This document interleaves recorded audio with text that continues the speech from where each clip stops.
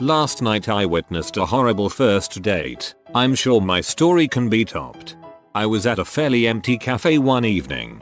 Couple came in and sat so close that I had to move my chair to let them pass. WTF. He looked a bit Adam Levine-ish except with a mad stare in his eyes. She was a very petite woman who turned out to be from Spain. He then spent ages lamenting how awful British women are and how exotic she looked, alternating between how his ex-GFS had treated him badly and dumped him and gushing about how feminine and perfect she was. He didn't seem to notice how quiet she was getting. He then said, "God, I absolutely hated it when my ex used the wrong chopping board for fruit again, WTF. And she replied in a heavy accent, "I do not like you," and walked off. He sat there for a bit and then eventually left too. No doubt to carry on his quest to find someone to put up with his appalling personality. She's my new hero.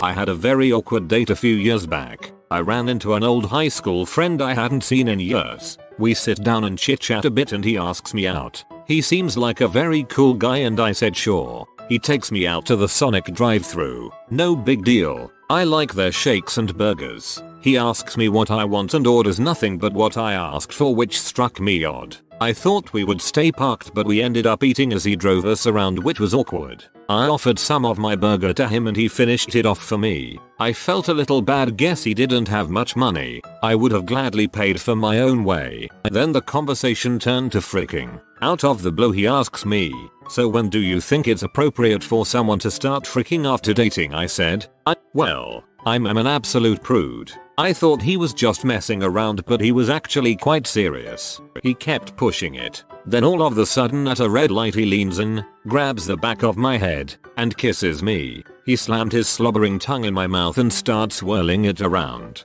His hot breath smelled of burgers. I pulled away and asked to be taken home. He takes me home, chit-chatting like nothing happened and still about fricking and other inappropriate topics. When we got home he asked me to call him later and I didn't.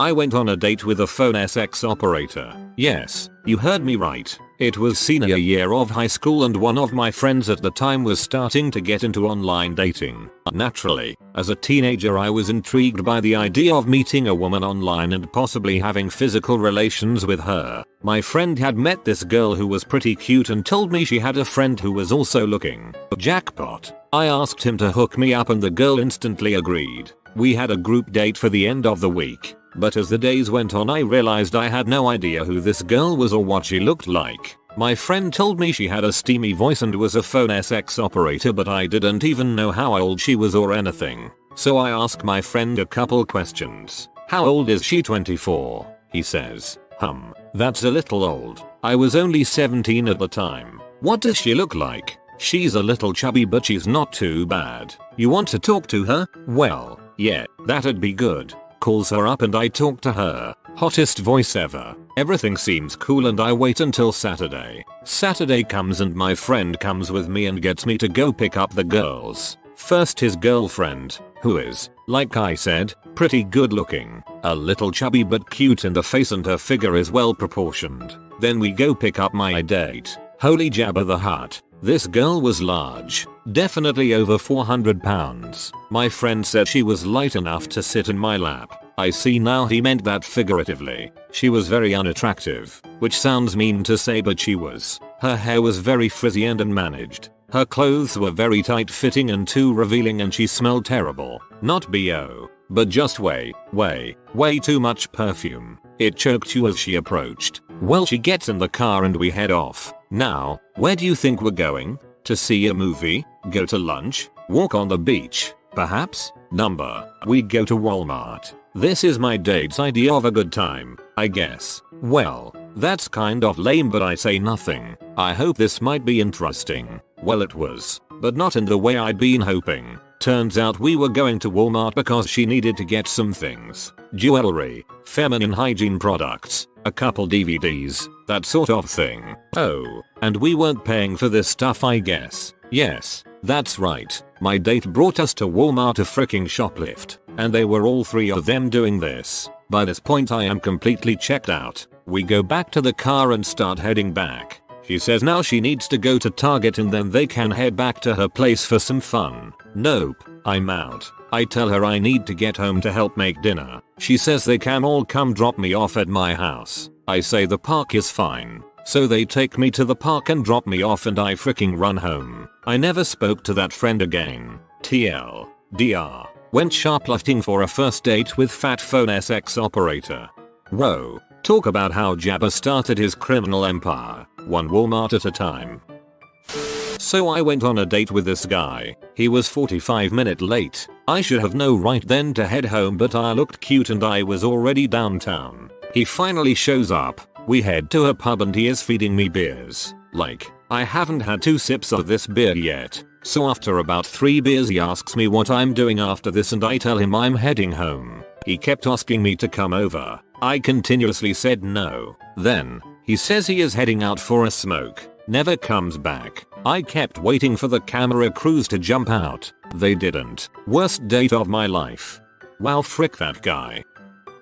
I got one. Met a girl in one of my classes and we hit it off pretty quickly. Same major, from the same area, same interests and so on. She was a few years older but I figured what the heck. She's cute and we get along, so I asked her out. That Friday she meets me at my local hangout and we have a great time. So great that after a couple of beers we decide to roll to my place. We leave her car there and head out. At my place things start off great. We are in bed doing our thing and just before I take the panties off she tells me, by the way, I have herpes. Now I give her props for telling me, and she didn't have to and she wasn't having an outbreak so I wouldn't have noticed, but I wish she told me earlier. But that's cool, we can just chill. Till her phone rings, which we ignore. And then it rings again and again and again. Finally she listens to her voicemail and things get even more interesting. Her boyfriend of 10 years, who was watching her kid that I was unaware of, has tracked her phone's GPS and is trolling my block with a loaded .45 looking for us. Fortunately I parked in the garage and her car was at the bar, so he never found out which house I was in and gave up. So now it's time for some answers. She tells me she really likes me and wants to leave her boyfriend for me. She also tells me he owns the house, so her and her daughter are going to need a place to stay, and she doesn't work. I explain to her that this is not what I'm looking for and after a bit she seems to accept it. I take her to her car and drop her off. Crisis averted, right? Number. For the next 3 days I receive walls of texts about how perfect we are for each other and how great things would be if I allow it. How good of a role model I could be to her kid. After 3 days it devolves into begging and then into messages about how it can just be about fricking with no emotional ties. And on and on and on. Skip to the morning of our next class together. There is no way in heck I'm going. 5 minutes into the class and my phone starts blowing up. Constantly. Eventually I send her a text and tell her I am sick and would like to get some rest. Could she please stop calling texting? Within 20 minutes my doorbell rings and I have absolutely no intention of answering it. After a few rings there is tapping on my window. Frick all that noise. Eventually she leaves and sends me a text letting me know there is chicken soup from Fresh and Easy on my doorstep along with some cold medicine. Holy frick. That means she left class and after everything thinking that all was great and I was going to let her in. It was weeks before the text stopped and I only went back to that class for the final. It was quite the first date. TLDR. First date almost results in herpes and a gunshot wound but ends instead with some delicious chicken soup. I would not have eaten the soup. I visited LA by myself and witnessed a pretty stereotypically bad LA date. I went to this pretty expensive restaurant on a lark. Later learned it apparently has a bit of a reputation for bringing in people who are big shots and stars. If that paints a good picture. The table beside mine is a 45-year-old man and a young early 20s woman. I'm reading my book, chilling out waiting for my entree to come, just eavesdropping shamelessly. He apparently picked her up in a coffee shop where she's a barista. He dates too much, and unsuccessfully. All she talks about is this friggin' coffee shop, and boring minutia, and he's just looking at her being quietly bored to tears. She's also ordered arguably one of the most expensive things on the menu, and is just picking at it. Finally though, she finishes, and a waiter comes over asking if they'd like the bill. He lights up, and just as he's saying yes, she cuts him off and asks for the dessert menu, on what is already probably a $250 plus bill. He looked like someone crap on his birthday cake. Long story short, I really enjoyed my meal there. That just made me feel so sad. That poor man. I once sat next to a couple on a date at a teppanyaki show dinner. They had barely said a word to each other when I hear the guy ask her, "So, have you seen the movie Phone Booth?" She replied no. They sat there in silence dodging flying egg for the rest of the show. A friend of mine kept insisting that I meet a friend of hers for a date because she thinks we would go well together. Perfect for me, she says. So I'll let myself get talked into meeting him at my favorite bar in town. I show up and within 5 minutes I know that he is not interested in women. To top it off, she ended up inviting herself and sat between us. I ended up being the third wheel on my own date with a gay man. He came out of the closet a few months later, which was fine with me. It only sucks that I have such a track record of dating men that later come out of the closet that my family now says, "Oh, she likes him. He must be gay." Went on a blind date with a girl from Facebook. Super safe, I know. Well, when we show up, my cousin appears out of nowhere, saying he was going to be my wingman. I told him to frick off, but he didn't listen and just followed us around all night. We were sitting in the theater, and he wouldn't stop whispering for us to make out. I turned to her to say I was sorry, and she stuck her tongue down my throat. I wasn't planning on kissing her, and since I was still kind of new at it, got really confused. I tried to put my arm around her during, and ended up hitting her in the face. She pulled away, screamed, and the entire theater turned and got quiet. My cousin just whispered, "Okay, now grab her boob." Sorry for the cliffhanger ending, but after everyone had turned back around, she got up and went to the bathroom for the whole movie, so no boob grabbing happened. But do not fear, editors, my day did come. 3 years later I finally got that boob grab, and I have to say that victory was oh so sweet. I used to work in a local bar down the road. My friend was going on his first date with a girl and he took her to the bar I worked. My friend is also notorious for his alcohol consumption. He and his date sat at the bar and at first sight, it looked like the date was going rather well. About 2 hours later I look over at my mate, sitting on a bar stool with both feet propped on the bar, absolutely wasted, and lets out a huge fart and he wafts it in the direction of his date's face saying, "Smell that." The girl's mortified. I nearly wet myself from laughing and thought there's not a chance in heck he's going to get laid now. I was wrong, he brought her home that night. Standards. Some people's go pretty low. Who the frick brings a laptop on a date? My reaction was more along the lines of, who the frick brings a lap? Oh, she plays WoW. Well, alright.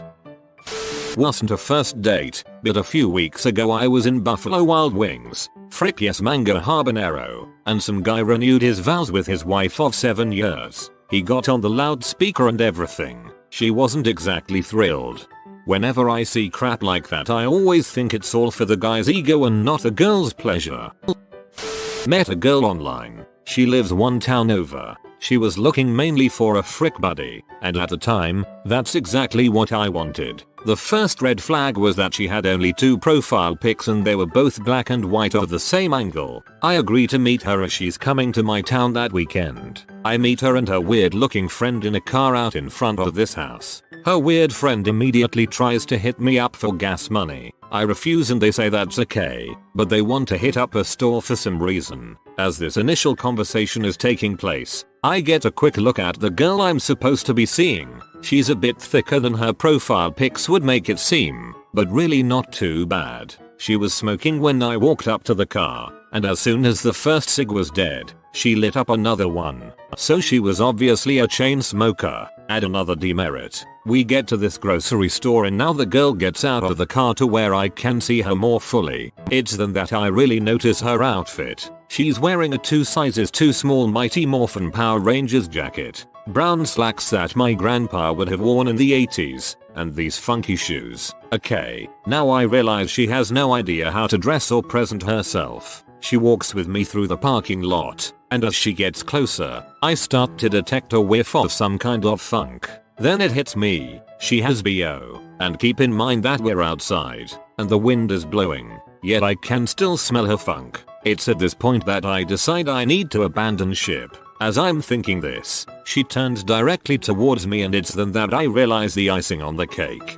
She has a lazy eye. I've posted this before, and people with a lazy eye get really pee. Keep in mind the context that this girl's qualities were just going downhill at light speed and the eye was just kinda straw on an already broken camel's back. I ended up calling my friend in the bathroom of the grocery store and telling him to call me, informing me that I was late for a made up obligation that I had forgotten about. Weird friend had to leave suddenly, so I drove back smelly girl. On the drive to where she was staying, she told me a story about stabbing another girl in high school. Needless to say, I ran a couple of stop signs on the way to her place. Finally, a story about me. I witnessed a really good one while bartending a few years ago. A guy came in expecting it to be a first date from an online site. It was actually his very pregnant wife, girlfriend, who was sitting at the table. Her friend was sitting at the bar filling me in. I guess the friend came to give her pregnant and newly single friend a ride home after she broke up with the douche. It was beautifully awkward. This is why I want to be a bartender. I'm a shameless gossip. Invited me at her hotel for a sleepover after a really expensive dinner. Boyfriend decided to surprise her at 8 o'clock in the morning. I was sitting at a hotel bar having a few drinks before heading up to my room. It was pretty empty. There was a sailor to my left, who I ended up drinking with after the events below, and a couple halfway down the bar to the right. A very beautiful, haughty looking girl, and a reasonably good looking, well dressed fellow, both probably late 20s, early 30s. At first I thought they were on a terrible first date, but it soon became clear that they were in the tail end of a failed relationship. This was not the stage where things are slowly degrading toward an inevitable breakup. I mean, they should have been broken up last month, but there they were, having a drink together in the smoking wreckage of their relationship. The girl didn't say anything the entire hour or so that I watched them with cringing fascination. Every time the guy spoke, she made a little snort of disgusted annoyance and stared pointedly away from him. I was both disappointed and incredibly relieved when they finally left, and I promised myself that I would never stay with a girl past the point when we were no longer on speaking terms. Sounds like married couple post argument. Been there. Went to a movie with a girl in high school. Her older sister shows up before the movie even starts and apparently that means I can't sit next to the girl. I left. This is the case of her not being allowed to date. The older sister was sent to make sure she was not on a date. I took a girl back to her place once after a first date. It turns out she was a hoarder. I use the bathroom, and kitty litter is everywhere. Piles are in the corner. I come out. She's naked on the bed. Being a guy, I say what the heck. It's not until I'm naked when I realize there's kitty litter on the bed. We start going at it. I look down, and there's tampon strings hanging out. She's on her period. I realize just how unsanitary and fricked up this whole thing is and I start to back away. That's she starts biting me on the collarbone. I get her to back off. She rolls over and turns off the lights and passes out drunk. For 6 hours, I'm awake on this bed with the smell of kitty litter all over the entire apartment. I can't grab my clothes because they're mixed in with the crap all over the floor. As soon as sunlight hits, I start to grab my clothes and dress and get the heck out of there. I had to shower for about 45 minutes to get the smell of kitty off of me once I got home.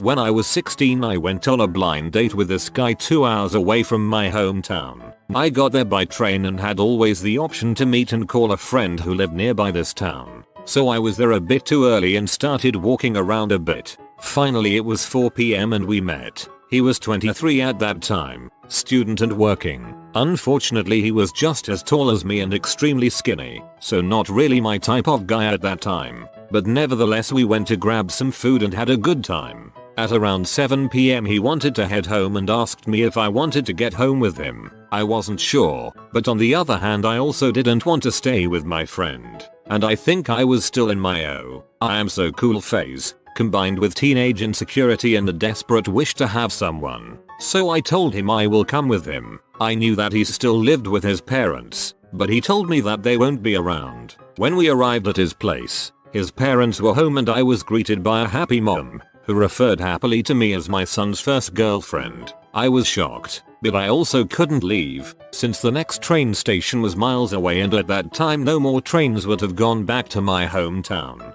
So I stayed.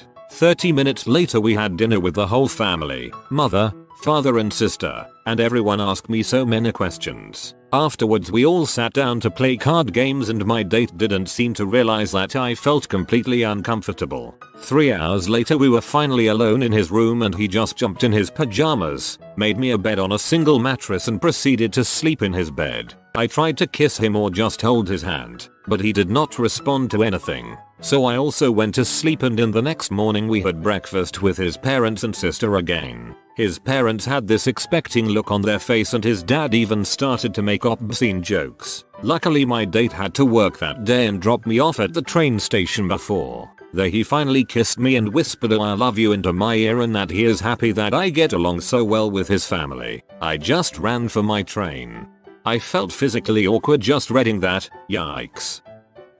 I once took a girl to a bar Christmas party for a first date, open bar, free food, etc. Knowing that I was only 18 at the time and rarely drank, the employees proceeded to get me crap-faced drunk in front of my new lady friend. I then promptly passed out in a pile of cooking grease and had to get carried to my car, driven home, carried to my bed by my sister's boyfriend. During this entire scene I apparently kept telling everyone that I was going to get laid that night. It made a complete butt of myself. I married her 4 years later and she's still freaking awesome.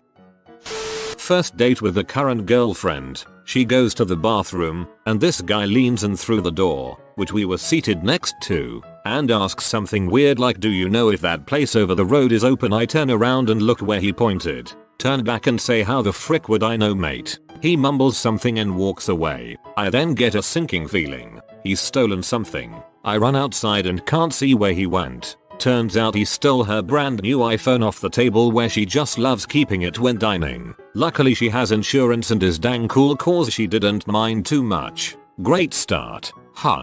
This is why you always take your electronics with you to the toilets. Well, that and Reddit.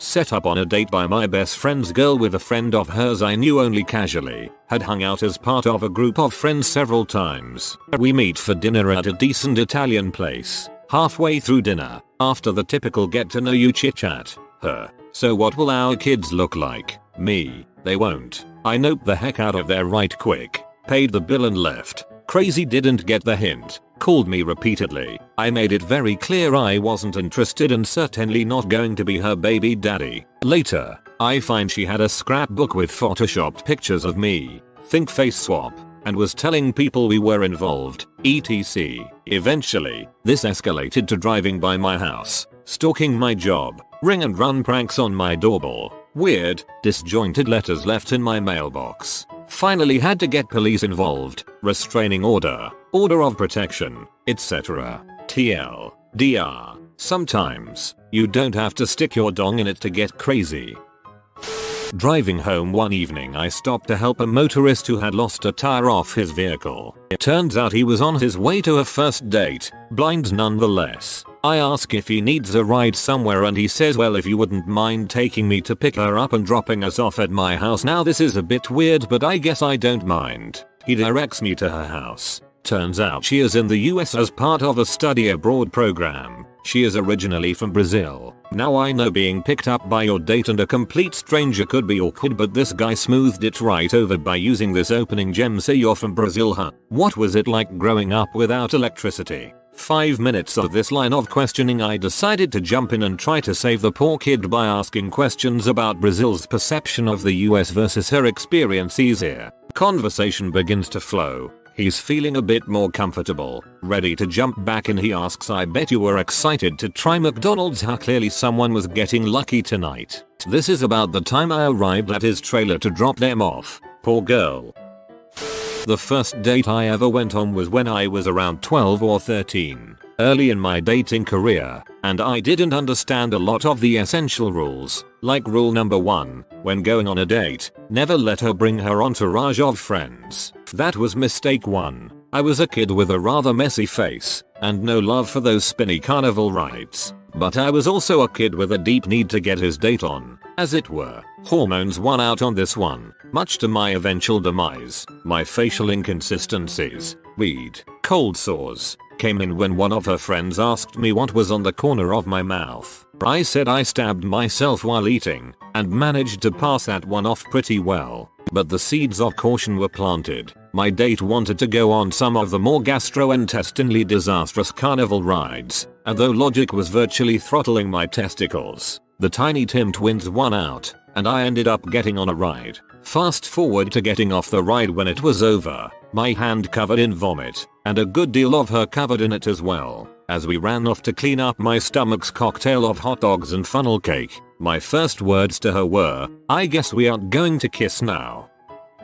One time I went on a date with a dude I had been into for about a year. We had classes together. He finally agrees. We go to a bar. I proceed to get hammered. Really, embarrassingly so. I essentially poured myself into his car when we wrapped up at the bar. The last thing I said to him as I got out of the car at my place, "Look, I know I'm hammered, but I've been wanting to rest a drink on that end table but for 7 months. Is this happening?" Needless to say, it didn't. You at least had good taste in the dude. He didn't take advantage of an inebriated girl. I met a guy at a bar. He was with a group of people and they all invited me to hang with them. We went back to his apartment and hung out for a few hours. That visit, the place was a little messy, but not too bad. At the end of the evening, he asked me out on a proper date, and I accepted.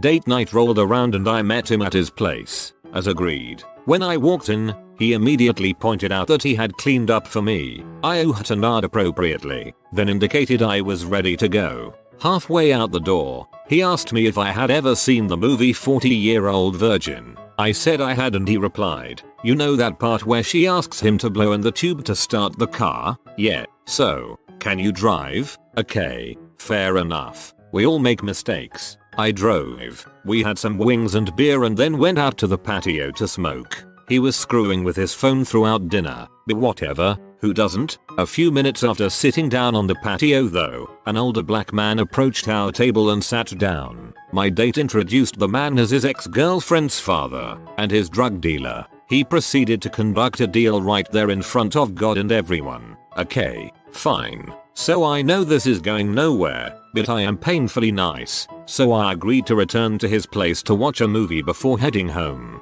I was having a hard time getting comfortable on the sofa, so I lifted the throw pillow to fluff it, rearrange it. Beneath the pillow I discovered a huge, purple celeb. Now, at this point, there were a number of things he could have said that may, or may not, have been cute, funny or even a little classy. His choice. I like the way it feels on my balls when I jerk off. You probably want to leave now. Huh. Any one of these things wouldn't kill a date for me, but all combined on a first date, it was a little much. Forgot to TLDR. First date had a sobriety check on his car, conducted a drug deal with his ex-girlfriend's father, and forgot to put away his big, purple celeb he used to massage his balls while masturbating. By massage his balls, he really meant shove up my poop chute.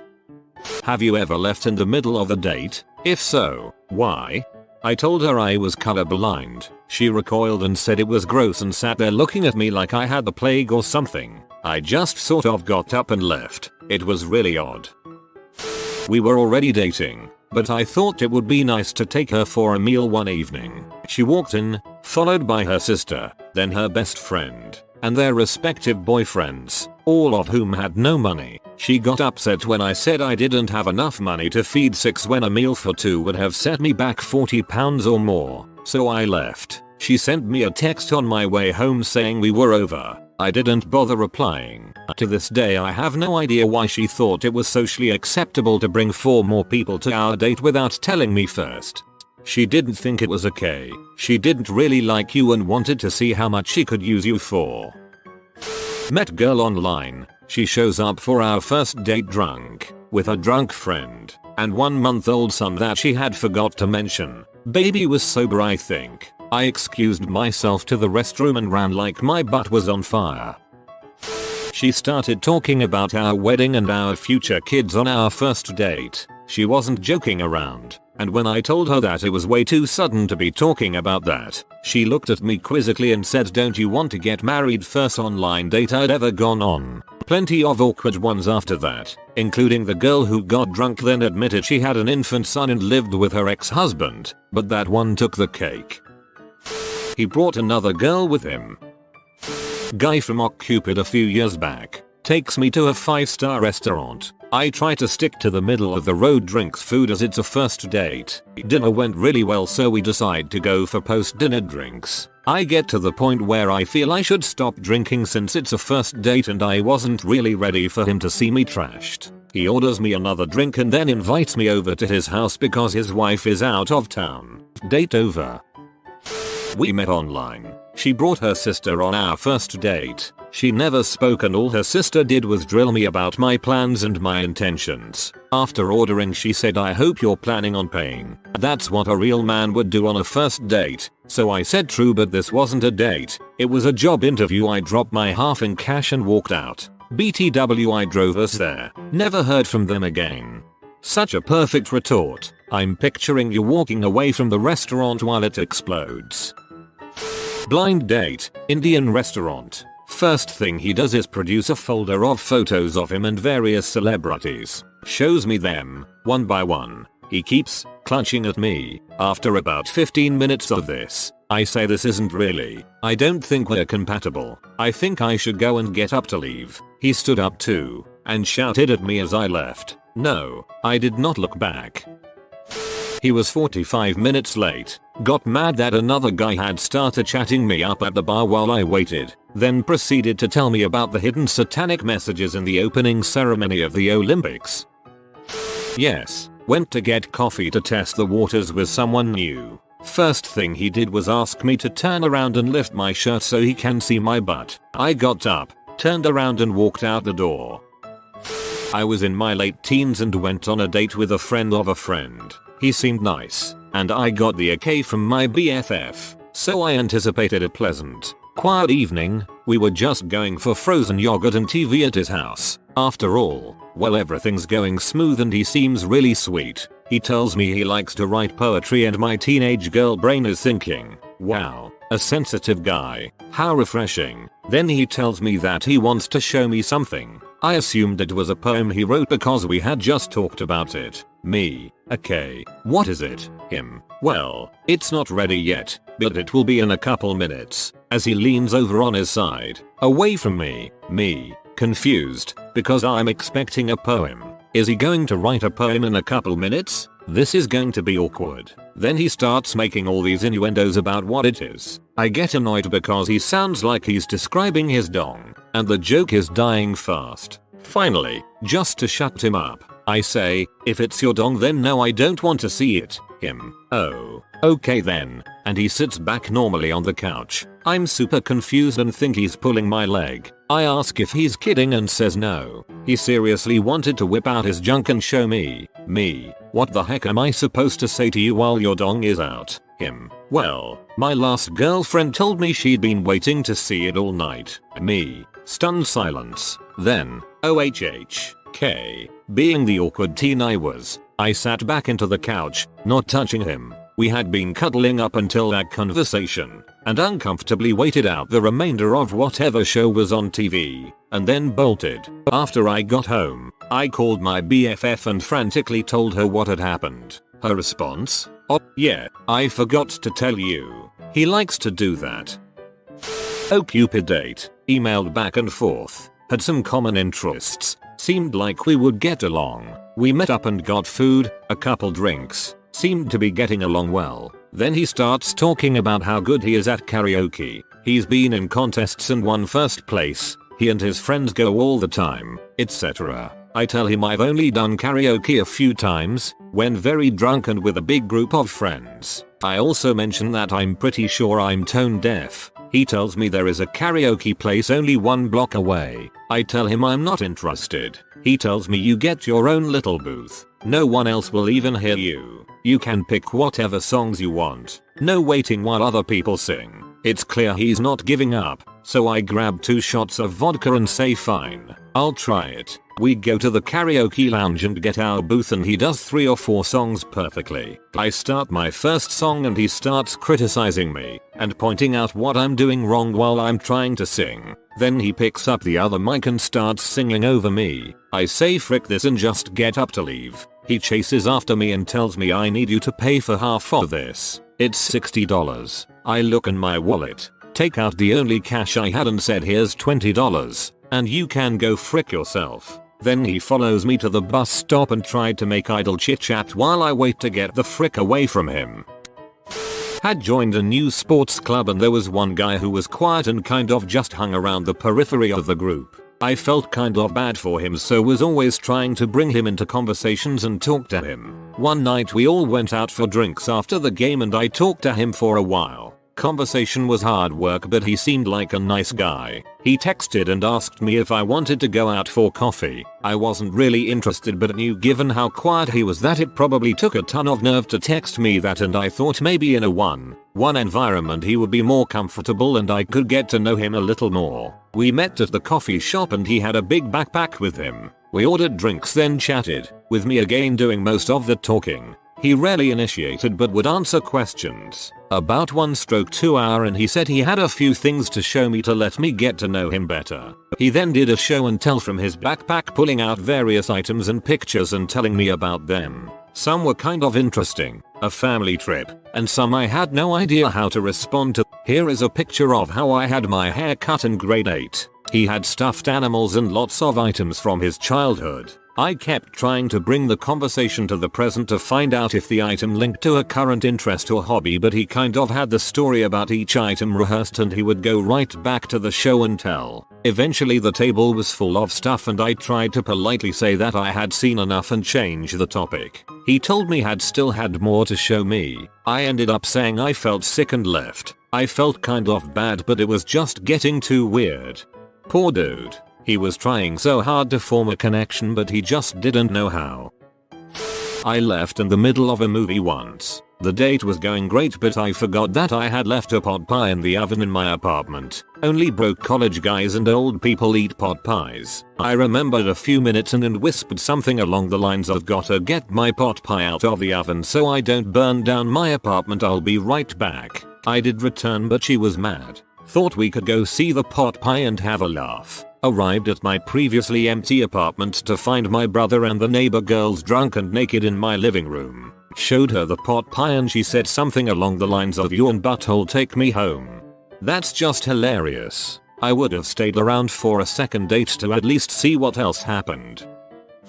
I've had a girl walk out on me. Took me weeks to realize why. This was date 3. We'd met initially at a nightclub randomly. Kinda just said hi and our groups merged. The boys and her girls met up a week later at a carnival and had a great time. This day in particular, we met up for a basic lunch at a nice little spot near my place and just had nothing to talk about, which was odd. She seemed semi-vacant. Lunch goes by with small talk. We pay separately and she asks to come back to my place. No problems there. She's an attractive girl and I have a dong. Anyhow, we get back to my place. She throws on a DVD while I snack up the coffee table and we start talking about pet peeves with the opposite gender. Usual things come up first, like toilet seat positioning and get ready time for outings. Somehow it leads on to a story about this girl I knew who was dating me whilst having an actual boyfriend on the side, and how disrespectful it was in the end. She just goes pale white, grabs her stuff and makes some excuse about forgetting something at home. I thought I'd maybe sounded a bit cocky or come across like a douchebag.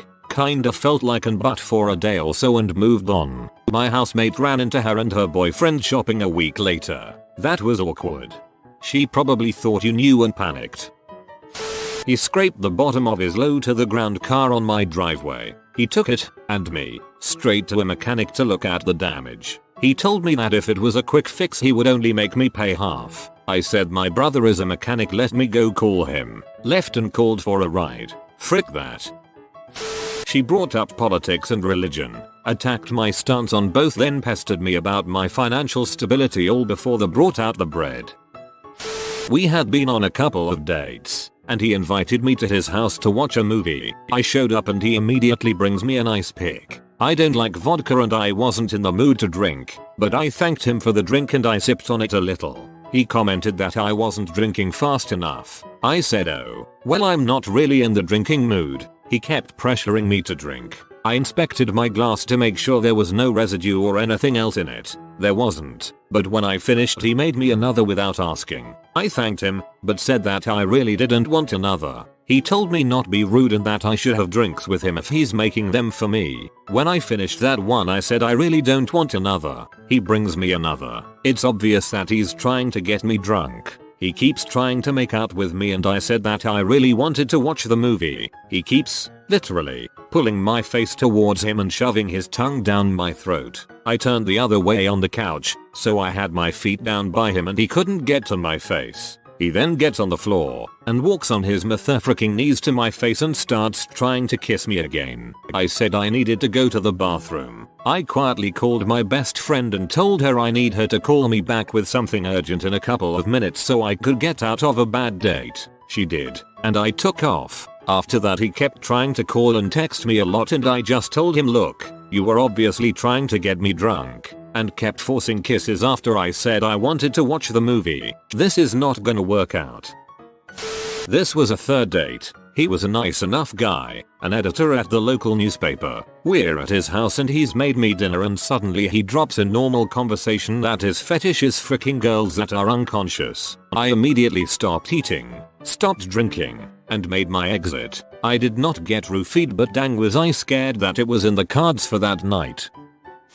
So, this is about 10 years ago. A few friends in another city introduced me and this girl. We call each other, chat on instant messenger, and text a bit. I tell I'm going to see my friends in a couple weeks and we set up a dinner date. We met at the restaurant. Big hug and huge grin from her. We sit down, chat, and are talking a bit when two of her friends get seated diagonally from us. She gets up to go say hi, never introduces me, and proceeds to have the waiter drop her food off at their table. Her friends ask why she's leaving me alone and without any shame she says he's fine. Waiter comes to pick up my plate. I'd already ordered and I didn't want to be a dong and screw the waiter, and drops off my check then hands her own check. I just shrugged it off, handed the guy a $20 saying keep the change and left. She calls me on my way back to my buddy's house. Beat me out, then had the balls to ask if I'd buy her alcohol to take to her party. I was 21, she was 19. I laughed. She called me a dong and hung up. Then I questioned why I answered the call in the first place.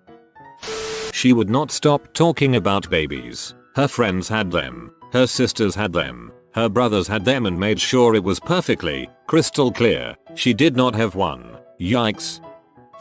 Met a guy online who lived about an hour away. We agreed to meet up closer to me and he told me he was just going to stay in town that night. I figured he had friends here or whatever. He gets to the date and he is clearly about 15 years older than his pictures represented. I figured I would finish the meal then ktfo. After dinner he insisted on walking me to my car and then said, okay, so I'll just follow you back to your place. Then I was quite shocked and a little scared for my safety, so I said okay and then ripped out of that parking lot before he could get to his car. He texted me an hour later and told me he was home lol. Never heard from him after that.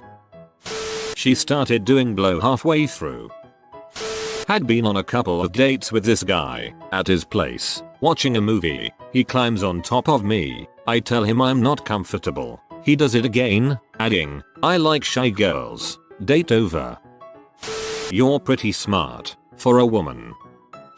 It was an Cupid date and we met for coffee after talking a while. He had a sour look on his face when I got there, so I wasn't expecting too much. When our coffee came out, he said I'm glad you didn't ask me to pay for that, because I don't think you should be drinking something with that many calories. I'm a fat person, but he was way fatter than me, so I thought he was being self-deprecating. I was prepared to roll my eyes and let it go, but then he ranted for about 15 minutes about how women were getting too fat and how they should be pressured to lose more weight. Eventually I stopped him with the "you saw my picture. Why did you even agree to coffee?" His answer was, "I was hoping you had lost weight since the picture was taken, because no one would put themselves on a dating app in that condition."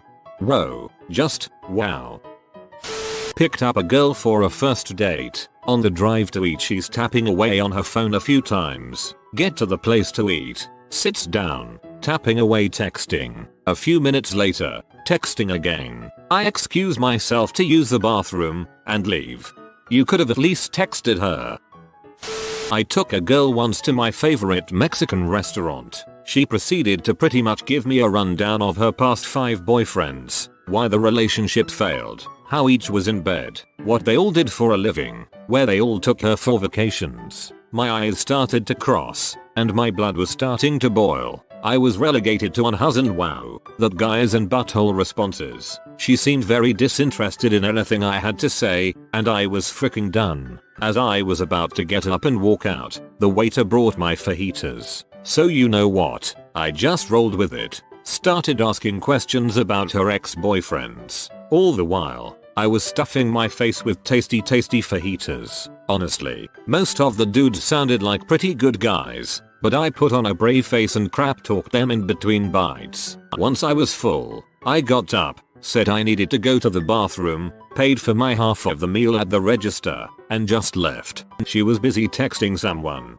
and didn't even notice. On my way home, she texted me and asked me where I was. Told her that I left, and that maybe she should ask one of her ex-boyfriends to come and pick her up since she spent the last 45 minutes doing nothing but talking about them. Got a couple frick yous, yawn butthole texts on the drive home, but it's been radio silent ever since. TLDR. Damn it, now I want steak fajitas. Yeah, just complain about me to your next date.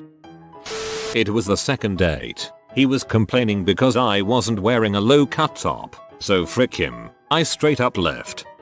I just got back from a first date where my date tried to tip the parking valet with a Daryl. Reddit, have you ever had someone do weird crap on a first date? She invited me to her place where she began smashing mirrors with a ball peen hammer for some crafty therapeutic mosaic she was working on. After a call and argument with the downstairs neighbors, the cops arrived. One cop took me aside and said, "We get calls about this lady all the time. You may want to reconsider hanging out with her."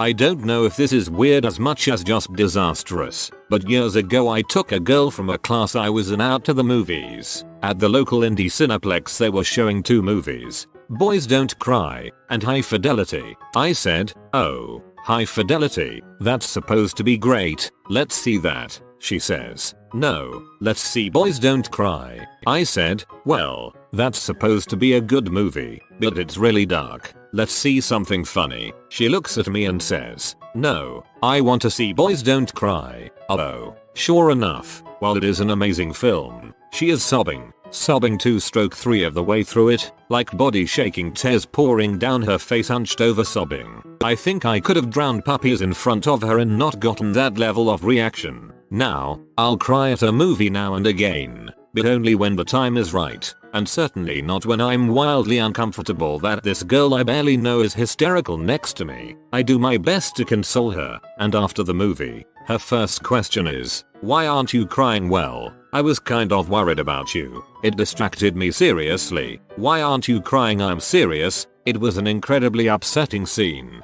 but I was worried you weren't okay." This goes on and she gets visibly annoyed that I didn't cry. Should have bailed then, but I decided to try to salvage things, and said, "Hey, tell you what, it's still early, let's go get a drink, relax a little, talk about the movie." We go around the corner to my local Irish pub. I walk in, bartender says, "Hey Mzito," the usual, and my date turns and looks at me in complete disgust and says, "What are you, some kind of alcoholic?" You should have told her that Boys Don't Cry. I'd met a really nice guy near where I work. We went for coffee during the week. Everything seemed to move along great. He invited me to dinner on a Sunday. He picked me up, and we went to a nice place. We had just got our menus when his wife showed up. I had no idea he was married. It wasn't like divorced, or separated, or anything like that. She went off on him right there in the middle of the restaurant. I've never been so embarrassed. I just walked outside and called my sister to pick me up. God yes. The date was arranged by the college newspaper where I was attending school. I had never met, nor seen the person who I would be courting that night. I was only told that all expenses would be paid for. I was a college student. How could I turn down free food? We met up at a local Greek place while being followed by a film crew. She was great, charming, cute, funny, and could hold her own in a conversation. However, much like that exact Lego piece that you really need in a tub full of Legos, her crazy was well hidden.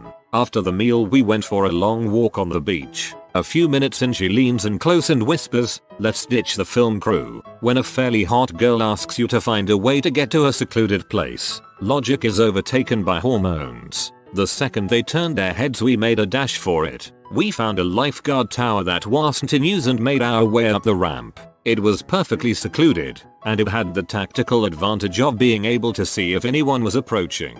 I leaned in for a kiss, expecting that was what she wanted. She put a hand to my chest and held me back. "Wait," she said. She was excited at this point and she made no effort to hide it. "You want to see my scars? No biggie. I've had creepier things said to me and I figured it was an excuse she was making to eventually get us undressed." I was game. Sure, she took off her shirt, not her bra, but it didn't matter as I was no longer fascinated with her boobs. All across her stomach were deep, crazy scars that scored her abdomen like corduroy. Scars so deep they didn't just change the tone of the skin, but changed the underlying shape of it and how it flowed. "Want to give me one?"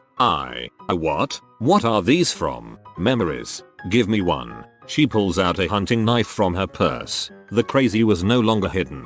She actually wanted me to cut her abdomen open. I've done it before. We'll just say that I fell while we were climbing the lifeguard tower. I think that the film crew found us. They were a good 50 yards away and were oblivious to the fact that we were there. I stood up and waved, faked a blush like we were being naughty as this half-naked chick with a knife was hidden below me. She was not pleased and had a knife. I was mentally saying goodbye to my currently not stabbed body and was praying it would stay that way. The cameras were on though. She knew she had to play nice lest her crazy be known to all. She hid the knife, stood up, and giggled. The date continued. We played laser tag. I elected not to give her my number at the end of the night. I have never felt so normal.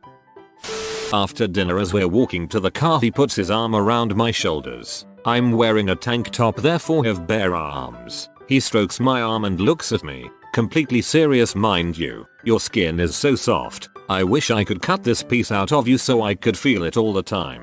Big WTF moment for me and no we didn't see each other again after that night. Not even the first date. I was at a party and started talking to a friend's attractive co-worker. Everything was going fine, but it got a bit weird when she said if we're gonna be friends, you're gonna have to buy me some jewelry. She seemed to have a really dry sense of humor, so I didn't even consider that she might be serious. I laughed and played along by asking what she wanted, but then she started talking about the specific piece of jewelry she wanted. Somewhere during her detailed description I started to realize that she was being dead serious. Then she told me the price. I excused myself, confirmed it later with my friend. She's batshit. Everything had been smooth sailing so far, no odd stares or pauses. I was really digging this chick. We start talking about our upbringings and we get to church and religion. I tell her I went to Catholic church, but was more of an atheist by then. She says, "Oh, I hate the Catholic Church." I asked why. "Oh, they killed my husband." What? Keep in mind, we're both about 16. "Oh yes, they sent him off to Israel during the Second Crusade to atone for a sin he didn't even really commit." I thought about asking some follow-up questions and then decided that I was not ready to deal with the life baggage of most 16-year-old girls, much less the baggage from previous lives. Sounds like the plot of the medieval A-Team. I have 3. 1. On my first date ever, I pulled the chair out for her. She didn't see and fell to the ground. You know those times where you aren't supposed to laugh? Turns out that was one of those times. 2. I met a woman at a restaurant on a blind date. We ordered and she turned to me and said, "So when are you going to propose?" My answer of, "Well, this is our first date, so I haven't thought further than dinner," upset her, so she left. 10 minutes later she came back and said, "Well, you upset me, but you can still buy me dinner." Again my answer upset her. "I can. I won't." 3. I went to pick up a girl for our first date and she was dressed in a stormtrooper outfit. It was not Halloween, nor was it some sort of event that one would expect to dress in costume. We went to Red Robin. The funniest part of that story is that I showed up to a date where a woman was wearing a stormtrooper outfit and said, "Hey, what the heck?"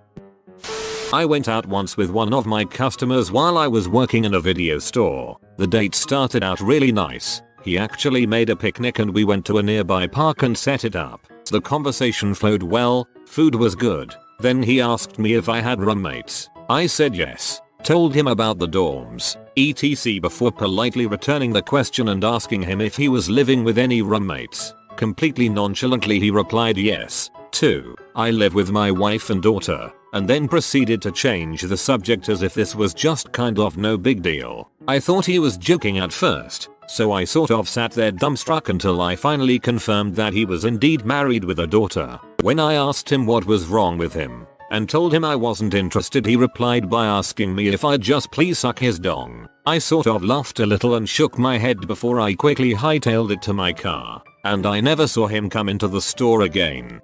At least he told you up front. I can't count the number of married guys I've gone out with that were hiding it. I was 17. He was 24 and ex-Marine. Set up through mutual acquaintances and was assured that he was a nice guy but kind of quiet. BTW, this was my first actual date, so I didn't have a sense until later how fricked up it actually was. I should have had a clue when we were talking on the phone and he casually revealed that he lets his dog hump his leg to completion because it's just easier than trying to stop him, and that it's hard for him to remember things, so his room, in his grandmother's house, is covered in post-it notes with reminders, rolled up in his grandmother's Lincoln with dish towels on the seats. I started to remove them, but he insisted that they stay on because his dog rides in the car and his grandmother doesn't like the hair on the seats. So I sit on the dog hair dish towels as we go to the movie theater. He offered me a stick of fruit stripe gum strangely packaged in only clear plastic, and it crumbled instantly in my mouth to many small non-adherent bits as he explained he had gotten the gum years ago in a cereal box and was saving it for someone special.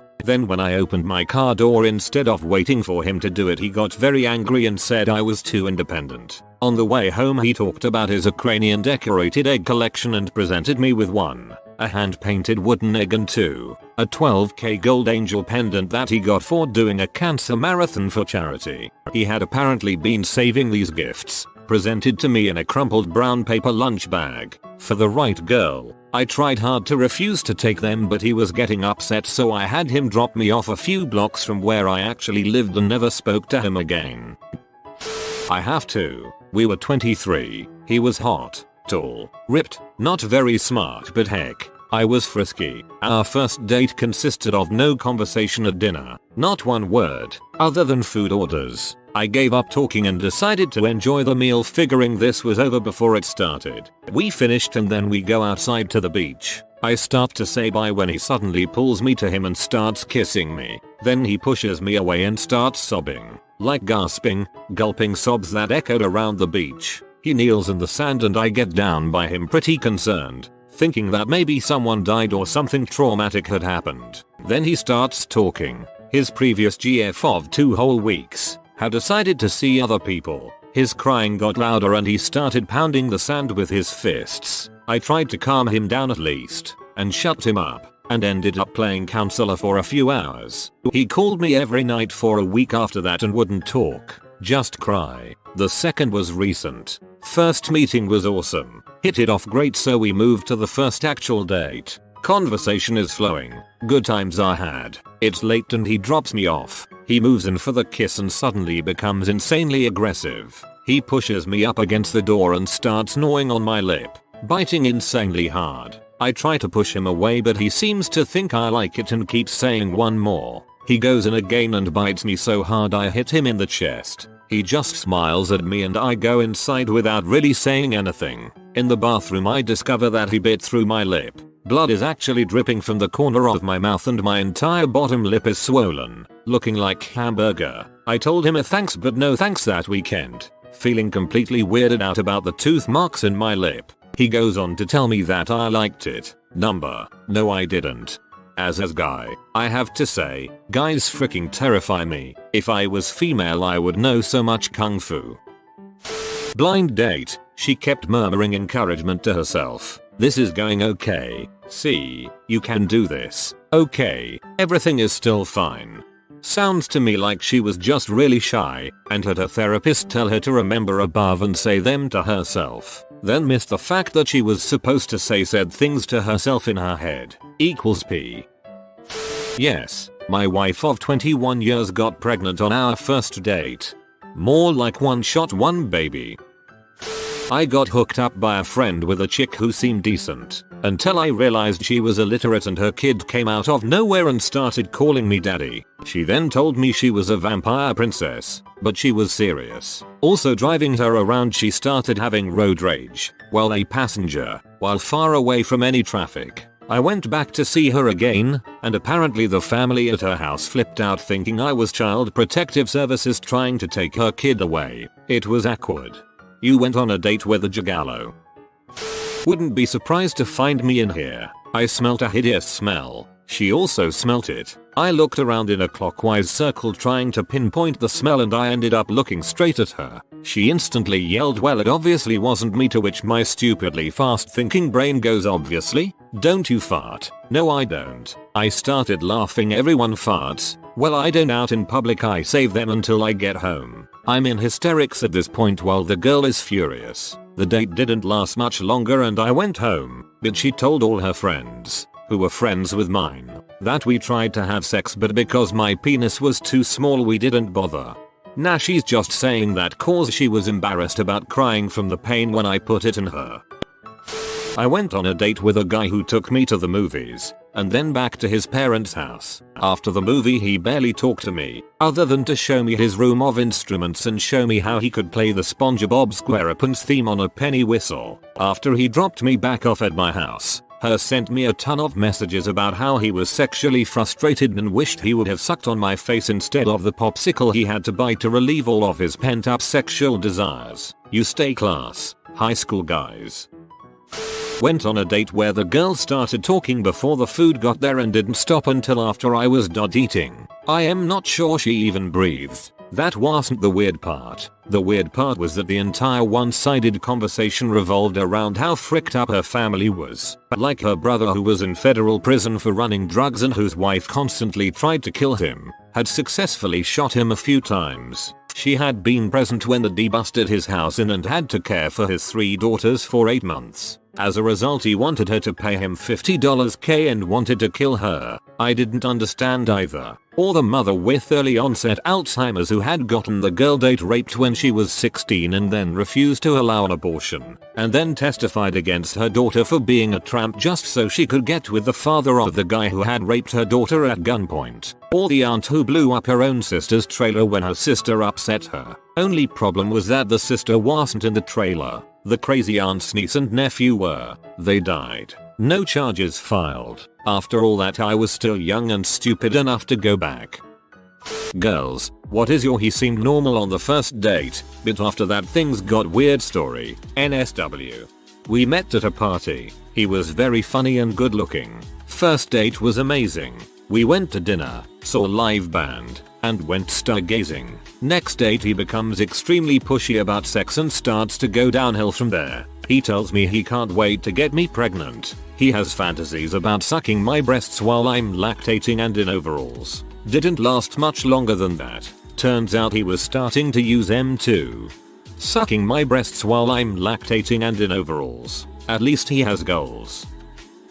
Right after he picked me up, he ran into Walgreens really quick and asked to put his bag in my purse. Naughtily I assumed he bought candy since we were going to the movies. Nope. Right after the opening previews started he pulled out a brand new hairbrush, rips the packaging off, does the fake yawn to put his arm around me while holding the brush and starts brushing my hair. I didn't move because I was shocked that it was happening and didn't know what the frick to do. He then leans his head on my shoulder while still brushing my hair and starts smelling my hair. That was the last time I did not drive and meet on first dates. If you're into something weird like that, don't be a dong and pull that crap on a first date at the movies without talking to them about it. At least it was a new brush and didn't have his previous victim's hair in it. I joined OkCupid right around the time it started and talked to a seemingly nice guy on there for a little over a week before exchanging phone numbers. He had a good job, was attractive and funny, and just seemed like a cool guy all around. The first time we went out, we met at an art museum for a few hours and had great conversation. I left feeling good about it and we both agreed we should see each other again soon. Apparently his definition of soon was literally the next day. I had classes all the next day and didn't really get a chance to look at my phone, but when I did, I had 5 missed calls and at least 20 texts from this dude. The latter texts included things along the lines of B. Who the frick do you think you are to ignore me and waste my time? You're fat and ugly anyway and I never would have fricked you. I bet you have herpes. You dirty B. I was just like, what just happened? The old I'm desperate to talk to you and will text you 20 times. But you're fat ugly B and I'd never frick you. Context. My dad is a police officer and I had a very sheltered, possibly a little goody two shoes of a childhood in a little town full of elderly folks and young families. Met him at a party, and we hit it off because we're from the same little town. First date went really well, wonderful dinner and a movie thing. I was really excited to have found someone after a rather long spell of singleness, so I agreed to a second date with no hesitation. After date 2, sushi and drinks, I get in his car for him to take me home and he tells me he lives with his grandmother because his mom has a serious H problem and will disappear for weeks at a time getting high and selling herself for money to feed her addiction. I thought that was already a pretty big bombshell for a second date, but he proceeded to tell me both his brothers were pretty deep into one of the Chicago gangs and had been arrested relating to crimes up to and including murder several times. I sat there for a beat, shocked, and he informed me that he'd told his brothers all about his new girlfriend and they wanted to meet me that weekend. I told him I wasn't comfortable with that and he started screaming at me about being a judgmental B and I promptly fled and blocked him on every platform I could think. Guy begged and whined for sex. I told him he sounded like a 5-year-old and I was going home. Because it wasn't pressuring or pushing like some men do. He was like a 5-year-old wanting to go to the circus at bedtime or something. We were in our 30s. To the guy's credit, I saw him out at an event and was just going to act like I didn't see him. No skin off my back. He didn't offend or hurt me, or even scare me. It was just weird. But he came up to me and apologized for his behavior. Even started off with something like, hey, I'm not going to bother you or anything. I just want to apologize. Followed by a legit apology. What he did was messed up and why. And then he left me alone. Kudos for owning up to it and apologizing when he could have just ignored me as it was a big event and it would have been easy to avoid each other. And it was unlikely we'd see each other again. He went from acting like a kid to acting like a super mature adult. This one is pretty mild but I didn't actually make it through the first date. We were at a coffee shop attached to a bookstore and everything started out pretty well. He was a little quiet, shy or nervous I assumed, but I coaxed some conversation out of him. After drinks, we started wandering around the bookstore, discussing our various interests. He asks me if I like Lord of the Rings. It's the first non-prompted question he'd asked. I say, oh yeah, like it. My favorite movie is the first one. The other two got a bit repetitive with the battles. He's silent for a moment. Lord of the Rings are my favorite movies ever, and the books as well. I read the books too. I reply conversationally. They weren't bad but not my favorites. He's silent again. Lord of the Rings is very important to me. I'm a little confused now. I like them. They're just not my all-time favorite thing. You know? Another long pause. His stare is oddly intense. Lord of the Rings is very important to me, and it's very important to me that you like it too.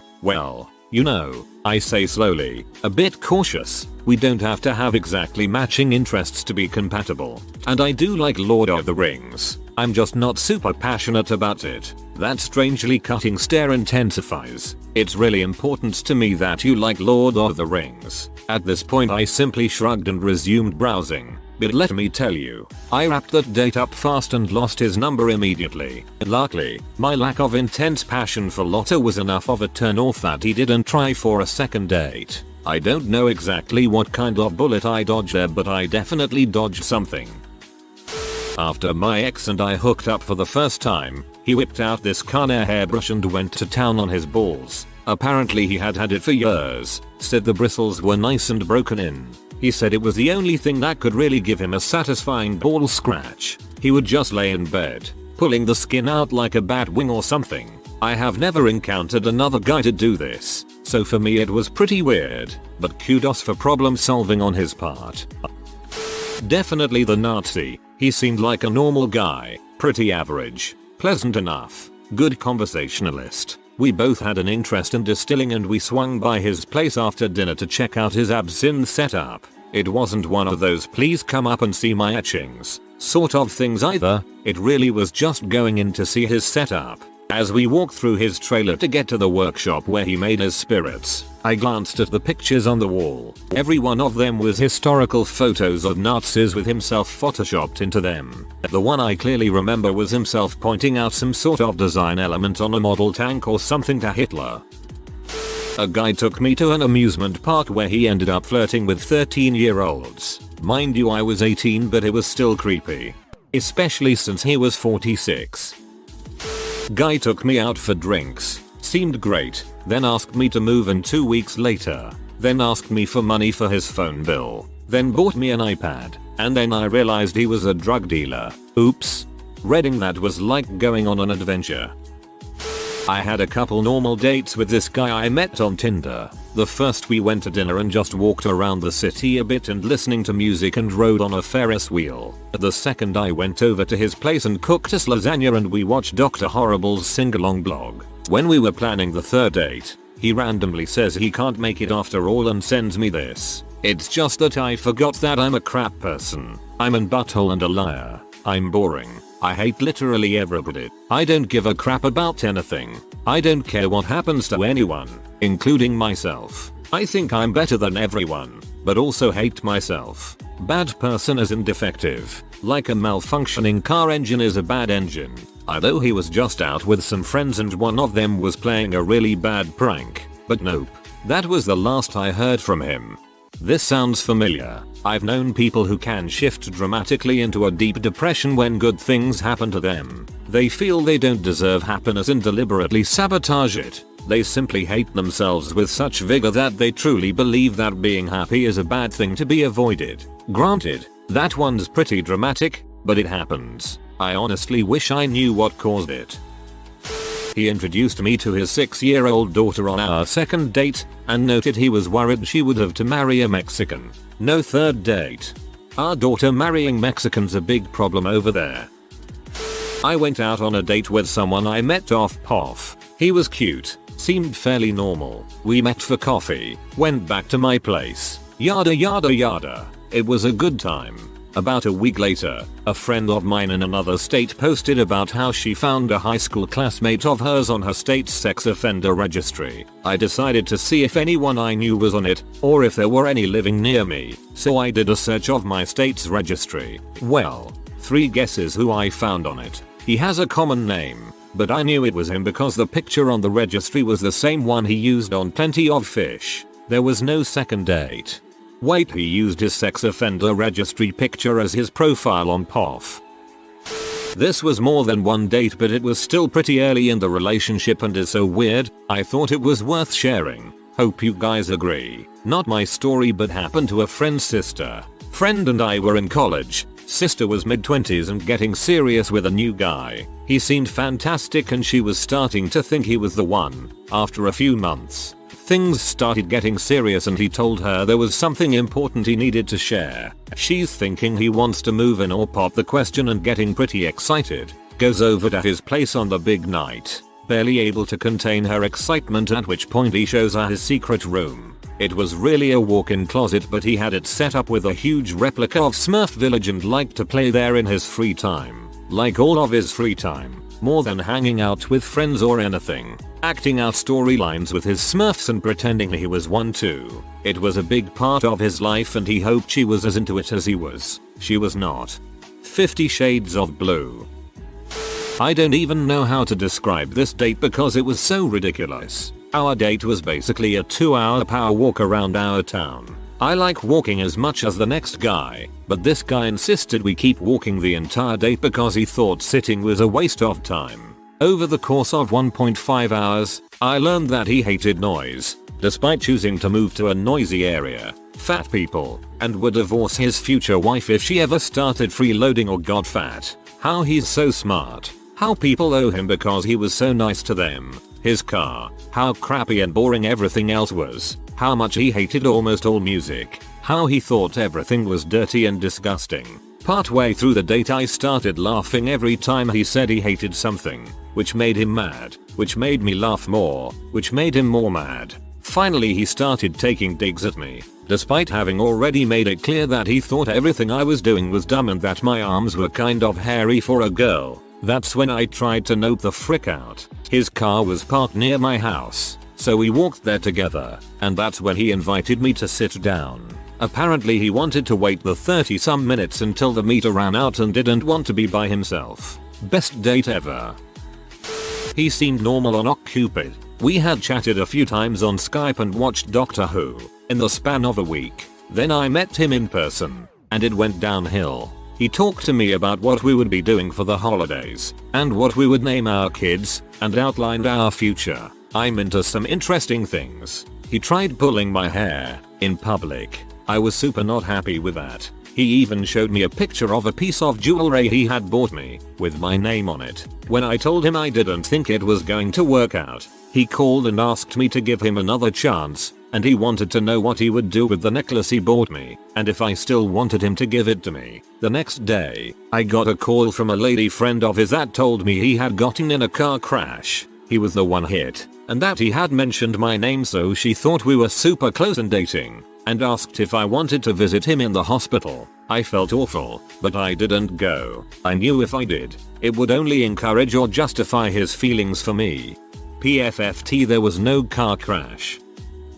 Okay, so I was first introduced to him as my parents' friend's son, and my parents were gushing about how he's such a great church-going guy and will definitely take care of me, and make sure I'll behave while I was alone in LA for college. I was 16 and had no family there. He was 20. We hung out a couple of times. Seems normal. He asked me out and I said yes as a frick you to my parents. First date was okay. He seemed normal, really quiet, shy and awkward, but it was adorable. Second date, he comes off as pretty intense. Told me he attempted suicide just because his ex dumped him. She wasn't cheating or anything. It just didn't work out. Okay, a bit TMI, but still okay. We kissed at the end of the night, and he told me he wanted to put a baby in me. I crap you not. His exact words were, "I want to put a baby in here." Rubs my stomach. Oh heck number. I was pretty creeped out by now, so I was trying to figure out how to dump him gently. I was still 16, so I was still nervous about dumping people. Plus, he was the only person I knew in the US since I just moved. All my friends were still overseas, so I emailed them for help.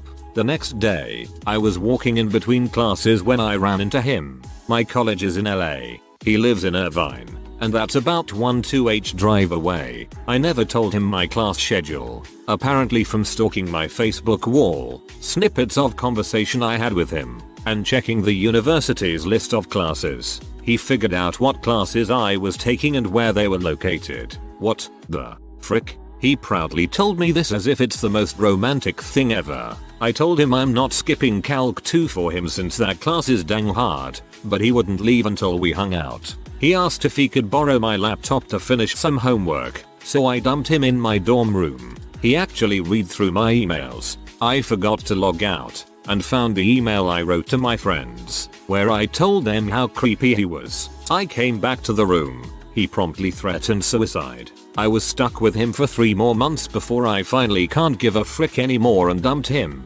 He did attempt suicide, and sent me pictures of it, as well as a long essay detailing what he did. I wish I can feel guilty, but I really have no fricks left to give.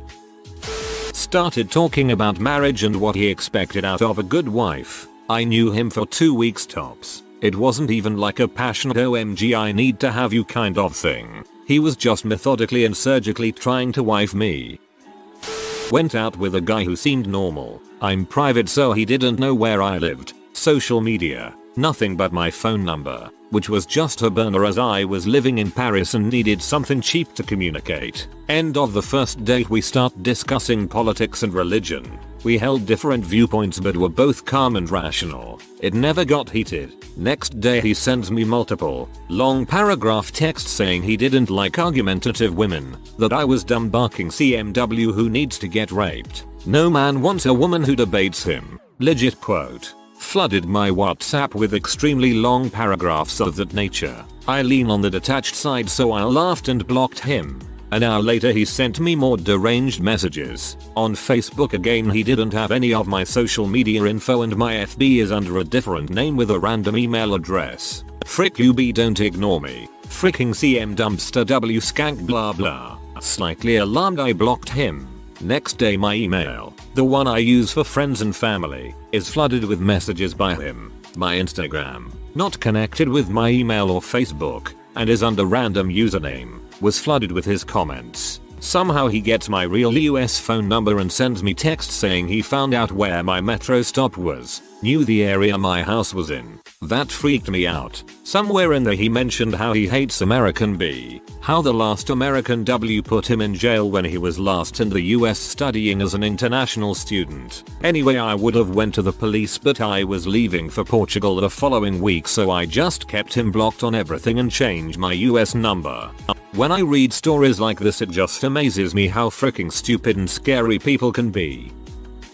I once went on a date with a guy who I'd known from high school. He was a dong at the time but hey, people change. Thought I'd give him a chance. He spent the whole time telling me all about the takedown techniques he learned in his failed attempt to become an RCMP officer. I'm sorry, but telling a girl how you could literally kill her in 5 seconds isn't great first date conversation. Literally kill her in 5 seconds. Did you reply I wish you would? We get back to my apartment. He drove. We're sitting in the parking lot and he asks me to grab his phone out of the glove department. I open it up and there's a gun and 2 knives. I begin getting out of the car and he gets out as well. I assumed he was walking me to my door but then he follows me inside and sits down on the couch. He asks me to sit next to him and begins twirling my hair and singing a lullaby. I told him that I had some plans later and thanked him for the date, to which he responds, perfect, I'd love to go to the get together with you. I then panic and tell my mom to call me and ask me to come over. She calls and I tell him I have to go. He says he'll drive. I let him know that it's a family emergency and that I should go alone. He seems rather pee about this, but says okay. We both go outside and I drive away. My roommate texts me and asks what's going on because he's sitting in the parking lot outside on the hood of his car. I wait at my parents' house for an hour and he's still sitting in our parking lot, but's in his car now.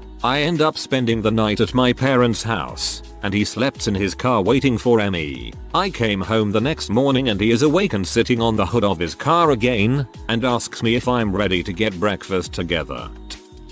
I had met a guy online, and everything seemed to go okay. We chatted and it turned out we had a lot in common. He wasn't a drinker, so we met at Starbucks for coffee. He seemed like a nice guy, friendly, and was definitely up there in second date territory. Suddenly, he asked me if my boobs were real or fake. It was so abrupt. I was more weirded out than anything. I didn't think that was a pertinent question, so I brushed it off. He went off on a 30-minute speech on how fake boobs were a sin on girls and why they were the downfall of the female gender. I wondered how scarred was he by breast implants, and he declared that if we wanted to embark on a relationship, I couldn't lie to him about my breasts, because you know, everyone always makes long-term plans on the first date. I was about to duck out when he reached over to verify that mine were real. When I smacked his hand away, he got super offended and I booked it home. Texts of apology and request for another date came up, but I ignored him. Thank goodness my following online encounter wound up in a more positive note. First date, he tried to feel me up and go for it. I was like nah. He was like, but I think I love you. Nope nope nope. Classic schmozzaby.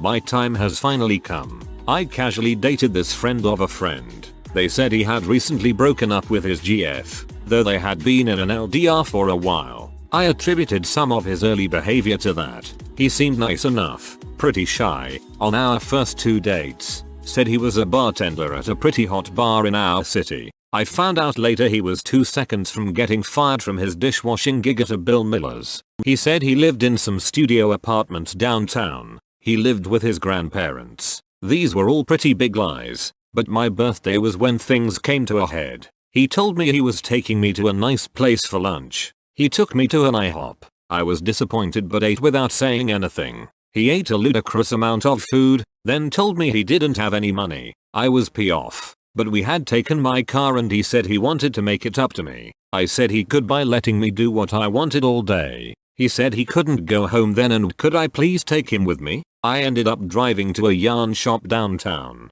He was twitchy and uncomfortable every step of the way. I finally asked him WTF was wrong. He said, I killed a man in this neighbor. His brother's been looking for me around here ever since. It's why I try to stay away from downtown at all times. At that point I just said, I thought you lived and worked in this area. He came up with some fast excuses but I'd had enough and he was honestly starting to freak me out. So I just dropped him off at our friend's place and told him I couldn't deal with him anymore. Honestly, it was more like hanging around a troubled kid than any kind of romantic situation. That is far from the only story I have. Okay, he tells you he killed a man and you're calling him out on lying about where he works. Pretty soon after ending a long-term relationship I started getting to know this guy on Tinder. He seemed sweet and our first few dates were actually pretty wonderful. It seemed like he was trying to do the whole rom-com date style snowy walks in town ending in snowball fights and hot cocoa etc. About a month into seeing him I left for Australia where I was contracted to work for 4 months. During that time one of my close friends from high school killed himself. When I told the guy he got upset because I wouldn't Skype him, saying things that, direct quote, I was wallowing too much and that suicide was stupid and only cowards did it. I stopped talking to him for a while. I ended up speaking to him one more time once I was more comfortable with the events that unfolded. He then proceeded to tell me I'd be more attractive if I wore more makeup and changed my naturally curly hair for straight hair, and to wear jeans instead of my normal skirts and dresses. Needless to say I wasn't interested in a relationship with him anymore. He still messages me on Facebook trying to get my sext him. What a scumbag. When I moved into my first walk up in the city, I had a rear bedroom that looked out onto the backs of a bunch of other buildings. I was new to urban living and not as diligent about curtain security as I should have been, and one day glanced out the window as I was getting dressed to see one of my fellow rear-facing neighbors jacking it. I might have squealed and dived for a towel but this dude just cheerfully waves to me and keeps going with the other hand. Because of the frame I couldn't really see his face but I noted what window it was in this ivy covered building and warned my roommate about it. I got better about closing the curtains. Maybe 6 months later I'm sitting in this local bakery, having a coffee and reading Cloud Atlas. A guy very politely excuses himself for interrupting but says he's a huge David Mitchell fan and we end up talking about books over caffeine for a few hours. Literate, polite, easy on the eyes. Asked me out for wine a few days later. First dude in the city that's asked me out sober. This meet cute is already becoming canon in my head. We have our date. It starts well, but he is slamming down the sauce. We had ordered a bottle of wine and by the time I finished my first glass, the bottle was gone and he was partway into another. Maybe first date nerves, but he starts slurring and giggling and I get annoyed. I tell him I have an early meeting and he insists on walking me out. I figure out exactly how drunk he is when he falls down the gosh darn restaurant stairs. I'm trying to help him up and he just keeps saying you're so pretty, so pretty, prettier than I thought. Okay, rude much? I tell him no one wants to hear that, booze makes them more appealing and he gets all apologetic. But that was not what he meant. The first time I saw you in your apartment I thought you were good looking but it's hard to see through the glass. Then I met you in the coffee shop and you're really pretty. What do you mean through the glass? The idiot is still sitting on the sidewalk. By the way, remember? You saw me, and I waved. Oh lord, I just went on a date with my own neighborhood publicly masturbating peeping Tom. What's the weirdest encounter you've had that ultimately led to sex? Brought a bucket of Legos to a house party. Who doesn't love to play drunk Legos? So I'm laying on the floor s-faced building a boat, and this stacked girl comes sits next to me, and starts building a spaceship. We now live together. This is the only freaking tactic I've ever heard that I actually like. If it doesn't work, frick em, you got Legos.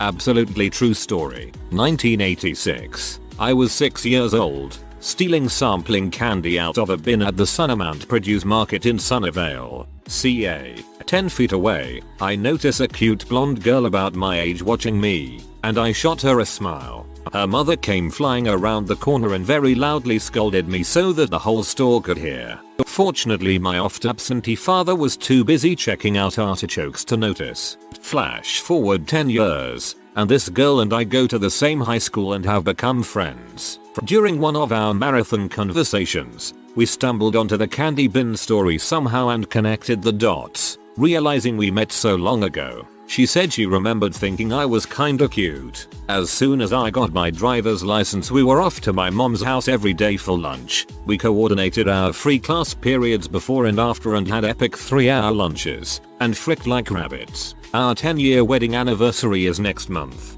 TDR. Met a chick when I was 6, ended up having sex 10 years later. Been married for 10 years and together for 15. PS. My mother-in-law is still a miserable bee. I got to I was 6 years old and immediately skipped to the TLDR. Once I realized it wasn't weird, I finished reading. BTW. That's not weird. That's freaking awesome. Hopeless romantic.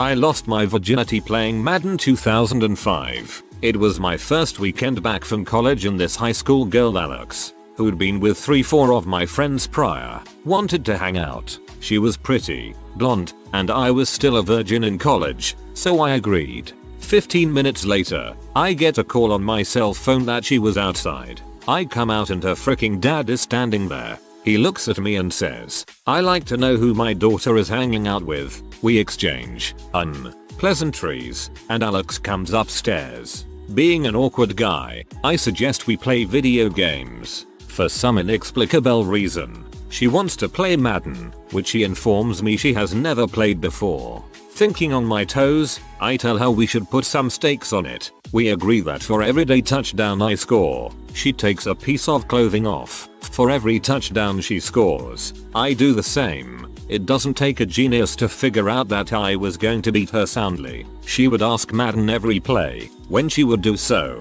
a cursor would blink on the screen for which play Madden suggested. Alex would then hit the corresponding button. Since I could see this too, I knew exactly what plays she would be running and call the perfect offense or defense to counter it. It was like the real-life Packers playing a ragtag group of autistic children.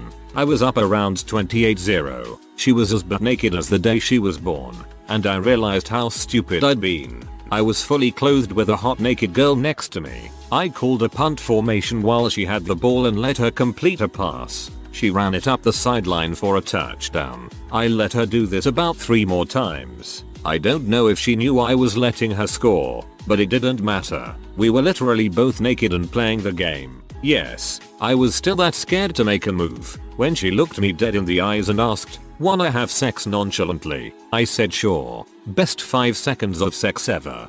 Doesn't matter, had sex. I opened a beer can, turned the tag around 180 degrees, flicked it away and it landed square down in the cleavage of a hot girl sitting a few meters away. Got talking, had sex. Keithstone always smooth.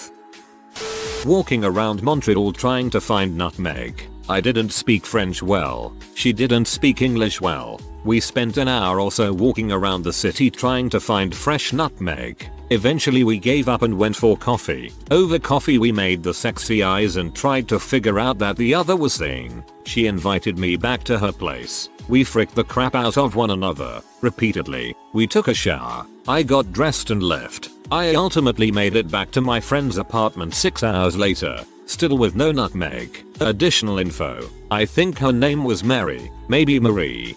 This is a story that should have ended in marriage and been told to grandchildren. Back in the day I was hanging out with my fabulous male friends at a dance club. I am a non-fabulous male. Dancing, drinking, having a good time. Suddenly I'm being assaulted on the dance floor by a guy. Grinding, groping. I let him know that I'm not homosexual and he laughs, apologizes, and backs off. About 20 minutes later, at the bar, I'm getting a drink and the assailant comes over to me with a gorgeous brunette girl on his arm. He introduces me to the lady and buys a drink for myself and her. Then he smiles and leaves us. Ended up going on a few dates with her, and then having freaky porno sex in her living room, bedroom, car, bathroom, etc. Didn't last long though. Maybe 8 weeks. TLDR. Groped on the dance floor by a homosexual. Introduced me to his friend to apologize. Freaky Dutch porno sex with girl at a later date. That is a cool as frick dude right there. A few summers ago I painted houses. I was a skinny 20-year-old and needed a summer job. Well, come July my buddy and I started to paint this huge, beautiful house, complete with hot tub, pool and full-sized basketball court. The owners were super nice and let us swim in the pool after work. They also had a super hot daughter that was 23. Well, one day, the owners left for vacation and I'm up on a 20+ feet ladder, painting the dormer of the hot girl's bedroom. She comes in her room, sees me and proceeds to walk over to the window to tell me something. The windows were the kind that you crank and they open up away from you. She starts cranking the window, but doesn't see that it's going to hit my ladder. Murphy's Law. The window hits my ladder, makes it unsteady and I proceed to slide down the side of her house, 2 floors up, holding on for dear life to this ladder. The ladder stops and I'm flung off and land on my back and nail my head on the concrete. I was knocked out for a while and next thing I remember, I wake up in the hospital with a broken back and a major concussion. Needless to say, she felt bad and stayed by my bed until I could leave. Stayed there for 4 days until I could go home. My buddy finished painting the house and I was bedridden for almost a month. The girl always brought me flowers and gifts and we ended up dating and having great apology sex. Her parents even gave me an extra $500 for painting. TLDR. Painted a hot girl's house. She inadvertently knocks me off the ladder, breaking my back and leaving my concussed. We date and I get some awesome apology sex and then I painted her face. Out of the office. When I was about 25-26 I was at the local bar I hung out at. There was an unfamiliar group of girls to which I chatted to for about 5 minutes top. Earlier in the evening, I noticed all but one of the girls left and the one that stayed came up to the bar where I was. A bartender calls last call, and, being quite buzzed, I turn to her and say, "Kind of jokingly buttonit, how about you and I head back to my place for some sex?" Everyone at the bar heard it and kind of chuckled, until she says, "Sure, I have never done this before but let's go." You could have heard a pin drop. Next time I went there I got a standing ovation from the regulars that were there. Everyone that wasn't asked what was going on. So the word spread which led to another strange girl approach me with a score. I actually rode that wave about 3 more times. Shameless. 1. Stage that event one time with a female friend. 2. Get standing ovation when I return. 3. Recurring sex. I posted a comment in a thread on Reddit about the weirdest encounter you've had that ultimately led to sex. Crosses fingers. Hey. One time I struck up a conversation with a cute girl in a bar. The conversation went pretty well, and I ended up taking her back to her place. Such a thing has never happened before or since. Was it weird? IT was for ME. Maybe this will be lost at the bottom. Maybe not. In high school, I was frequently at my good friend's house because his parents were cool and gave us a fair amount of freedom. One night we're all hanging out and it's him, his girlfriend, my friend, and I. My friend was this girl who I met while on the swim team, and she swam for a different school. I met her sophomore year and she was introduced to me as a lesbian, but that mattered not to me. She was cool as frick. She kissed me junior year, which was awesome but not really all that sexual. Just a good kiss. Well, senior year arrives and we're hanging out at my friend's house. We decide to go in a hot tub and my friend and his girlfriend take up his bedroom getting changed into their bathing suits. The girl and I figure we can take the bathroom, all we're doing is getting changed. Surely adults like us can handle that. We get naked, and then bam, I was inside of her and we were violating every square foot of floor and counter space in my friend's bathroom. The sex was welcomed, but completely unexpected. TLDR. Met friend in high school who preferred girls. I spatulaed her onto the other team one day while preparing for hot tubbing. I used to be an EMT. I only worked as one for a year, but in that time, a girl from my college fell down some stairs and got a concussion. She was so pleased with me taking her to the hospital that she got my number. Then, sex. The first 2 girls you pushed down the stairs didn't have sex with you, but the third one did, due to the memory loss from the brain damage. The night before my 18th birthday I was at a party in the woods of a nearby development. Common place to have bonfire parties at the time. Someone sees lights at the entrance of the trail, and it turns out the cops had found out about the party and were coming to bust it up. Everyone scatters off in different directions through the woods. As I had drank quite a bit, I didn't want to drive. I then tried calling a few of my friends, but everyone was either drunk or asleep. I then received a text, 20 years, was super hot, and said that she and Tori, 21 years, less hot, but has a set of big ole melons, wanted to see me for my birthday. I told them that if they really wanted to see me they could come rescue me, as I was hiding in the bushes waiting for the cops to go away. They said yes. About a half an hour later, they live far away, they come pick me up, ancillary details omitted. We then drive around for a bit, talking about nothing important, and then they drive to the park.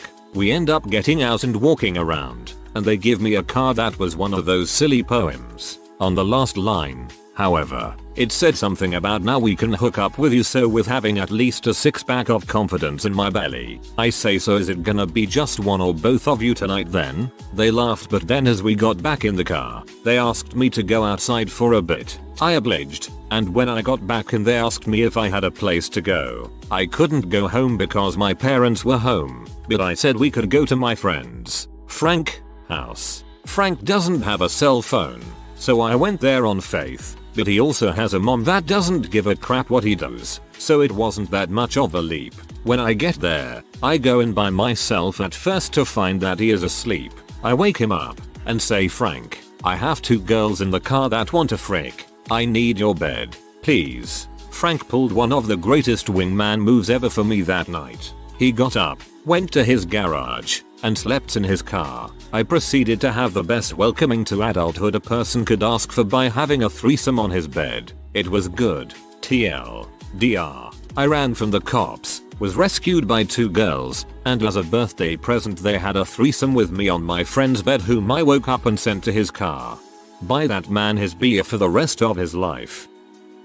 I spent a night at hotel with a girl, woke up hungover a little, so I went to 7-Eleven to buy some stuff. Met a girl in line at 7-Eleven and took her to a different hotel a block down from the original hotel. I high-fived myself. Teach me your ways, bro. I was at a house party with this guy I had been seeing. At least I thought we had been seeing each other. Turns out he has a girlfriend and she shows up to this same party. She finds out about me. She wants to fight me. I apologize over and over to her, even though her d-bag boyfriend told me he was single. She's crying. I'm crying and apologizing. I go into the other room to get away from the situation where this guy comes up to me and starts trying to calm me down. I had talked to him previously in the evening but couldn't remember for the life of me what his name was. He and I end up leaving and going back to his place. Sexy time ensues. Afterward I try and duck out without him waking up.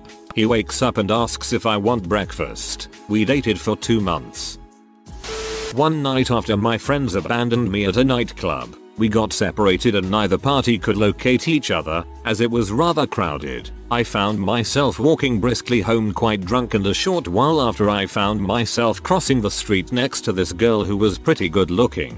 After about half a block I used probably the worst pickup line that ever came out of my mouth. You sure walk fast. As I tend to walk at a fast pace, her complimenting walking speed and my slight inebriation spawned this one line that sparked a great conversation. She ended up taking me out to pizza at one of her favorite places on Granville because she liked my vibe. Then after drunkenly ambling through downtown we made our way back to her place because she wanted to smoke some weed. Instead of smoking we ended up fricking for quite some time. After waking in the morning I got her number and an invitation to hang out whenever. I walked the 2 blocks home, ate breakfast and have never seen her again. Oddly I remember only her middle name. While it's not your fault, I want you to know that I hate you. Do you know that I've been out jogging nearly, I don't know, a few times and not once has it led to an anonymous steamy penthouse letters hookup. Sometimes mother luck just throws you a bone. I do still feel like crap for hitting the dog though. A noise complaint about my band. Mid 1990s. In a punk band that kinda rocked. At the height of the Green Day Offspring craze, we were doing something a lot closer to the Clash and Dead Kennedys. Unfortunately, the storage unit we had for practice went out of business, and we couldn't afford another for a month. We decided to risk using our drummer's uncle's garage. out in a rural neighborhood outside of Granbury. He had a few neighbors, but we figured we wouldn't be loud enough to pee them off. The neighbors' houses were at least 100 yards from the garage.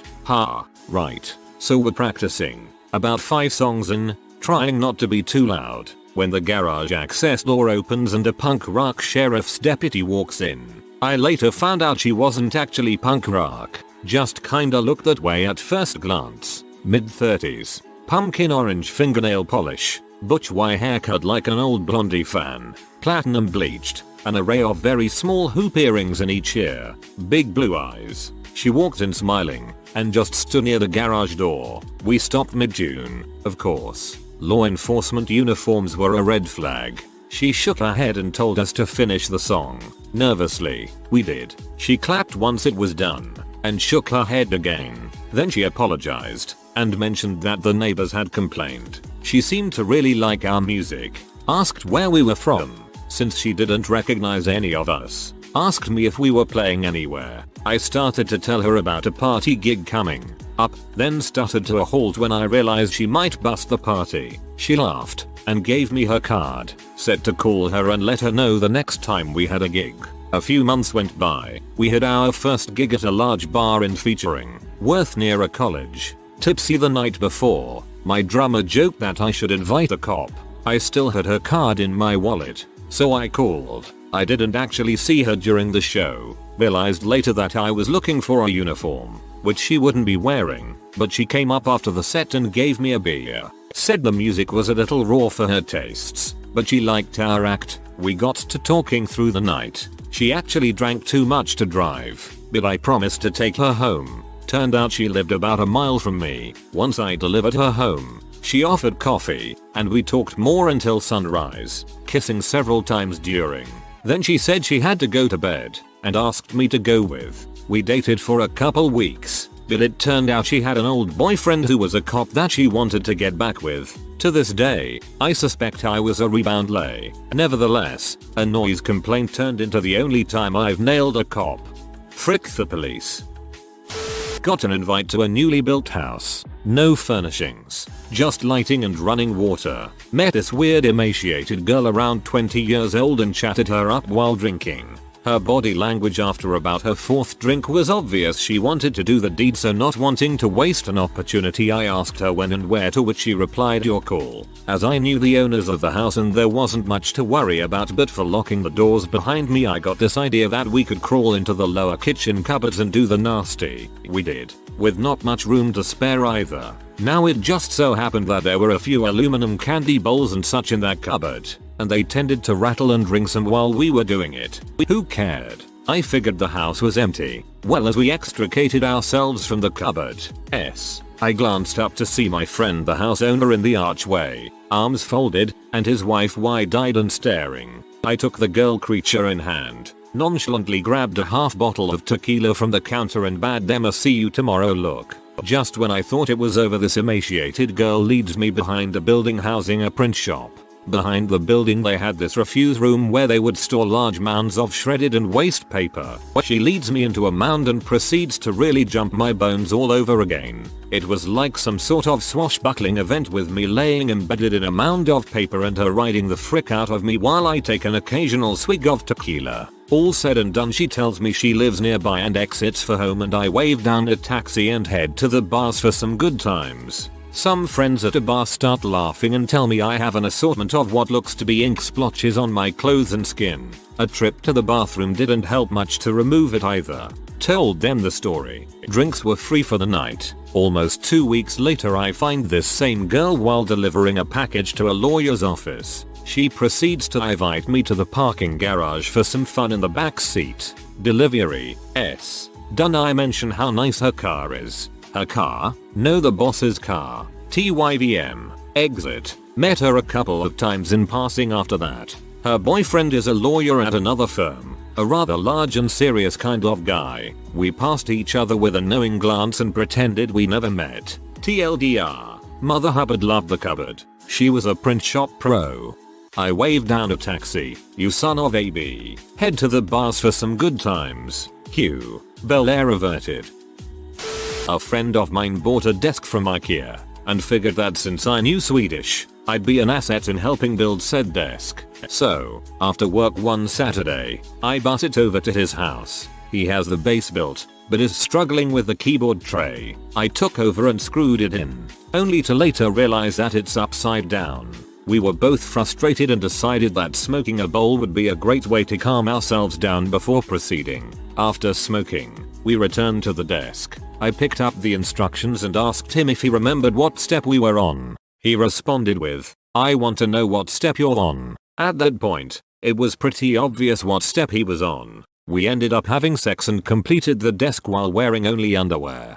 Completed the desk. A happy ending. Back in 2000, I was an assistant manager at a big chain bookstore. We mailed books and magazines for people at a discounted rate, as long as they bought them from us. And we did a booming trade in prison mailings. Back then, the shipping process was pretty arcane, and any such transaction required a manager to complete it. One day, I get a call to come to a ship. As I approached the registers, my eyes fell on one of the most beautiful women I'd ever seen. As luck would have it, she was the one needing help. I chatted her up a bit, and found out her boyfriend was in prison awaiting trial. Oh, nevertheless, I helped her every time she came in, once or twice a month, for more than a year, and we got to be pretty friendly. One day she comes over to me, and starts bawling. I bought her a cup of coffee and a sandwich and we talked about it. Her BF hadn't beaten the charges, and was going away for a long time, 20+ years. She was a mess, understandably, but after a few hours, she calmed down enough to be able to drive home. I was her first stop on the way home, apparently. I gave her my number and told her to call me if she needed anything, no matter what or when. Flash forward to 1 AM. When I get a call from her, she needs a friend. She can't sleep and wants to talk. I'm OMW home at this point, but I turn around and follow her directions. We stay on the phone, and the talk is getting pretty hot. When I get there, she tells me to come in. She's naked, and absolutely stunning. Her body was perfect, without doubt the best I've ever laid hands on. She tells me she's been faithful to her man in the year he's been locked up, but she's probably never going to see him again and it's time to move on. What was I supposed to do? We fricked wild all night and the next day, like caged lions, we bit and scratched and pounded each other and screamed like banshees all the while. Freaking awesome. When we'd got it out of our systems, she told me about why her boyfriend was locked up. He was a drug trafficker and got pulled over with 15 or so kilos of coke. It was late at night on a not busy highway, so he beat the cop unconscious and sped off, leaving his license behind. She told me he was a jealous type. I still saw her for almost a year after. She was awesome, in and out of the sack. DTLDR. I fricked a connected narco trafficker's girlfriend while he was in prison after meeting her on his behalf.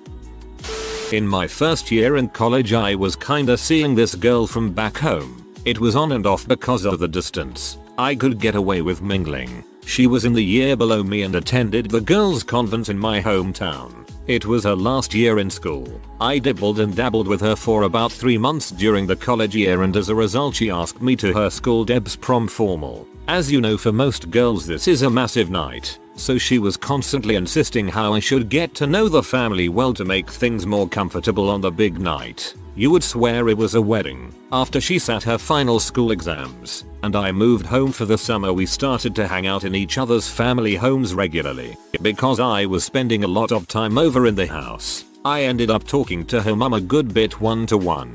Initially I just thought she was friendly, flirty but friendly. But the touching of the legs, arms, head, compliments on hairstyle, clothes, aftershave, comments on my Facebook photos. Yes, her mum added me on Facebook. Did not stop. Anyway, the big night eventually arrives. 11 of her girlfriends and their dates and parents are at the pre-drink session. It runs smoothly. Families hit it off at the pre-drinks in-house. Meal goes well. Hand job under table. Then back to hers for the after party. We partied until about 5 AM. By this time most had passed out, etc. Until I was left in the sitting room with my date's mother and one of the other girls' mothers, a divorcee. The mother again starts feeling me up and paying me compliments. The divorcee remarks to date's mother I'd be all over that and then leaves the room. Yeah, this is when I fricked her mum. TL doctor, went to a girl's prom and fricked her mum at the after party. This classmate and I were both big fans of Portal 2, which was a surprise to me seeing as she was a beautiful girl that had only played about 2 other games in her life. One night she came over and out of nowhere I started saying, "Space, space, hey, hey lady, space." She started laughing and joined in, "Space, space." After giggling like idiots I grabbed her playfully and said, "Can we go to space?" She replied, "Space?" I pulled her close and said quietly, "Let's go to space." And then we had sex. I crap you not. There was nothing else to it. No dirty words. No sexy talk. Just space. Cave Johnson. We're done here. TLDR. I used nothing but quotes from Portal 2 to get laid. Waiters of Reddit. What's the worst first date you've ever seen? Well, I didn't technically see it, but it must have been pretty bad. I work at a hospital and I answered a call on the ward from a patient's son. He asked how his mum was going, then asked if I could call him back in a few minutes because he was losing reception. I called him back and a woman answered. I said, "Hello, this is Damnation 182 from the Reddit hospital. Is XXXX there?" She passed the phone over to the same man I spoke to a few minutes earlier and gave him a quick rundown and he said thank you and hung up. Didn't think anything of it until the next day when I saw the patient's son on the ward. He thanked me for calling him back because he was apparently on the worst date ever where the woman wouldn't stop talking about her ex-boyfriends, all of their flaws, and how much she hates men. He apparently called from the bathroom, went back and left the phone on the table, then went to the bar to get drinks. I called, the bad date answered, and he told her his mum had been in a car accident and he had to go ASAP. His mum was there for a routine tonsillectomy. Bravo, sir. I was working in a small restaurant with 2 floors. A woman and a man came in and I had a table for them upstairs. It looked like they had a first date because they were asking those getting to know each other questions. After ordering food, the woman had to go to the toilet, which is downstairs. As she walked to the stairs, the food arrived. She walked down, tripped and fell all the way down, knocking her head on the ground. 2 colleagues immediately rushed over to her to see how she was doing. She was unconscious and bleeding from her head, so they called an ambulance. I went to the man while he already started eating and told him his partner didn't know how to call her, fell down the stairs and that she was unconscious and that an ambulance was on the way. He walked to the stairs, looked down and walked back to his table to finish his food. Later the ambulance arrived and I asked him if he wanted to go with him to the hospital and he said no while finishing her food as well. It was so awkward, he just sat there for another 45 minutes eating, drinking, paid the bill and left. I still don't know what kind of relationship they had and whether the woman is okay. I definitely have seen a lot of awkward last dates. I used to work at a very small neighborhood restaurant. Everyone that came in was a regular. Most were couples in their 40s 50s out for a quiet dinner, but there was one standout. A very handsome man in his early 30s would come in, it seems, only to break up with women. About twice a month he would come in with a beautiful woman and partway through their meal she would be crying. I always tried to clean the tables near them for as long as possible, but I never heard much of his speech. He always tipped well and was super nice to me and my co-workers. It was just brutal seeing him bring in a new lady and knowing what she was about to go through. Plot twist. He's an oncologist who takes terminally ill patients out for a nice meal to hear their diagnosis. I work in an Italian restaurant. A few years ago I waited on a guy and girl who met for the first time upon arriving at the restaurant. There were awkward pleasantries exchanged at the door and then they were seated. When I was taking their order, the guy asked if we had soup because he had mouth surgery a few days prior and chewing food was still a little rough. We don't have soup. So I explained that the softest food on the menu was gnocchi. He ordered the house gnocchi and proceeded to cut each tiny dumpling into 4 or more pieces and slowly chew each piece. He ate that entire dish over a 3-hour period and the girl stuck it out for the whole thing. She looked miserable and I'm pretty sure they never saw each other again. Man and woman cozy in a booth. Different woman storms in through the front door, literally dragging 2 kids behind her, right past the hostess station to stand defiantly in front of the couple and proceeds to be. Dude was nailed. Oh man, those kids though, I couldn't imagine the terror they had to sit through the rest of the night. Dude would not stop eating her freaking food. Other table actually noticed and we casually people watched the date together. Girl looked miserable. Asked if she wanted the rest of her food boxed up and she said no, but the guy was like actually yes. It was painful. More a story of a non-date. I worked at a cafe and it was a small local chain, so there were 2 other locations in the city. This guy sits down for about an hour and comes up to the counter and asks if we can call around to the other locations to see if this girl was there because they had a date planned and he was sure she must have just gone to the wrong location. We called to the other 2 locations and they said they never saw anyone fitting that description. The guy stuck around for another couple hours, buying 2 more drinks and a sandwich, just waiting until we finally closed for the night. I felt so awful for him. He seemed so crushed. He made a comment to her about how he's not Jew, so she should order whatever she wanted. She was Jewish. Spent the rest of the evening in silence as he went on about how his ex-girlfriend was anorexic and so annoying about food. He was happy to be on a date with a woman who could eat like a normal person. So weird. I work at IHOP. About once a week 2 middle school early high school age kids come in and sit a table away from each of their parents and kiss and hug each other excessively. One time I think the guy was getting a handy underneath the table. The parents just maintain conversation and pretend not to notice. The kid is also a huger. Served a couple a few months ago. Every time I walked over, he would always be the one talking, and she would just be sitting there not having a good time. At the end I asked if it was one bill or separate and she immediately piped up separate. I go and take his payment, and as I hand over the debit machine to the girl, I see the guy take his phone out and start swiping through Tinder. I was bartending in NY and watched this couple that had met on Tinder have their first date sitting at my bar. The girl was a complete maniac. Kept bringing up the fact that the dude she was with could be a psychopath and could murder her. He had given no indication of this, and went on Tinder while he was still sitting beside her at the bar. Kept telling him he was lucky that she agreed to meet him at all and she didn't think he'd be this boring. She ordered about 5 or 6 lits and several shots. He literally just had 2 beers. She made him pay for everything. My favorite part of this crap show was that he excused himself to go to the bathroom and left through the fire escape. Absolutely brilliant. To be clear, there was only one official entrance and exit. This dude escaped out the back and she went searching for him. Straight up thought he had disapparated out of the bar. Had an obvious first date where the lady was grilling the guy on how much money he makes and he didn't really want to answer. It was awkward serving steak and salad during an interrogation. Olive Garden. Around 2014 or so, from like 7:30, close on a weeknight. Middle-aged man of sub-average attractiveness was sitting alone at a table with a glass of water, insisting that his date would be just a few minutes. There's traffic. At around 9:15, manager had to come out and let him know that the restaurant would close at 10, and if he'd like to place a food order, he should probably do it now. He ordered a bruschetta appetizer, and said again that his date was on her way and they'd order when she got there. 9:45. This beautiful woman walks in and awkwardly stands by his table. I couldn't hear the conversation they had, but the man then asked for a box for the appetizer and they wound up leaving together without her even sitting down.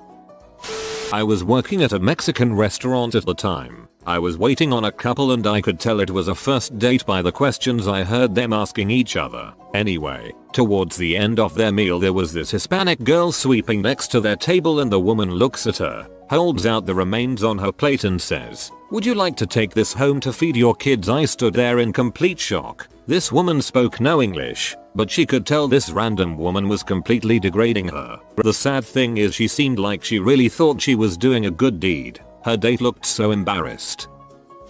I used to work at a little crappy diner place. Definitely not the type of place to bring a first date. There was this guy who'd come in every Friday with a different girl. He was a very good looking dude and was always super polite and very nice to me, but he was super awkward. The girls would look kind of skeptical as they walked in, probably because of the crappy diner scene. Every week, about halfway through the meal, like clockwork, the girls would develop these get me the frick outta here faces. That's when I would bring the check. They always boxed up their food and left right away. I had the chance to talk to one of them while he was in the restroom. Apparently he wasn't harmful. There was just something off about him that the girls didn't like. His persistence is on point though.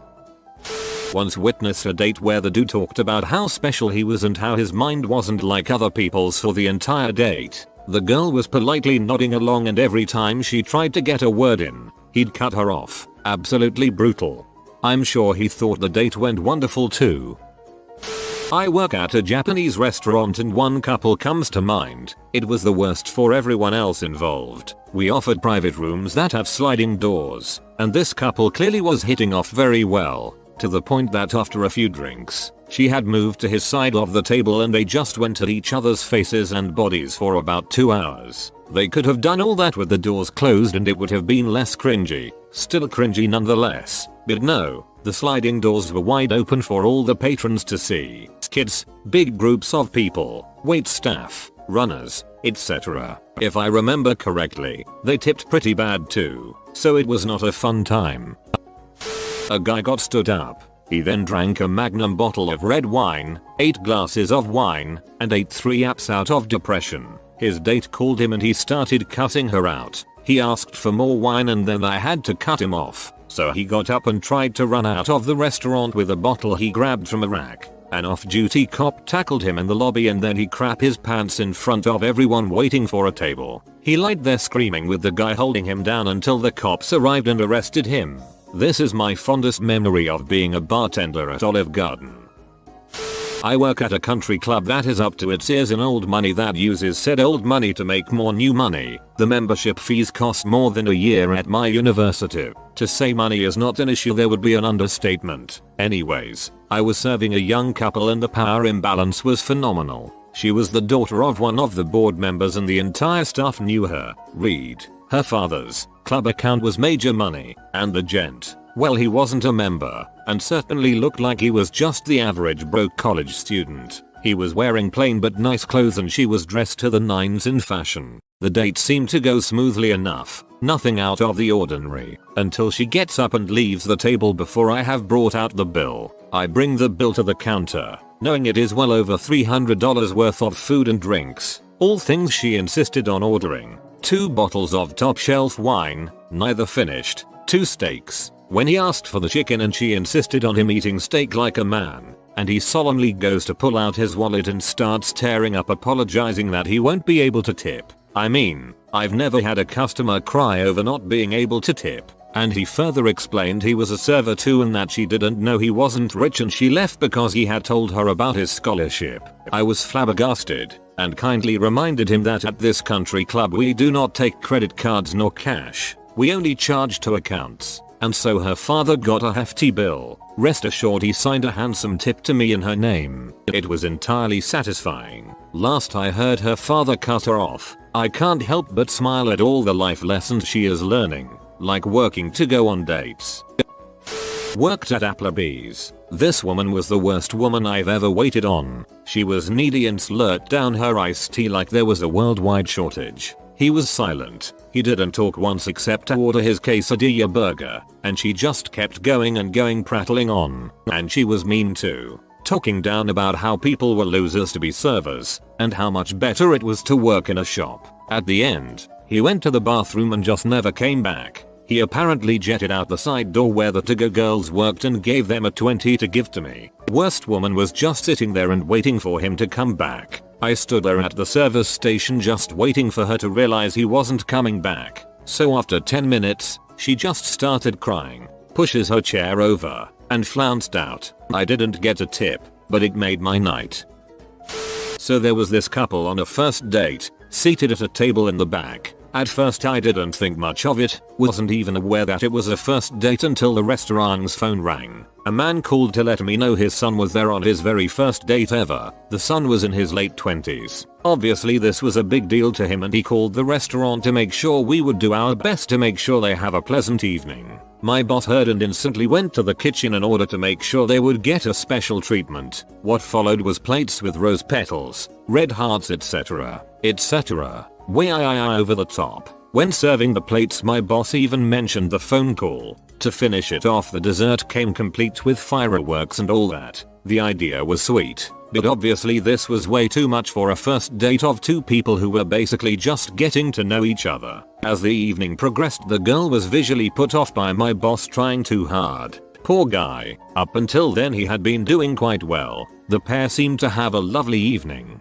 Until my try-hard boss entered the scene, that is. The girl was polite towards the end of their date, but it was obvious there was not going to be a second date. And it wasn't even the guy's fault. Other people ruined it for him. I felt so sorry for that dude. I once had a guy come sit at my bar who was waiting for his blind date. He orders a couple of drinks to calm his nerves. Well, he probably should have slowed it down to keep his mouth from working faster than his brain. Inaho, she shows up and is way out of his league. She is absolutely beautiful. She orders a drink and they start talking. I come back to check on them and I hear him talking about how much he hates children. He was saying things like how he hopes he never has any, and that he will never be stuck taking care of them, and how he wishes that kids couldn't be taken into public places so that he wouldn't have to be around them. She looked him dead in the eye and said, "Well, I have a daughter, and I love her very much." She grabbed her purse and walked out on him. The look on his face was absolutely priceless. I work at a fairly nice Italian restaurant, where we do a lot of business. One night a man who I was not even serving came up to me while I was punching an order in on the computer and hands me $20 and a napkin with a phone number on it. He proceeds to tell me I am on the worst date of my life. This woman is horrendous and I have to get out of here. Take this $20 and please go to the nearest phone and call me and tell me that I have to get home right away. I don't care what excuse you make up. I just gotta get the heck out of here. Initially I thought he was kidding until 2 minutes later the guy who was serving him came up to me to tell me how wicked this woman was and how he could tell the guy didn't wanna be there. I promptly called that guy as soon as I had a free minute. One of my shining achievements as a server. It was one of my first dates where the waiter definitely could sense the awkwardness. I was a junior in high school. I had been flirting with a senior for a couple months and asked her out the day I got my license. I picked her up from her house and within 1 minute of being in the car she got a phone call. One of her best friends died of a brain aneurysm earlier that day. I told her that we could delay the date and offered to take her home, but she declined and insisted we carry on. We get to the restaurant and she is crying at the table. I didn't say any words to her other than "Are you okay?" the whole date because she was either texting her group of friends or couldn't make out words due to being so hysterical. The waiter kept coming by and sensed how awkward I was feeling. Out of all my restaurant experiences, I have never received my entree and check so fast. The waiter was a true bro. Waiters and waitresses, what are some signs you are serving a first date? Staying way beyond being done with their meal and drinks, usually because they don't want to try to figure out if they're meant to be going home together or not. When they come in and ask for tables separately, then sit across the restaurant from each other for 10 minutes before realizing the other was there. It was a blind date. One time I had a couple who were talking about what they had been doing the previous summer, indicating that they didn't know each other until recently. They ordered a bottle of $100 red wine, and when I came back with the bottle the guy had started telling a gross story about how he was so hungover on vacation that his friends had to carry him inside the airport, where he had puked multiple times on various people, things, etc. Before she even finished her first glass of wine, the girl left the restaurant and the guy stayed and drank the whole thing himself without ordering any food. The worst part was when he also chugged down her half-finished glass before he left as well. Hey, there was like $10 worth of wine in there. Honestly can't usually tell. I have made it awkward before by saying "You guys are so cute, how long have you been together before?" to get the response of "They are on their first date." Whoops.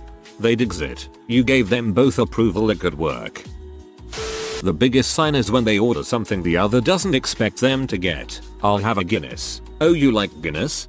"No, I don't know why I'm ordering this."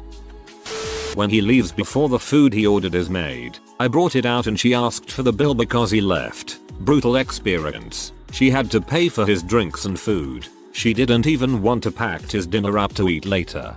This was not a cheap restaurant, but the tables were close together, so it must have been mortifying. I gave her the employee discount. You a real one for giving her the discount though. Till just how much waiters listen to their customers' conversations. When I worked as one I swear I never heard a dang thing my tables were saying. That's because you need to listen to the people at the tables, not the tables themselves. On my first date with my now wife, Our waiter figured it out for us. We had been acquaintances for years through mutual friends, and when we agreed to grab dinner that night, neither of us were sure if the other was in it for a date or just dinner with an acquaintance friend. I guess we were being just awkward and giggly enough that our waiter, who had known us separately as regulars at this restaurant, blurted out, "Oh man, are you guys on a date?" We both just started laughing nervously while looking at each other and flop sweating. The waiter felt the awkwardness multiply and backed away like Homer Simpson into a hedge. 9 years later we're married, the restaurant went out of business, and I'm still not sure if it was a date or not. I'm not a waiter anymore, but one time I was at a place and the waiter came over when my girlfriend went to the toilet. He said how he thought things were going well, and asked if this was our first or second date. We had literally been together over 5 years at that point, haha. So yeah, you guys aren't always right. Me and my current girlfriend had a patron at a bar come over and asked if she could cold read our relationship. We said sure, go ahead. The patron guessed that we were on our second or third date and I had just gotten back from a deployment in the military. Me and my girl had been together for 3 years at the time and I've never been in the military. 0 points awarded. They arrive separately and confirm that the other person is the one they are supposed to be on the date with. It's also really obvious from someone's reaction if the other person doesn't look like their profile picture. That would be a fun setup for a comedy. 2 Tinder dates where the partners look pairwise similar and the dates don't confirm identity. They have a good time until they notice they actually matched over cross by accident and go to their actual prospective partners. Then both dates go badly from there. No idea what happens after. Some star-crossed crap, probably :D. When I was on my first date nearly 5 years ago with my now fiance, we went to this nice Italian place. Has drinks, salad, entree, definitely indulging cause you know first date. I wanted to have a good time with this girl, and before we even asked for the check a fine looking plate of cake came out and the waitress said that our bill was covered by someone who wants to remain anonymous. All she would tell me is that the person said we were looking like we were having a good time and made them smile. I gotta tell you, I was blown away by this act of kindness. And I also think that played a good role in me snagging a second date with the love of my life. We're still trying to pay the act forward and find an obvious first date out at a restaurant. One of these days we will. But yeah, didn't really answer your question. But some patron noticed us and ended up paying a hefty bill on our behalf. Super wholesome and mad respect to the person who did it. They look a teeny bit relieved every time you disturb them until things change. Then, if it's going well, you may as well have disappeared. If it's going badly, you're either surrogate friend, fallout shelter, or worst enemy. That part is actually more fun. Talking about the menu way I too in detail to fill silences, or using it to make conversation. I think I'll get mashed potatoes as my side. Tell me about your view on mashed potatoes. I think mashed potatoes are great, very nutritious, but they smell like death.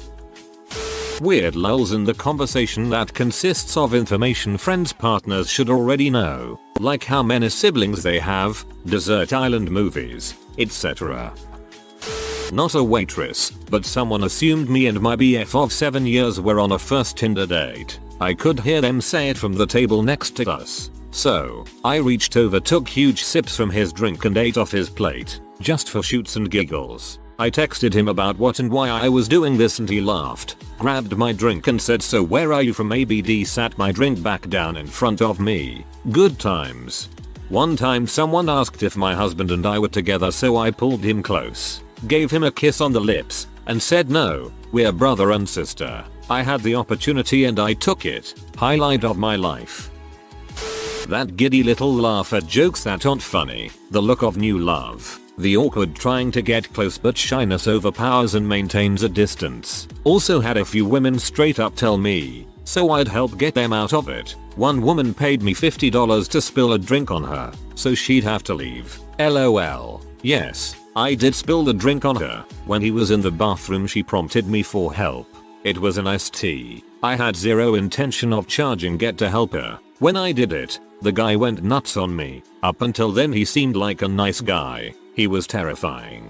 Had me in tears. She left. He paid after more yelling and complaining to my manager. who was in on it, then left. She returned and tipped me the $50. Her phone was lit up with messages from him. He was quite aggressive. Totally dodged a bullet there. We have since become friends. She always brings first dates to my work and we have a code worked out now. Although she's currently dating a good friend of mine.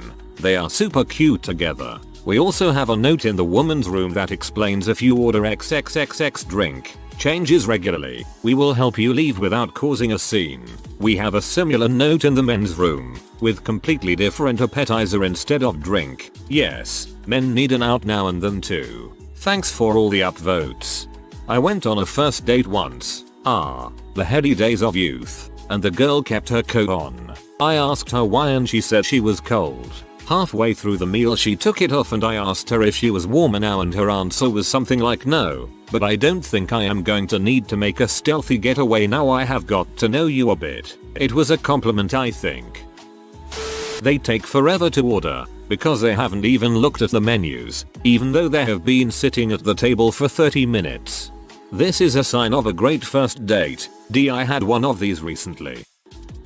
Well, so this happened last week. Had a couple and they were fine. I could tell they didn't want me around for longer than what was necessary, so I gave them their space. It was close to closing time but I had a bunch of stuff to do so I just let them gab. Two girls come in and are greeted by my co-worker. Tell her that they are this girl's friend and just want to see what the guy looks like. She seats them with an eye shot but they are disguised with some ball caps and whatnot. They seem sketchy when I go up to them and mention that the guy looks like Jeffrey Dahmer, and proceed to rag on him before I even ask them what they want. I walk right over to the couple and ask if they know these people. The girls bolt out the door. As they go past the window outside they are yelling at the girl. SW, you name it. She goes off to the bathroom crying and he asks for the check. Turned out to be his ex and her friend who had been stalking him for 2 months. He also mentioned that this had happened before and he thought he was in the clear after he stopped using social media. He did look kinda like Jeffrey Dahmer though. Pay attention to body language. At first they are probably mirroring each other. A couple who is comfortable together and have been together will sit however they want. A first date will usually sit up, like at attention. If it's going well, they might lean in towards each other. If it's not, they will likely put their hands in their lap. If it's bad, look for arms crossed, or drinks thrown. Drinks thrown. That escalated quickly. Served a couple the other day. The boy's parents came in and we had their tables next to each other. By coincidence everyone had a good laugh and they moved tables. This almost happened to me on my first date with my now husband. We walked in as we approached the restaurant. He said, "Hang on a second," texted someone. I totally thought he was trying to get out of the date, but then he told me his parents' car was outside the place and that he'd just texted his mom to see if they were in there. We went to pizza instead. Person walks in alone. Says they're waiting for one more person who should be here any minute. Handshake or awkward hug when other person walks in. Followed by apologies for being late. Not ready to order because they're too busy talking, not looking at the menu. Fine by me. Conversation generally seems to be revolving around very basic info. What do you do for work? Did you grow up around here? Not going crazy on the drinks. Separate checks. Not always, but it is a lot more common now. As soon as both get up and leave, one turns right back around and comes and sits at the bar to debrief the bartender on their awful and awkward Tinder date.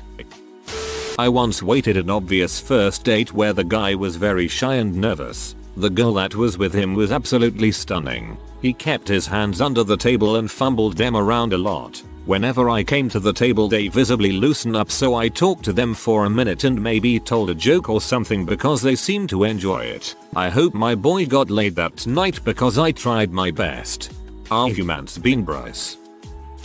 Not a waiter, but I work at Starbucks. I can tell when a guy and girl meet. Shake hands in front of the register. They order together. The guy pays. Then they sit together talking, laughing in the cafe for the next couple hours. Not sure why they're meeting at the register, but it happens a lot. If I was meeting a girl at Starbucks for a first date, I'd meet at the door or a table and then go up and order together. I always text, "Hey, I just arrived. Let me know when you're here," and I try to meet them walking up. I hate the awkward looking around. Especially when sometimes it's hard to spot them based off the pictures they used. BC they always spot me before I spot them. I'm 6 feet 6 inches, so a pretty easy indicator in most situations. I'm not a waitress, but I hope that somehow the hostess waiter that served my first date with my husband reads this and reminisces at my awkwardness. I met my husband on OkCupid. We talked for a few days and I'd seen a few pictures, but it's hard to be sure what someone will look like in person. We were supposed to meet at a restaurant that's like a small step up from Chili's. So he texts me that he got there first and had been seated already. Awkward, but okay. I walk in and stammer to the waitress something about meeting a date that had already been seated. She told me I could go look for him. I then awkwardly stammered about how I'd never actually met him and didn't know exactly who I was looking for. She laughed and pointed me in the direction of someone who had been seated waiting on a date.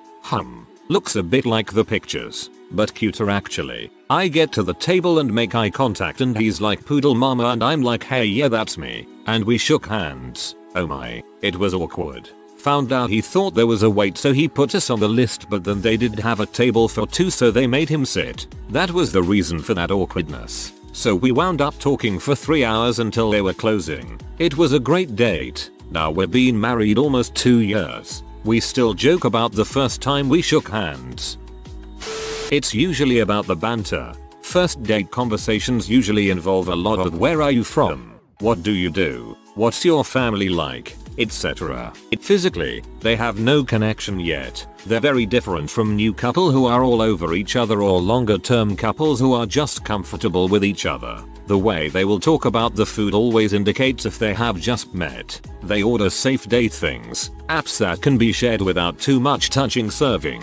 Women default to salads almost always, although that's true in general. I worked in sushi for a while and while the food is communal, there's a lot of trepidation around using chopsticks, not touching the other's piece etc. My favorite are the first dates between a white guy and Asian woman. The assumption she knows everything about sushi but she's Vietnamese is hilarious to see.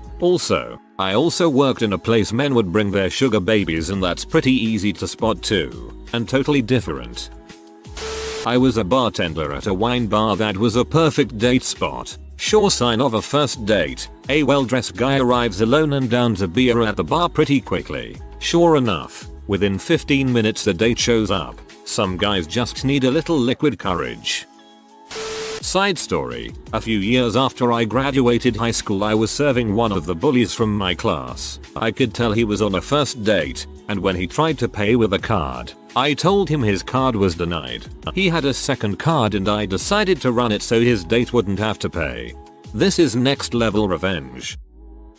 In my experience, which is mostly casual dining, one of them turns up a half hour early and has a nerve calming drink before the other gets there. It's fun watching a couple start to open up their body language when they've been chatting a while. Less fun to watch one of them cower away while the other just doesn't stop talking at them. When the other person is running late you really have no choice but to drink alone until they get there. No physical contact. Sitting exactly across the table from each other will full on eye contact. Awkward broken conversation. Friends will actually do the most amount of laughing and touching each other. People who are dating for a while will be people watching and making jokes about the menu. Married people are complaining or whisper arguing. Not a first date, but I did have a couple sit in silence the whole meal. The boyfriend was stone cold silent to me and appeared like he was overheating. Thought about how awkward he was being and assumed it was a first date. I work in a fine dining restaurant so they were dressed pretty fancy. I close out their bill and they leave. So this was on a Friday and the bar near our restaurant hosts a karaoke. This bar is our local pub and it has a dive bar environment, crappy food, crappy pool table, crappy jukebox, and most of the time filled with trashy individuals. Our whole staff came to the pub after our shift and who is there? My table that was acting weird. They are sitting by themselves in the same silent way, and they stand out as they are dressed very sharp. I'm enjoying friendship and a tall PBR, when all of a sudden I hear cheering. I look behind me and see the guy proposing to his girlfriend. She said yes. They got free beer and then sat and were now smiling. Then it all made sense to me. That poor man must have been so nervous at the restaurant, where I can only assume he was originally going to ask the question. My husband and I like to make comments while out eating like, "You look nothing like your Tinder profile picture." I wonder if anyone has actually heard us and our stupid fake conversations. I have a first time date tomorrow and I'm eagerly hoping for one of those under the table hand jobs everyone keeps raving on about. You can usually tell by attitude toward one another or when they approach the host stand or how they order their food. You can always tell when you're getting ready to drop the bill and asking them if they're splitting the check or not. When girls are playing with their hair a lot, if I find tons of hair on the seat I know they were nervously playing with their hair. Or if they need their water refilled for the third time and the appetizers haven't even arrived yet. I do the same things when I'm nervous. Guy orders both meals then asks if she wants anything else. She looks down shyly at the menu and he asks, "Did you want cheesy bread?" and her face lit up as she said yes. Cute crap. Everyone wants cheesy bread. I work at a restaurant bar in a mall. A lot of first dates come into my place. Usually it's instantly obvious just through body language. Almost always the guy is sitting with his legs toward the date and the woman is sitting with her legs toward the bar. Conversation is almost always about pop culture, shows, music, movies, or other upcoming events. Maybe I've just seen a lot of awkward first dates, but I have to imagine picking a subpar Italian restaurant bar in a shopping mall leads to a not great first date. These responses are pretty hilarious. Half are waiters convinced they know what a first date looks like and the other half are people in long relationships whose waiters were convinced they were on a first date. Excellent thread. Confirmed waiters have no clue. They ask something to share but at the end the food remains untouched. They dress way too nicely for the place. The whole interaction is awkward. Not a waiter, but once when I was at a restaurant there was two people eating their food in silence. They would occasionally look up at each other but never more than a second. Then the guy clears his throat and says something to the effect of, "So, have you seen the new space movie? I think it was Interstellar but I forgot." She looks up and says nope and continues to eat in silence. I knew then that it was a first date that wasn't going too well. I wasn't waitressing yet, just a hostess at the time at a barbecue restaurant. Not a fancy place, but we were featured on You Gotta Eat Here, so it was quite popular, especially when they showed a rerun of the episode we were featured on. Anyways, I saw a couple that wouldn't stop smiling at each other. It was a mixture of cute and forced to look nice. After I saw the guy eating his ribs with a fork and knife, that was what completely gave it away for me. He didn't even finish his plate. Oftentimes people, especially males, end up making the comment, "Oh man, I need a wheelbarrow just to get to the car." They're old and they're talking about their respective kids and other tedious bulls at the bar. Then go into the dining room, spend 3 hours eating 2 courses, return to the bar for a nightcap, proceed to talk over empty glasses of ice until the place has been empty for an hour and I kick them out. When they're overly courteous and flirty about whether or not to get an appetizer. Me, "Would we like to start off with an appetizer this evening?" Person 1, all smiley and sweet, "Would you like an appetizer?" Person 2, "Oh, it's up to you." And it just goes on for way too long. The guy literally told me before the woman had came, then asked what the highest ABV beer was cause he likes to get drunk but wants to appear as if he is only casually drinking beer. The date shows up and periodically through serving the table I hear him asking her about coming back to his place so they can do it, convincing her that he is an amazing kisser. Walk by and she's mad at him for being too forward. The most surprising part was I saw them together not but a week or 2 later on a second date. For our first date, we went to Taco Bell. We both enjoyed it and he turned me on to my now all-time favorite, chicken quesadillas. Gotta get them with extra creamy jalapeno sauce though. We ate in his car, in a parking lot. Neither one of us like the awkwardness of eating in at fast food restaurants. We still eat our to-go meals in our car. First date was a disaster though. I was too shy and young, barely spoke. He thought I hated him. In reality, I'd had a crush on him for 2 years, so finally going out with him was just mind-blowing to me. Love this man so gosh darn much. I didn't answer the question, but I wanted to share. When I greet the table and ask if they'd like drinks, appetizers, and the guy says, "So, do you like mozzarella sticks?" No, I'm vegan. It's usually the case if someone wants to wait on their guest before ordering a drink. I can always tell off the greeting to be sure. It's 100% if the guy arrives first and asks my name immediately. He'll use it throughout the night and we're apparently friends. I bartend. What first date behavior is a deal breaker, regardless of other qualities? The only Tinder date I have ever been on. Things were fine until I noticed that the tops of her feet were tattooed with portraits of John Wayne Gacy and Charles Manson. Across her toes were the words "party dudes." When I asked her what was up with that, she said, "I just think they were really intelligent, misunderstood guys." Had a date with a guy who owned the sports bar we were at. He repeatedly suggested we go to his office or try to go someplace quieter. Date only lasted a couple hours, and that was only because I got on the topic of dogs with one of his friends. Went on a date with someone that I exchanged numbers with after crossing paths with them at a local market. We texted for about a week before finally meeting up and exchanged a lot of texts, covering a wide array of subjects and personal stories. She's new to the area and doesn't get out much. Day before the date, I ask her if she has anything in mind or any special requests for the date. She says it's up to me. She'll be down for anything. A local fancy beer bar is having a tap takeover from a Japanese brewery on this night. Plus is in an area where there's lots of other cool things to do other than drink. Just in case. We meet up and I attempt to tell her what the plan is, but she insists on wanting to be surprised. We make our way to the bar and she immediately clams up and sits defensively with me. I asked her if this was a bad choice and she proceeds to berate me for choosing a bar as a date spot and goes on to tell me she's a recovering alcoholic and H addict, so I've ruined her night. I mentioned that never once in our convos was avoiding a bar brought up and reminded her that I tried to tell her what I had planned but she wanted to be surprised. She called me an butthole and I walked out on her mid-sentence.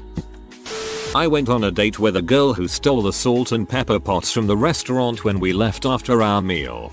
Bruh. Not just talking about an ex, because we're adults and everyone has a past, but continuously calling exes crazy and blaming them for their relationships ending. Great point. When everyone else is crazy, maybe. Honestly, talking too much crap about others. A little is fine if you're telling a story, but too much and I assume you're a drama llama. Upvote for drama llama.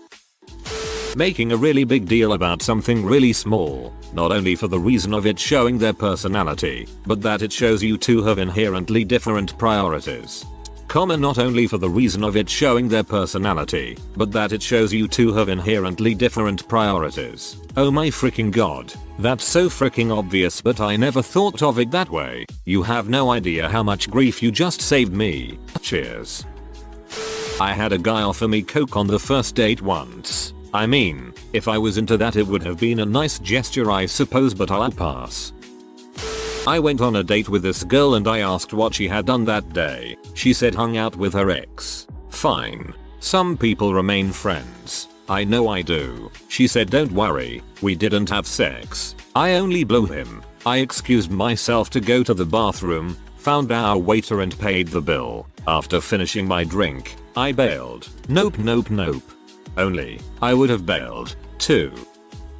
LOL I posted this on another forum. I went on a date with all the red flags.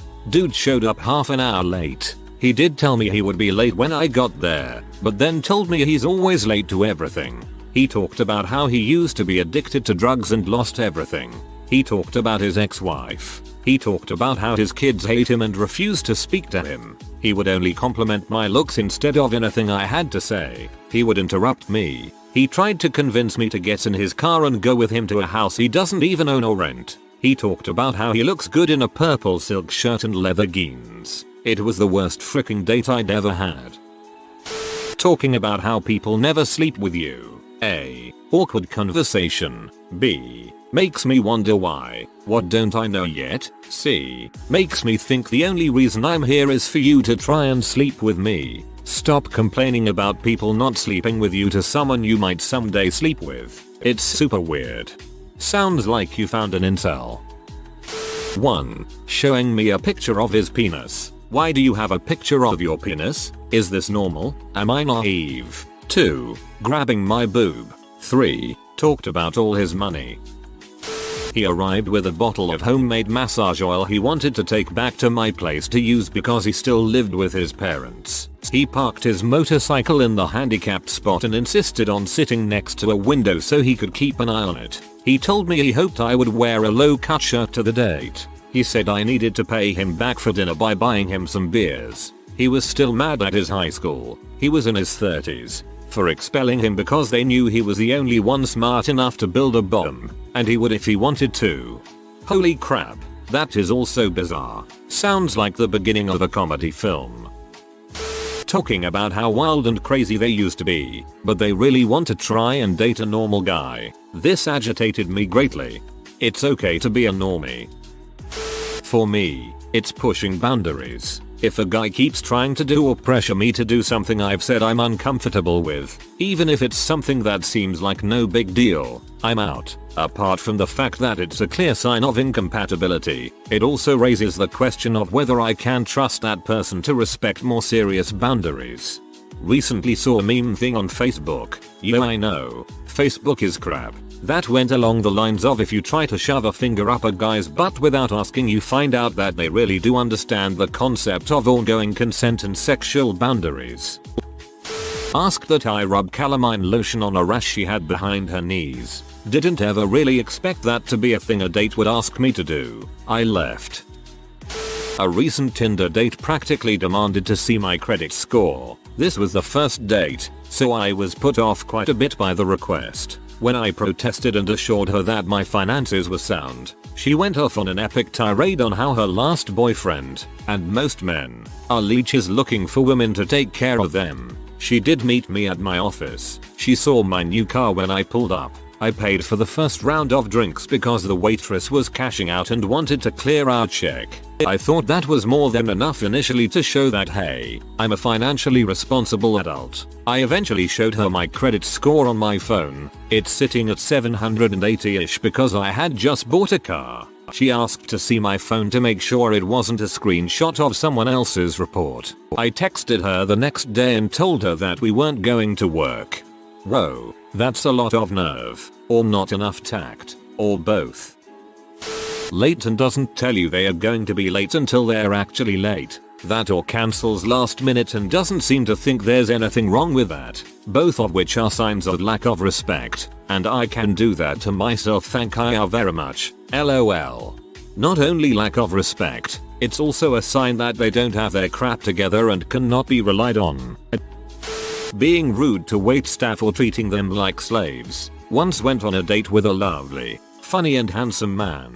He was from a pretty well-off family, so he was a little bit pretentious, but he seemed so nice and down to earth, so I agreed to go on a date with him. It was a nice restaurant, but it was quite busy. I used to work at a restaurant as a waiter, so I understand how difficult a busy night can be for waiters. Got maybe an hour into the date before I left. He was so rude to our waitress, treating her like his own personal maid and giving out to her for things beyond her control. When I confronted him about it, he said it's what she is paid for. He wanted her to prioritize us above all her other tables, called her over while she would be taking other orders or delivering other food, and get pissy when she wouldn't come straight to us while delivering to other tables. Called her some pretty crappy names, expecting me to laugh. He treated her like dirt. The poor girl looked like she wanted to cry, and I have no doubt that he not only delayed everyone else's meals but our own as well. He gave me a disgusted look when I told him I used to be a waiter and he was being a total butthole.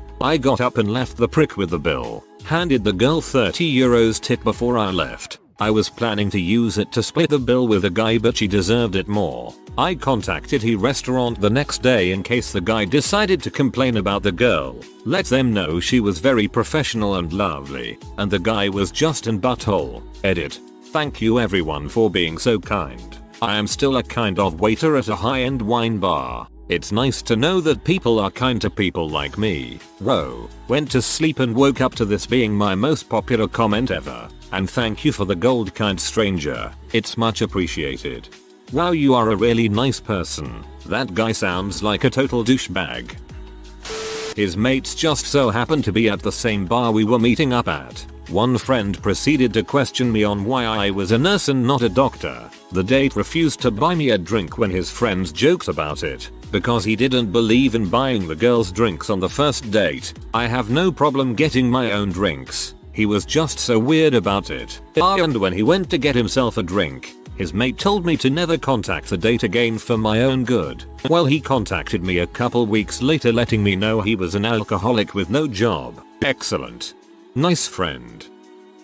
If they start talking about how excited they are to find someone like you because you're so perfect and they've been waiting all their life to find someone they feel this connected to, run. In my experience, there's a reason people do this and move on quickly. I was too stupid and trusting with someone who was a manipulator. I'm legally blind, so these are probably going to be different from some of y'all's. Inviting me to a movie knowing full well I can't see any of it. I'll be bored and antsy the whole way through. Not getting along with my service animal. If it's you or the dog, I'm choosing the dog every time. And I'm not sorry. Messy living spaces. Most everyone has clutter and I'm no stranger to tripping over everything. But if you leave your priceless anything on the floor, please be aware that it's liable to be stepped on. Incompatible taste in music. I like pretty much everything, and as long as we can compromise it's cool. If you insist on listening to crappy pop country all the time, you're done. I have 3 senses, damaged olfactory nerve, no smell either, so if you're going to crap on one of the few things I can actually enjoy we won't last long. Insisting on me drinking on a first date. I like to have a good time like anyone else, but I have no way to know if you're putting something in my drink. I am sorry about this one, but it takes a lot of trust before I'll drink with a new person. All I can think about after reading your comment is illegally blind people. When they speak, I listen, ask questions, etc. When I speak, he looks around the room and glances at his watch. Oh, sorry, didn't realize I was just here to hold the mirror. I'm not saying this is what happened, but when someone talks to me, I often discover that I have no idea what I should be looking at. If I look straight at her the whole time, that's kind of intense.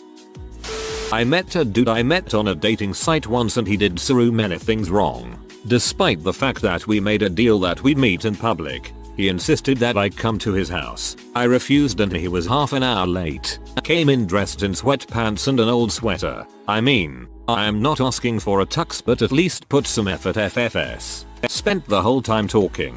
I barely got to say 2 words. Started bringing up weird heavy crap, his ex, and how he is ready to have kids. Was very pushy for physical stuff. TL. DR. Don't be that guy. 1. Hinting at what my salary or financial status is. 2. Sizing me up and downright asking if I was a baby maker. I'm a guy. I recently went on a date with a girl I met online, who brought her mom along. I mean, her mom wasn't along the entire time, but she was present in the building. We went to see a movie. The entire time, I kind of understand how online dating can be scary, but if you are so afraid you have to bring your mom along, don't do it. I was talking to a girl online once and we were discussing going out on a date. I think we were both mid to late 20s and she had been incredibly sheltered. She still lived at home, didn't have a driver's license, etc. We never met up because she insisted that her parents had to meet me first. I promptly told her that I wasn't in high school anymore and noped out of the conversation. Demand that I pay for our date. Not ask or expect, but demand and then talk about how you never ever pay when you go out with people. I paid and never spoke to her again. Any signs of poor hygiene. I don't care how interesting you are or even how good you look. It cancels everything out immediately for me. I can't imagine touching a person like that or what their living environment must look like. I had a guy show me his dong pics in his car while his phone was on the dash for GPS. Then he showed me nudes pictures of other women had sent him, all on the dashboard awkwardly. Extremely creepy. Shows you have no respect for me or those girls' pics, and have no boundaries. He was attractive and we had a lot of shared interests, but got the frick out of the car by the next corner. We sat down at a restaurant and I ordered a beer. After the waiter brought it, she says, using that to hide your insecurities. Mentally noped out of that date and ordered a second and third. Nah, I was hoping it would make you attractive. refusing to acknowledge that my opinions, knowledge or experience mean anything. I've had a few of these. Here's one of the worst. I'm a British woman and two of my interests are football and real ale. I was a member of CAMRA, the campaign for real ale. So this guy says, I'll take you to a real ale pub. You'll love it. There were loads of really excellent pubs in the area we were planning to meet, and so I suggested 2 or 3 of the best. Dude says no. He'd take me to this other place he knew. Now I did quite a lot of work for CAMRA at the time and was pretty sure I knew all the decent pubs in that area, but I'd never heard of this one and would have heard of any new openings. But whatever. Maybe it was an amazingly well hidden gem. Okay, I decided to keep an open mind. Well, it was a complete dive and the beer, no choice of ales, was horrible. I thought hey, it was sweet of him to try, although I was slightly annoyed he didn't listen to me when I suggested good places. But then he started quizzing me about football. Every time I expressed an opinion he'd try to shoot it down, not because he knew more about it but because I was female. He asked how I got into it. Was it my dad or an old boyfriend? Neither. It was me by myself. Okay then. Prove you know your football. Explain the offside rule. Name every England captain since 1966. For context, I follow my team home and away and have done since 1996. I've missed one away match in 14 years and no home ones since 1998. I know football. He then argued with me because I ordered salmon when we went to eat and he didn't like salmon. Bringing your 7-month-old girl to the first date, and then saying what a good father I'd be and she needed a little brother or sister as soon as possible. Being on their phone the entire time. I get having to check every now and then or responding to an important text, taking a call, but the amount of times I've seen people sit on their phones for an entire date confuses the heck out of me. That's not confusing to me at all. They're not interested. Might as well save both people time and just call it an evening. Insisting on physical intimate contact on the first date is pretty lame, especially when you've known each other for a short amount of time. I went on a date with a guy who spent the whole time talking about what kind of fancy car he is going to buy soon and how expensive it is, because he is doing so well at work, making over 6 figures. He just did not stop talking about material things, and it was such a turn off. He was also extremely upset when I told him later I didn't want a second date. Had a date with girl a few years back. Within 10 minutes of meeting her she already described something I did as you do that like N. To be fair, she was from Northwest Indiana. Long time ago I went on a date with this gal. She wanted to be the one to take me out. Okay, cool. As she's driving I get an unexpected yawn that I tried my hardest to hold in, but it appeared while I was mid-sentence. She immediately insists that she thinks it's best we cancel so I can go home and rest. It's freaking 7 PM on a Friday night and I just worked a full day. Excuse me for yawning. Not that she was boring, just totally unexpected. I insist that I am fine and it came out of nowhere and not worry about it. Nope. B turns around and heads back to my place. I ask her if she would rather chill at my place and we get food delivered and watch a movie or something. She replies in a quiet voice I don't know and begins to speed. Once I noticed she was pee off over a freaking yawn and began to speed, I started to be a dong in hopes she would speed faster so we would get pulled over and she could get a ticket. Well, it worked. But while telling her how pathetic she's being over a yawn, I guess we ran a red light and a cop was on the other side of traffic. Lights start flashing behind us and the sounds of the siren got louder as he caught up. She literally locked up her brakes as she pulled over. Huge red flag to the cop. Him and his partner draw guns on us and shout for us to get out and have our hands up. Totally don't blame them. I was scared and freaking happy karma caught up with her. Once the questioning was over and I explained to the cops what was going on, they were pretty chill with me. Her expired license, expired insurance, expired registration, speeding, running a red light, danger to the public, some other charges, and a date gone to heck over a freaking yawn. Cops gave me a ride home after their backup took her away and had her car towed. They thought the yawn issue was pretty funny except everything else she did afterwards. Well dang, that escalated quickly. Humble bragging, exaggerating, flat out lying. Unless it's a blind date, I've usually done some form of research to be able to tell. It's a turn off because it makes me think this person is okay with lying. And this is just a first date. Frick you. I did invent cheese. I am surprised at how many issues I would regard as minor are concerned deal breakers. Looking down this post, that is. On a first date, a person is typically on their best behavior. If they act crappy that early on, then it'll only get worse from there. I haven't dated in about 12 years, but I remember going on a date and having a girl ask me about a TV show. I was only vaguely familiar with the program. She took it upon herself to walk me through the entire plot of the first season. After, "Are you going to watch it? You should totally watch it." I never did watch the show, and only saw her once or twice after that. Looking through these replies, the one that springs to mind for me is when I can sense I'm being tested. Dates can actually be shock horror, kinda fun if both sides are A, not massive creeps B, not holding the other to a ridiculously high standard C, open-minded and willing to learn about another person's way of life culture. If you're reading these comments and it's making you feel anxious about dating, just be the most respectful, decent and attentive version of yourself and you'll be 100% fine. The rest is personal choice. One that falls under the same line of excess is trying to pry information out of someone. I was out of a relationship and was trying to put myself out there. It was a nice date, however he asked me what's a cute guy like you doing single. I kinda laughed it off and told him it was a long story and didn't want to talk about it. Truth was my last ex was a pose and it ended really bad, like cops involved really bad. Talking about it can open the floodgates and I didn't want to unload on this guy. The thing was he kept prying for information until I told him, and by that time I was not feeling too great. There was no second date.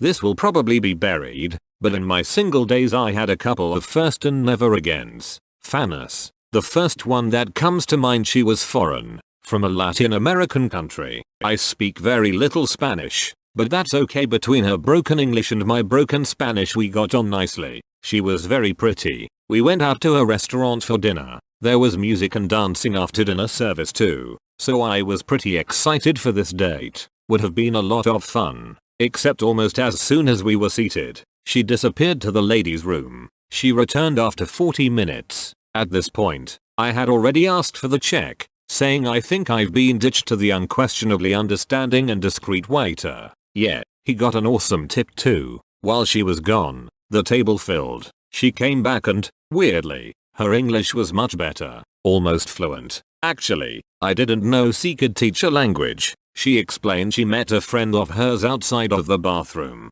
She was bouncing off the walls when she came back, and then accused me of hitting on the girl sitting next to me, berated me in public over it. Actually, I stayed the course. I did not want to walk out on her if she was high. I'd at least make sure she got in a cab. We ate, made small talk. I didn't really care at this point. Any interest in her went out the crazy door, and then danced for a bit after. Another, she talked about herself the whole night. I didn't even get a chance to ask any questions. It was a non-stop monologue at 115% normal playback speed. She went on a rant about just wanting a normal guy, normal usual hobbies, 9-5 job, homebody, while she was not, likes long walks on the beach and not much else type of guy. When the evening was over, she asked if there'd be a second date, and I said something along the lines of I don't think so. You're looking for a normal guy, and I'm not that at all. I'm really quite outside of your definition of normal. And one last one for today, the athletic redhead looking for her soulmate with 10-year-old photos that did not show the extra 200 pounds of weight she'd gained since they were taken.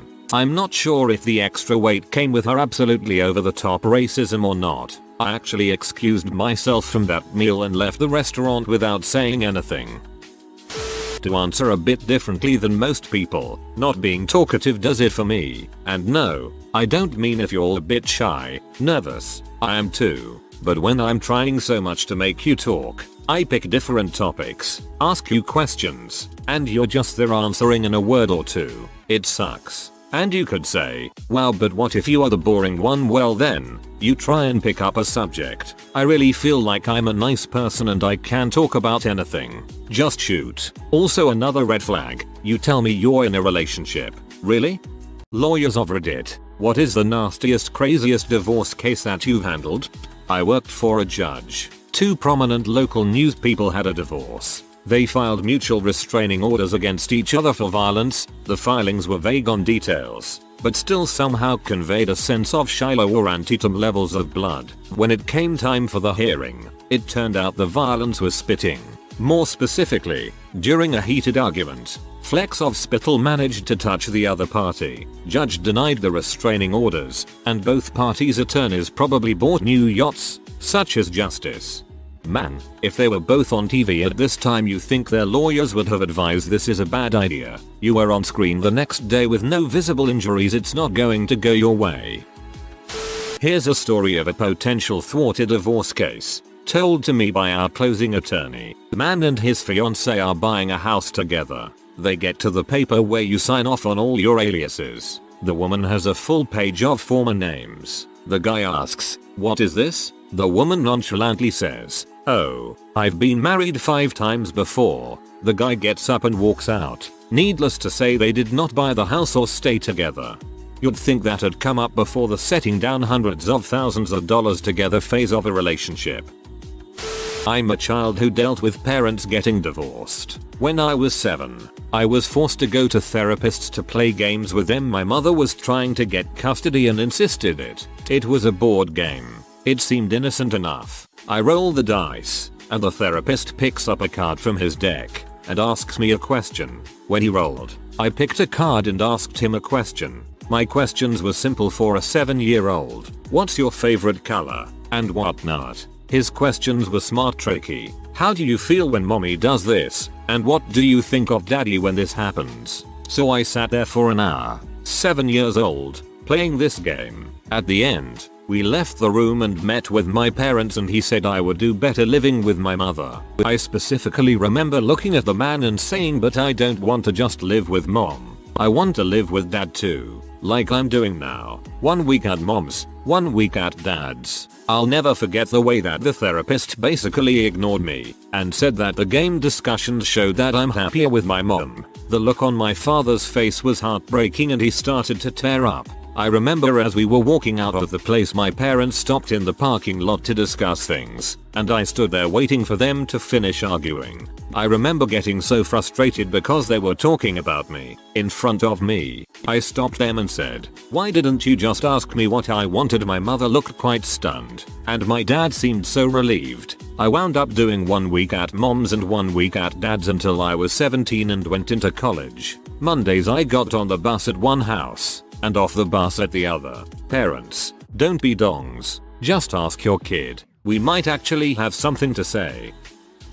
I had a few. One guy had his wife served with the divorce papers while she was in the hospital undergoing cancer treatment. She had no idea he wanted a divorce. One guy wanted a provision in his divorce that said his sons couldn't watch NASCAR because the wife's new boyfriend was into NASCAR. In the same case, the property division was so contentious that the judge had the parties list every piece of furniture in the house and try to work through who would get what. The guy made sure that he wanted everything she did, down to things like lace doilies her grandma made and some trophy she won in a women's shooting competition.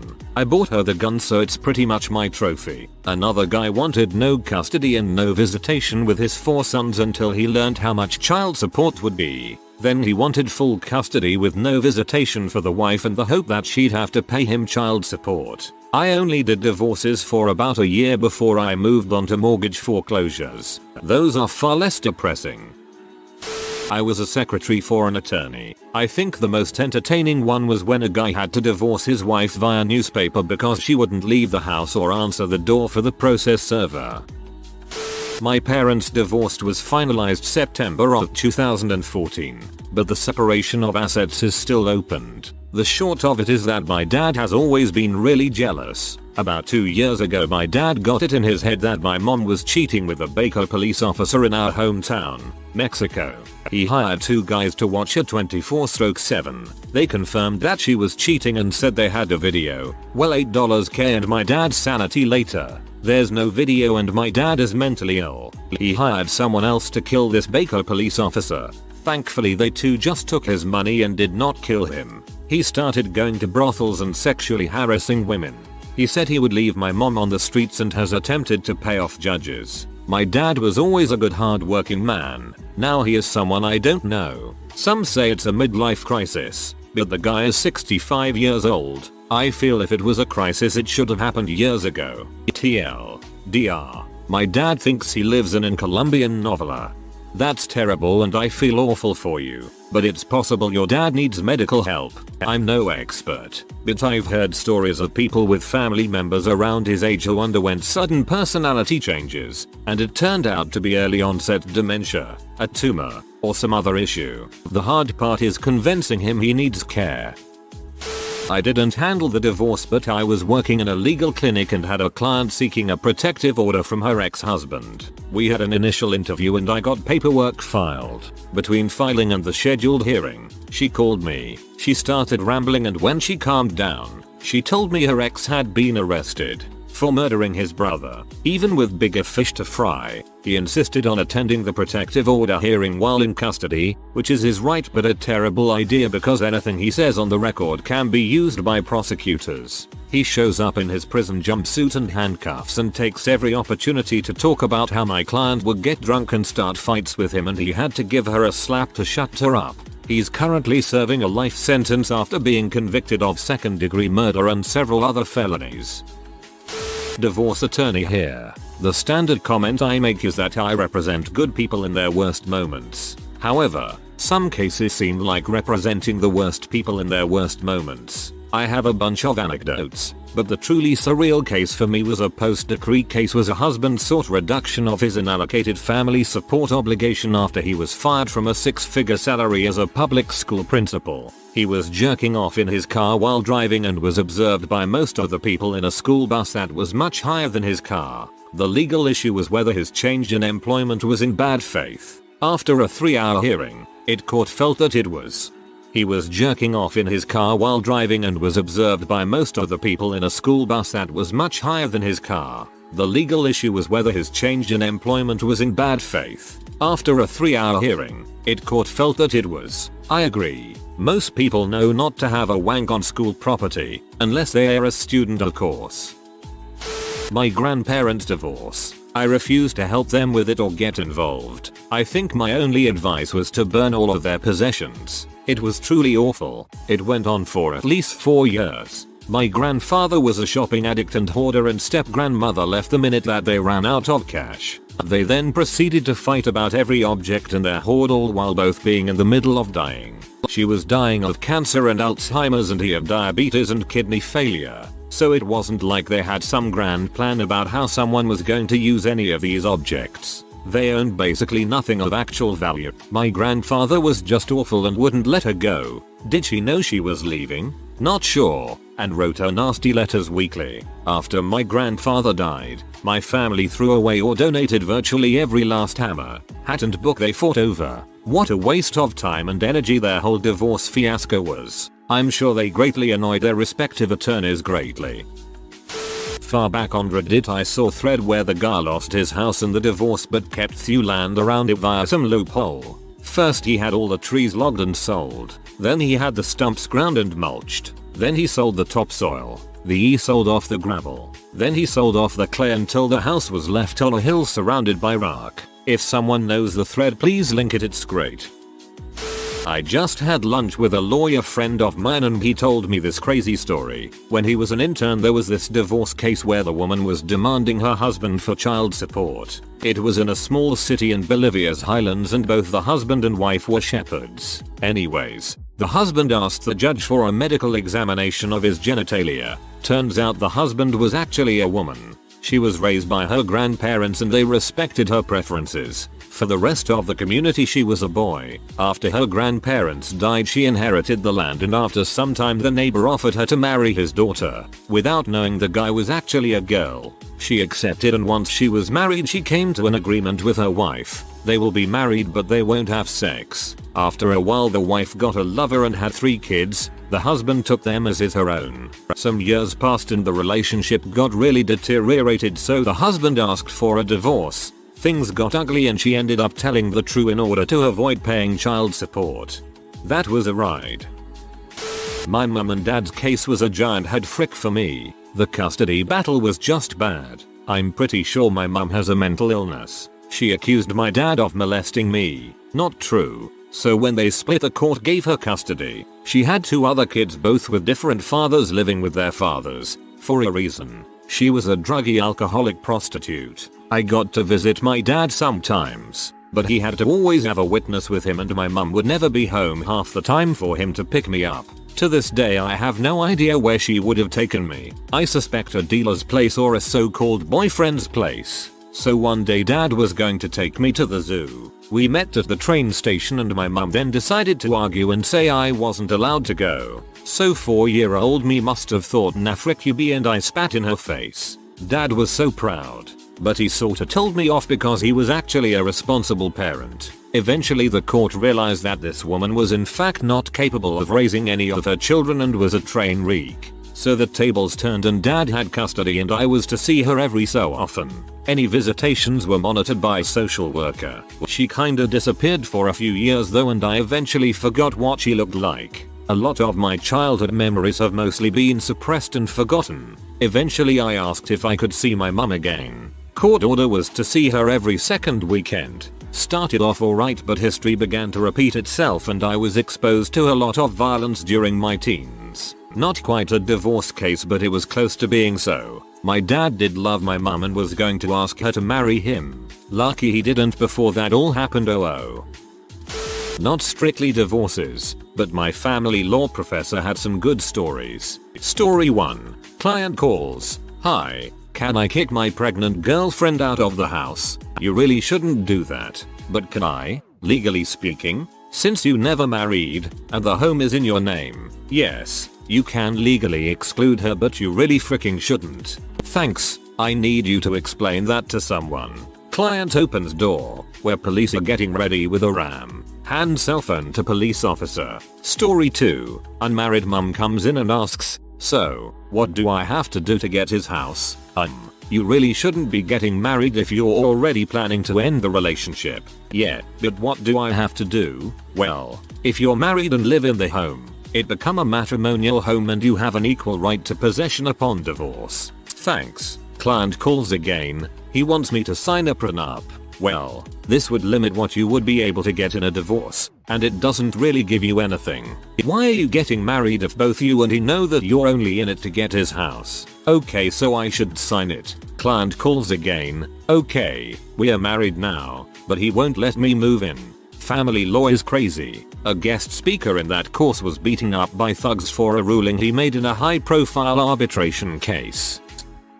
A man came into the family law firm my friend was working in and says his wife was cheating on him. He's extremely rich and wants to get divorced. The lawyer proceeds to ask him about his assets and what he wants to keep. He says that she can have the house, the car, the boat, the kids, etc. The lawyer asks him what he wants to keep then, given that he doesn't seem to want anything. The man angrily responds that B only loves her dog. I want her to suffer, so I want the court to order that the dog be taken away from her and cremated. She can have 50% of the ashes and I'll have the other 50%. Somehow this prince among men is getting divorced. And despite the crazy, somehow I'm still interested in practicing in family law. Not a lawyer, but saw what happened to my cousin. He got married at the start one year. During the year ended up needing surgery. Gets home and wife has left and taken all the stuff including the dog. They both owned a house each, but his was worth slightly more, so she made him pay her the difference in the settlement. But as a happy end to the story, he's now married to a lovely woman and they have 2 kids together. Someone in my family holds the state record for longest divorce proceedings. 30 plus years of unrelenting fighting that divided the family into who talks to which parent, complete with long periods of not speaking to one another and family members not speaking to the people who won't speak to the family members that they like. The reverse too. Some people talk to the mom and some talk to the dad, but you can't talk to them both. Not allowed. God forbid you ever mention one to the other. It's a war and it totally fricked their kids, my mom and aunts, uncles. Up, it won't end until both parties are dead and in the ground.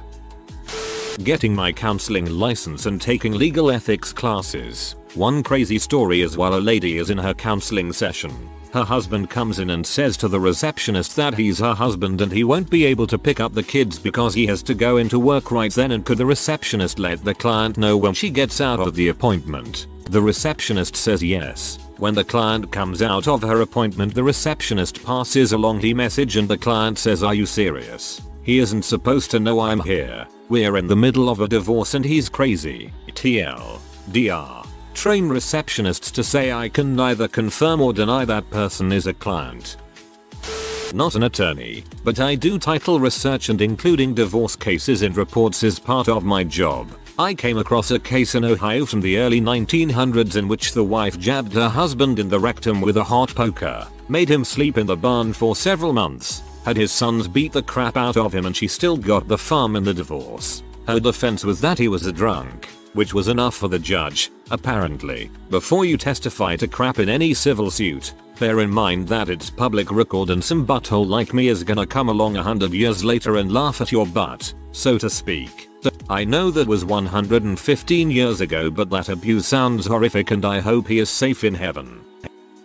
I work in civil litigation, so not divorce, but I had a case where part of the issue was the previous dangerous behavior of plaintiff's dogs. My client believed that part of plaintiff's divorce involved not allowing the dogs around plaintiff's kids, so we filed to unseal the divorce settlement agreement. The divorce was between two lawyers and it was a doozy of a settlement. They had 2 single-space pages dedicated to splitting up family stuffed animals. It was pretty heartbreaking to read who would be getting things like Boots the bear. Oh dear God, I can't even begin to imagine.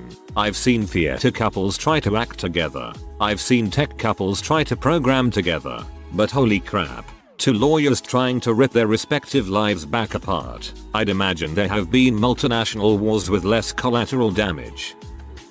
My sister works at a family law firm. Some lady was divorcing her husband and after the mediation he called back the next day saying he was going to kill her and everyone at the firm. So I'd say he handled it well. He sounds like a catch. I wonder why she wanted to divorce him.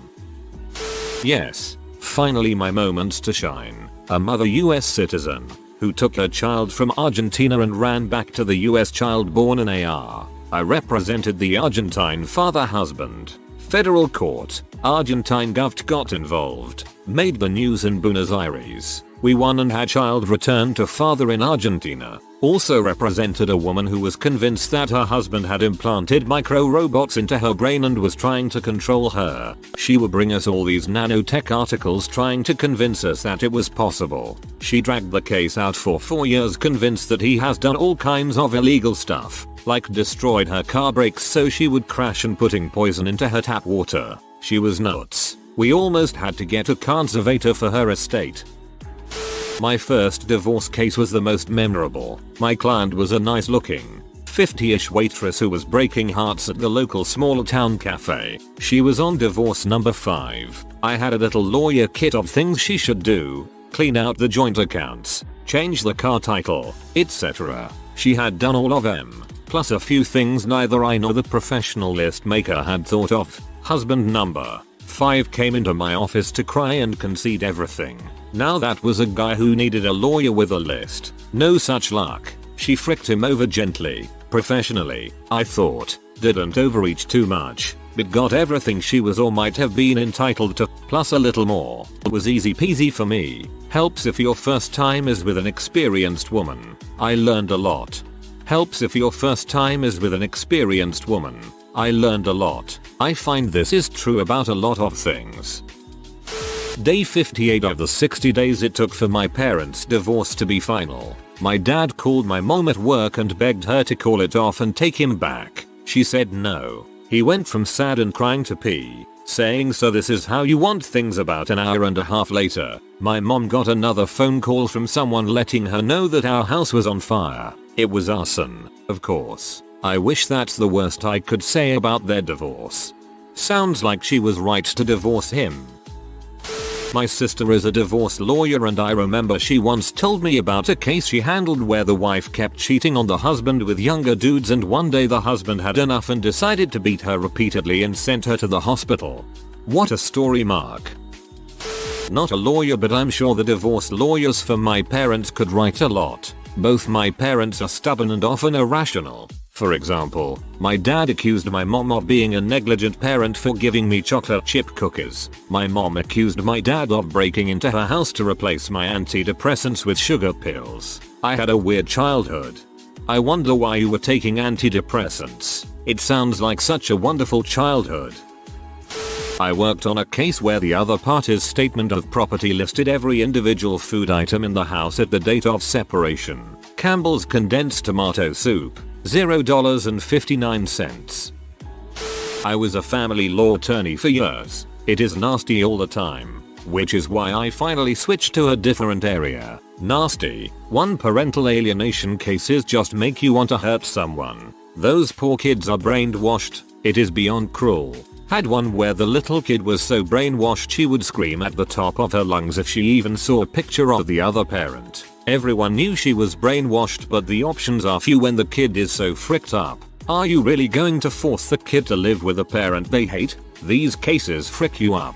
2 had several where dad didn't give a frick about ever seeing his kids, but grandmother wanted him to get some custody out of principle and was bankrolling to destroy her. 3 so much child abuse. Silly. 1 had a 10-hour mediation over who a few dirty pans that originally came from Walmart. By the end I almost waived the fee to buy my client new pans to end the pain everyone else had to endure. 2 had a divorce where they still lived together because neither wanted to move. I believe they still live together several years later. They hated each other, so I don't understand, but their choice. 3 most clients destroy their own case, make the judge hate them by being terrible. I have had to tell them shut up more times than I can count. The husband in the case broke into the wife's, our client, home, poisoned some of her food, and left. She went to the hospital and ended up being perfectly okay, thankfully. I interned for a small family law firm in Virginia last summer and had 2 really odd stories. 1. This attractive lady came in seeking a divorce. Before divorcing, she and her husband moved into a house in the Virginia mountains with her parents, as they were relocating from Florida to Virginia to start their relationship over and had not found a new place to live yet. She had found his personal classified ads on Craigslist. If I remember correctly, well, crap keeps hitting the fan, and he kicks her out of her parents' house. You read that correctly. 2. Another crazy story was surrounding a mid-40s couple that got remarried. All of their children from their respective first marriages were grown up. Anyways, they decide to adopt 3 kids from some African county. At first they think the 2 girls and 1 boy are brother-sister, but end up being 2 sisters and a cousin. The kids had apparently seen some awful crap back in Africa. All their parents were dead or drug addicts, etc. Anyways, they all have terrible manners that they won't fix. Eating with their hands at the table, bad hygiene, obnoxious, etc. However, the really sad part was the older girl, around 11-12 years old. She was sexually assaulted, raped in Africa, and she had become sexually reactive. This means she was masturbating all the time, in public, and even once made her sister perform oral sex on her, which the mother found them doing in the bathtub. A really sad story. Told this one before, but it bears repeating and is also pretty crazy, at least in my opinion. I'm a land use and real estate lawyer, but a friend's friend is, or at least was, a divorce family lawyer. My friend once told me a story wherein my friend's divorce lawyer friend was attacked by a client's former spouse while doing his grocery shopping at a local supermarket with his wife and kids. The former spouse attacker has blamed the divorce attorney for taking him to the cleaners and for the downward spiral that followed the divorce. Last I heard, the lawyer who was assaulted in the grocery store decided to change practice areas. I've said it before and I'll say it again. Criminal lawyers often work with the worst people on their best behavior. Family lawyers often work with the best people on their worst behavior. Divorce lawyers of Reddit. What is the most insane, evil, funny, dumb way a spouse has tried to screw the other? Ian'll but work in the court system. One's case that came in was a couple divorcing on mutual terms. The husband had 1 child with her and the wife had a child from the previous marriage. He agreed to pay child support for both children. I guess he really cared about this other enough to support her even though it isn't his obligation. Judge signs the order. They go to set up the child support account and it gets kicked back saying you can't have 2 accounts for one child. Turns out she's been collecting child support from the biological father the entire time and never told him. She basically tried to milk 2 fathers for one child, and the other attorney knew about it. Here in Canada, a kid can legally have up to 4 individuals responsible for paying his or her child support. There was a court case a few years ago where a lady tried to change that law and have the number up to 5. Not my case. But during my first year of law school, lawyers from different practices came to give us a peek behind the curtain of different areas. The divorce lawyer told the story of rather well-to-do couple that spent months and months and many tens of thousands of dollars fighting over absolutely everything, all the way down to a single ceramic ashtray. He couldn't remember the significance, but somehow it had come through the husband's family. Even after everything else had been decided, they spent many more months and nearly $100,000 fighting over just this ashtray. Then, after a court hearing, the wife finally won the ashtray. She promptly strode out to the white courthouse steps and smashed the ceramic ashtray, left the pieces all over for the husband to see on his way out. Decided that day I would not be a divorce lawyer. TLDR. Spent $100K to win an ashtray only to smash it in spite. I think you made a good decision after reading all these answers. Once had a boss who had to leave his house for 6 hours while his ex-wife grabbed all the belongings she was legally entitled to. When he returned home, every knob and handle was gone. Doorknobs, cabinet handles, drawer handles, anything that was screwed onto something and used to open it, she had taken. Every day for the next week he would occasionally yell out she took the fricking knobs. My friend's mom did this when she found out her husband was cheating. In addition, all the light bulbs and toilet paper, even the light bulb in the fridge. She knew he would come home from work in the evening and have to figure out what was going on. I am an interpreter who works frequently with police and lawyers. The most out there thing I ever interpreted in court went like this. Ms. So and so, we know each other for a long time, correct? Yes. As a matter of fact, we have known each other for 5 years, correct? Yes. And at the end of each and every meeting we had during the past 5 years, we always agreed on one thing, correct? Yes. Please, tell the judge what we agree on. It's not okay to break in my ex's apartment and lick all his cutlery. Yet, here we are, Ms. So and so, I died. This made me giggle, and is a welcome respite from all the dog killing and child molestation accusations. Thank you. I didn't handle a divorce, I handled parts of the aftermath. In the divorce, she went AWOL, was living in a truck somewhere, and just couldn't handle it mentally. He gave her 5 of his 9 companies. They were the ones that owed 7 figures in payroll taxes. He had made her the bookkeeper on paper. She spent decades trying to shake the IRS for the results. I'm a lawyer but have had a very limited amount of experience in divorce cases. The first case I ever worked, the husband waxed every single hair off his body in an attempt to avoid a court-mandated drug test. We had a guy at work do this. Shaved his whole body, razor burn on the back of his neck, cut up his elbows. He was a hairy dude. Then he failed the urine test. I asked him why he went to all that trouble and he said, I don't know, I was high. Till, when you're about to go through a divorce, don't clean out the accounts and hide the money. Grab your pets and put them in a safe place where nobody will ever find them until the divorce is all long over. A soon-to-be ex-husband left his wife's prized koi to die on the doorstep of their house. Apparently the value of these fish, 6 in total, was over $100,000. She was, according to her lawyer, so distraught that she couldn't be in court, only in LA. Articled at a family law firm, thankfully moved on since. Worst I saw was a decades-long case. Husband had been in a motorcycle accident, suffered brain damage, has severely limited capacity going forward, got a huge settlement afterwards. Wife spent the next several years stealing the entirety of the guy's money and property variously by forging his signature or putting documents in front of him that he couldn't understand and telling him they were something benign so he'd sign it. She then forged a bunch of letters from a tax authority and convinced him he was about to go to jail and further convinced him to flee the country. He finally came back several years later to find out everything he owned was in her name and one of the documents he was told to sign were divorce papers. Dude got left with nothing. I moved on before I found out how the story ended. Hopefully it ends with her dying a slow, painful death.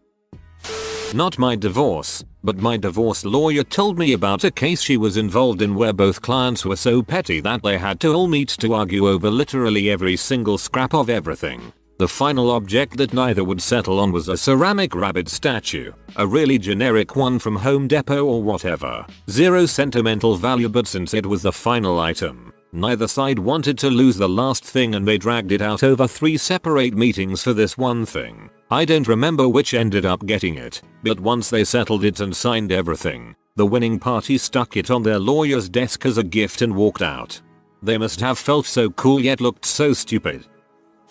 Friend was going through divorce from insane husband. He had been texting her pics of the gun he bought and threatening her. Police were called. Nothing they could do because it was only a picture. He was staying with a secret girlfriend at this point. She allowed him to go get his stuff from the house. She was scared to go back in the house alone. I went with her. First red flag was he had changed the locks. So we waited for locksmith to open the house and change the locks again. Well, when the door opens, we noticed all of the furniture was gone. So we carefully went upstairs in search of her cats. The entire second floor was empty. No cats, no furniture, even her clothes were gone. Come to find out he hired a moving company to pack and take everything, even the food in the fridge. Finally found the cats. He had taken them to another vet in town and put them up for boarding under his sister's name thinking she would not be able to find them. He was finally forced to disclose what happened to her possessions. He had them taken to a storage unit far away from the home. I can't believe I'm saying this, but relative to the amount of animal abuse in the rest of this thread, I'm glad he didn't try to kill the cats. Divorce lawyer here. Spouse had been out of the house for weeks. She waited until he was on a business trip, came into the house, turned on all of the faucets, plugged the drains, turned off the furnace, and left. It was -10 degrees. He came back 5 days later. The house was ruined. The water froze and cracked the foundation. I'm guessing no insurance, or insurance didn't cover a deliberate act of damage, or something. I'm not a divorce lawyer, but my parents got divorced about a year ago. My mum didn't want my dad to show up in court because he would contest and then they'd have to split the assets. She phoned me and told me to put laxatives in his food so he wouldn't be able to make it there. Had a client whose wife wanted him out of the house. I told him not to leave, just move to a different bedroom for the time being because once he was out the chances of him ever getting back in was slim. He texted his wife and told her he was staying in the house. She called back and left a VM that she wanted him out and if he wasn't out soon, she would start taking out her unhappiness on the children and would remind the children that mommy was being mean to them because daddy wouldn't leave. 101 on how to lose custody.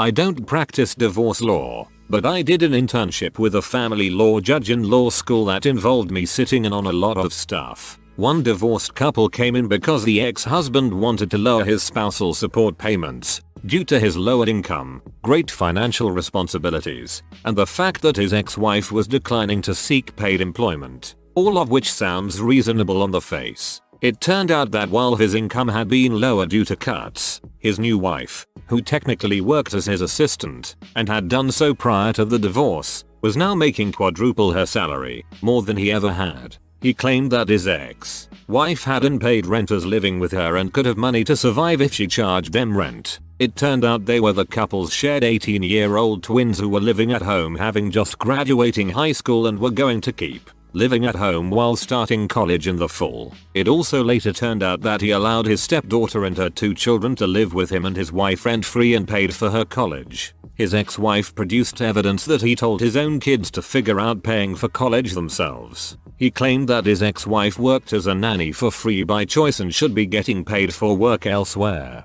The kids she watched for free were their 3 joint grandchildren from their eldest child, 2 of which were severely disabled. He claimed that when he married his new wife he gained over 15 new dependents, which was technically true. but those dependents were all in Mexico and included his new wife's grown siblings and their families, none of whom he had ever met. This dude was shocked when spousal support wasn't decreased. He's trying to bleed his ex-wife dry, not realizing he's being bled dry by the new one, lol. My dad is a divorce attorney. His clients couldn't decide who would get the Labrador puppies from a new litter they just breed. The pups are worth $1,000 a pop. Well, they also hadn't been up to date on their payments. So dad brought a litter of 8 floppy puppies home as collateral for us to have until they could negotiate the settlement. So much fun for us kids. TLDR. My client's spouse accused him of giving his deceased wife cancer. I represented a guy who was on his second marriage. His first wife passed away from cancer. He and his kids were obviously devastated. My client was a pretty sensitive guy with a big heart. His second wife could be very charming, which was why he fell for her, but it was all a facade. Anyway, to make a long story about a lengthy divorce short, my client met a very kind and affectionate woman during his case. They really hit it off and were basically engaged, even though his divorce was far from over. The fiancé started having health problems and was diagnosed with a form of terminal cancer. Somehow the second wife found out about this and tried to use the cancer diagnosis against my client in court. She developed this crazy theory that my client had killed his first wife by giving her cancer and that he was doing the same thing to his fiancée. The second wife's attorney, who was quite good, refused to be a party to it. The attorney never addressed the argument in court and didn't even ask the second wife any questions about it during testimony. Rather, the attorney informed the judge that the second wife wished to address the court directly about an issue. The judge allowed her to do so, in a highly irregular move. The second wife told her crazy conspiracy theory to the judge, adding that she was certain my client had tried to give her cancer at some point as well. I wish I had an artist's rendering of the scene, capturing the second wife's crazy eyes, her attorney's look of shame embarrassment, the judge's look of confusion ennui, and my look of awe-inspired disgust. Poor guy though, having 2 loved ones get terminal cancer.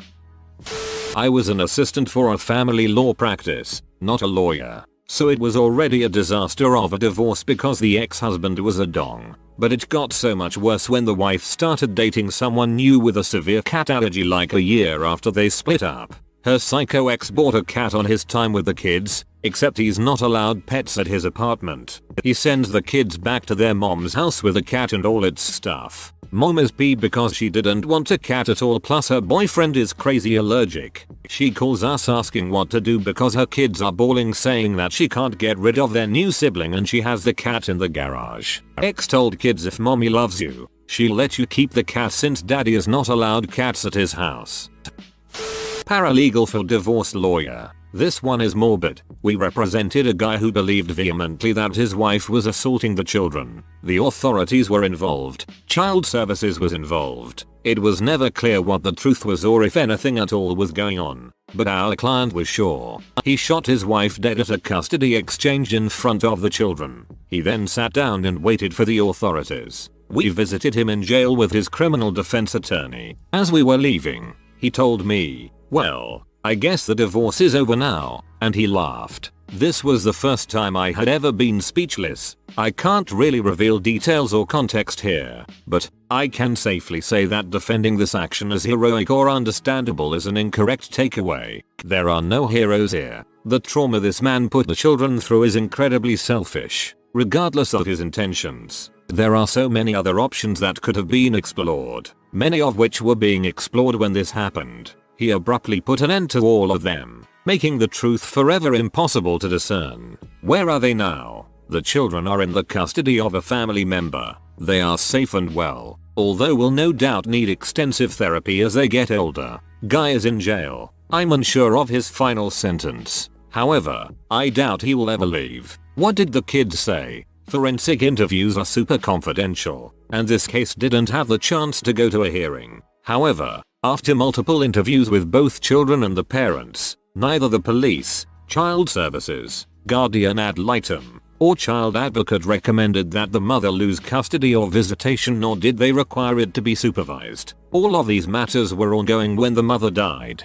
Frick, I should have stopped reading this thread once I got to the parents who were saving alimony money for the other in case of emergency.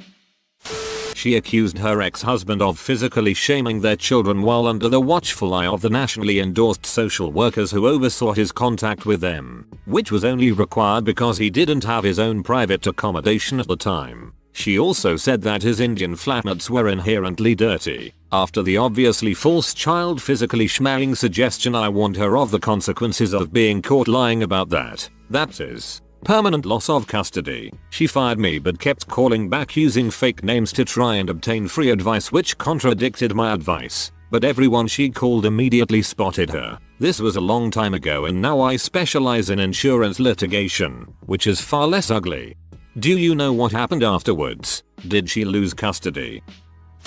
Paralegal for a divorce lawyer here. Our client told us he didn't clear out the marital account after the parties filed, which technically is true, because while he removed $45,000 he left about $3.50 in there. Disappointed that I didn't see any reference to the Loch Ness Monster yet. I worked at a computer repair store as a sales technician. Had a guy come in with a desktop that he wanted Windows reinstalled. I asked him if he wanted me to back up all of his data first and he told me that he had everything he wanted and just did a wipe. I put it in the queue and he paid and left. I started it about an hour later since an XP install was only about 45 minutes off the network. I didn't bother doing anything else except deleting the original partition and making a new one and installing Windows. About an hour after that his wife came running and asking if we had a computer with Smith as the last name. I told her I did and she showed me her ID and said that her husband brought it in to try and destroy all the proof of him cheating and stealing money from their business. When she asked if I had wiped everything yet, I told her I just did a Windows install and didn't actually really wipe anything. I called her husband and told him the situation. I told him his wife was here to get the computer. He asked me if I reinstalled Windows like we spoke about and I told him I had. He told me I don't give a crap. Give her the computer. There isn't anything left on it anyway. I said alright and hung up. I told her that he said I could give it to her and then explained to her how reinstalling Windows doesn't magically delete everything and explained to her how I could recover all of her files in a couple of hours. I ended up staying late that night and she bought me pizza and Mountain Dew. I ended up recovering every file he tried to have me destroy and made multiple copies for her. She ended up calling him from the store and reading off some of the messages he had tried to delete from his emails. I was worried that he might try to come back in and confront me, but nothing else ever came of it. Very cute of her to bring you pizza and Mountain Dew.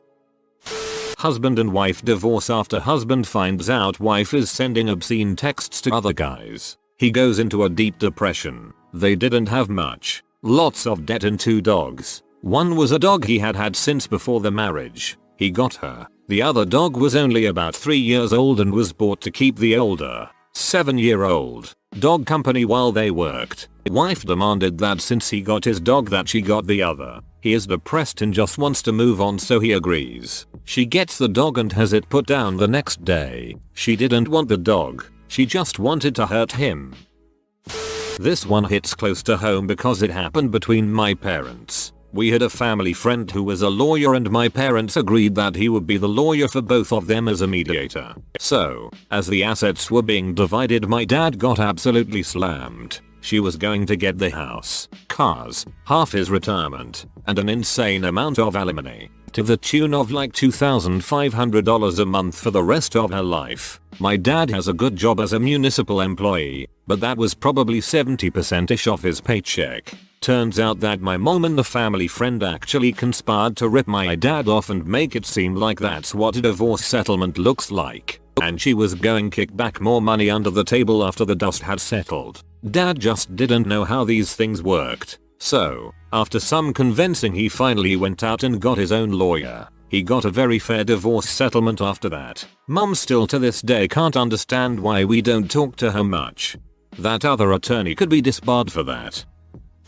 Personal experience. Unbeknownst to me, my ex was having an affair. I worked a lot of hours, so I didn't pick up on it. We had always dreamed of buying a house on a huge local lake to retire in. We literally started shopping for houses and even to raid a dozen or so. We found 2 well within our budget, but would need to sell our house first. My wife convinced me to take out a couple loans in my name and get a couple credit cards, again in my name. Most of the bills were in hers, and the mortgage was in hers, so I did. I spent about $25k in CCN loans to fully update our house and get it ready for market. As soon as the work was done, she told me she was leaving me and wanted to sell the house.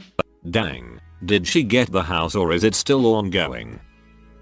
Most malicious thing I know of personally involved a co-worker of mine. He was sleeping with a married woman, and ultimately the husband found out she was having an affair. Really ugly divorce ensues, during which they fought over a lot of assets, but the real point of contention was their dog, lovely GSD named Orion. Eventually, husband gets custody of the dog, and in under a month, has the dog put down, just to hurt her back for the affair. When I posted this, I thought this situation was a rarity, and have shock and awe value from the cruelty at work. After reading the responses in this thread, not only am I saddened by how many pets get caught in the crossfire, but I am genuinely shocked by the lengths some people will go for petty vengeance.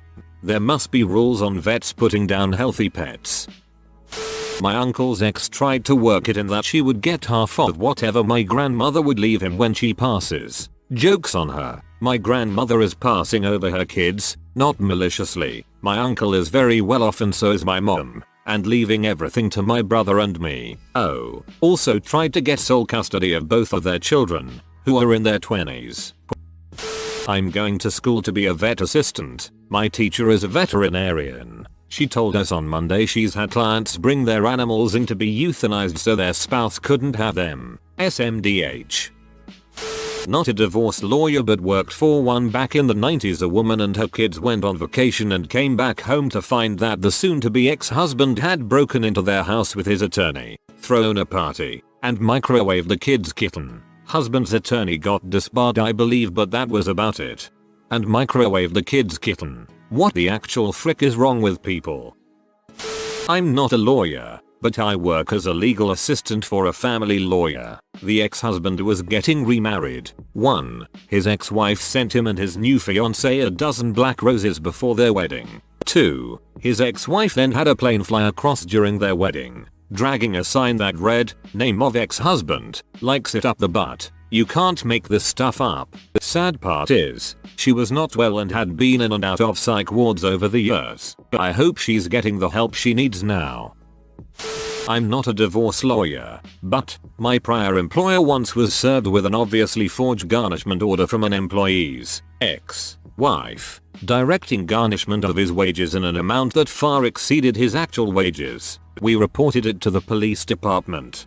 Employer here who has had to garnish wages from time to time. I don't know how it is there, but here, when there's any sort of garnishment, we pay the money to a state county, and they send the money to the person or company. The ex wouldn't have gotten it anyway. I had one client who was controlling their spouse by keeping them addicted to him. I fired them. My boss had a client who, well after we fired them, set themselves and their child on fire rather than give up custody. Here's my funny story. On the stand, my client and the other lawyer's client each spent about an hour saying I'm not lying, they're lying, then calling the other a b, butthole, goof, you name it, often using that phrase exactly. At one point one of them was cautioned by the judge for swearing and said frick, sorry. The judge decided they were both not credible. Lawyers of Reddit, what is the pettiest reason you've ever seen for divorce? A client and his wife came in regarding a real estate transaction.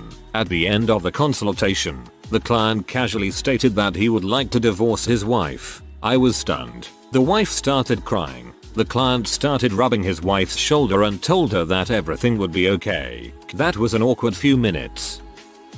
The weirdest I've ever seen is a co-worker of mine. His wife saw a picture of him at a pool when he was in high school and really athletic, toned, muscular, tan and so on. Over the 10 years after high school he stopped lifting and lost his muscle tone and just became skinny. She told him she wanted him to get back to working out because she really liked the way he once looked, and he said it was something he missed doing and agreed to get a gym membership.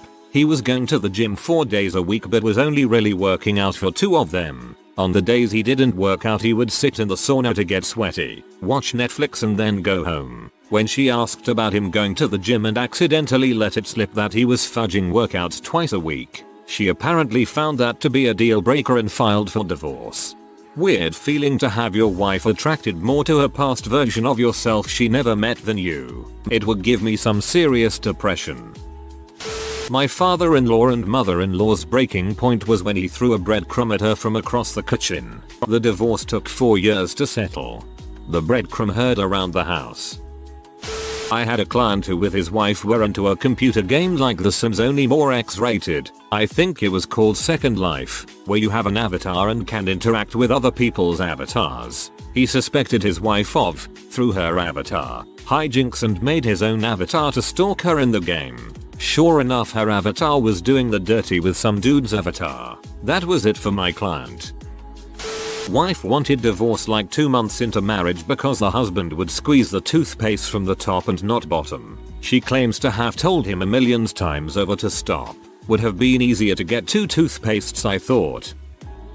Definitely the fridge story. A woman filed for divorce because her husband would eat everything he can find in their fridge whenever the wife was out for work. So she came back to an basically empty fridge each night. He also cheated on her, but she was less angry about that. The fridge was what pushed her to the point she wanted a divorce.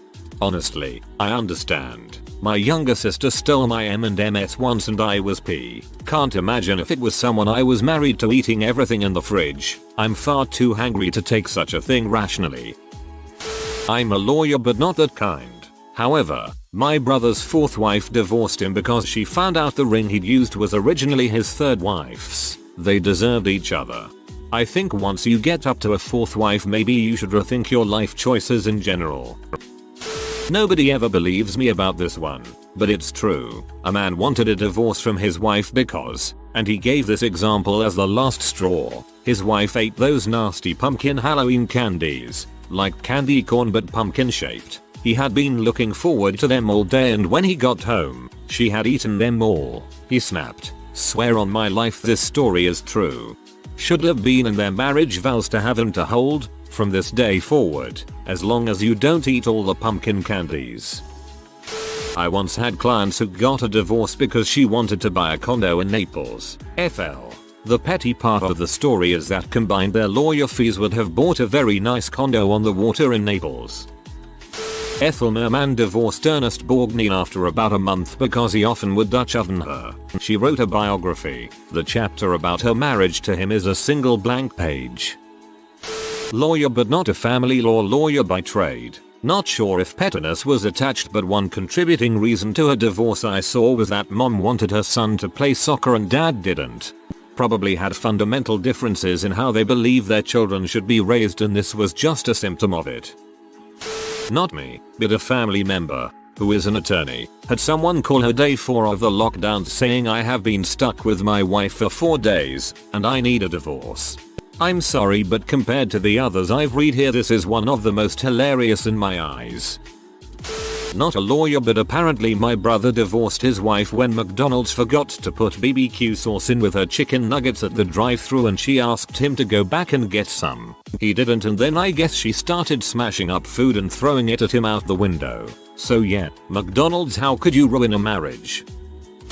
Dandruff. Wife didn't like that the husband's dandruff would flow into her face when riding a bike. They make bicycles built for one now.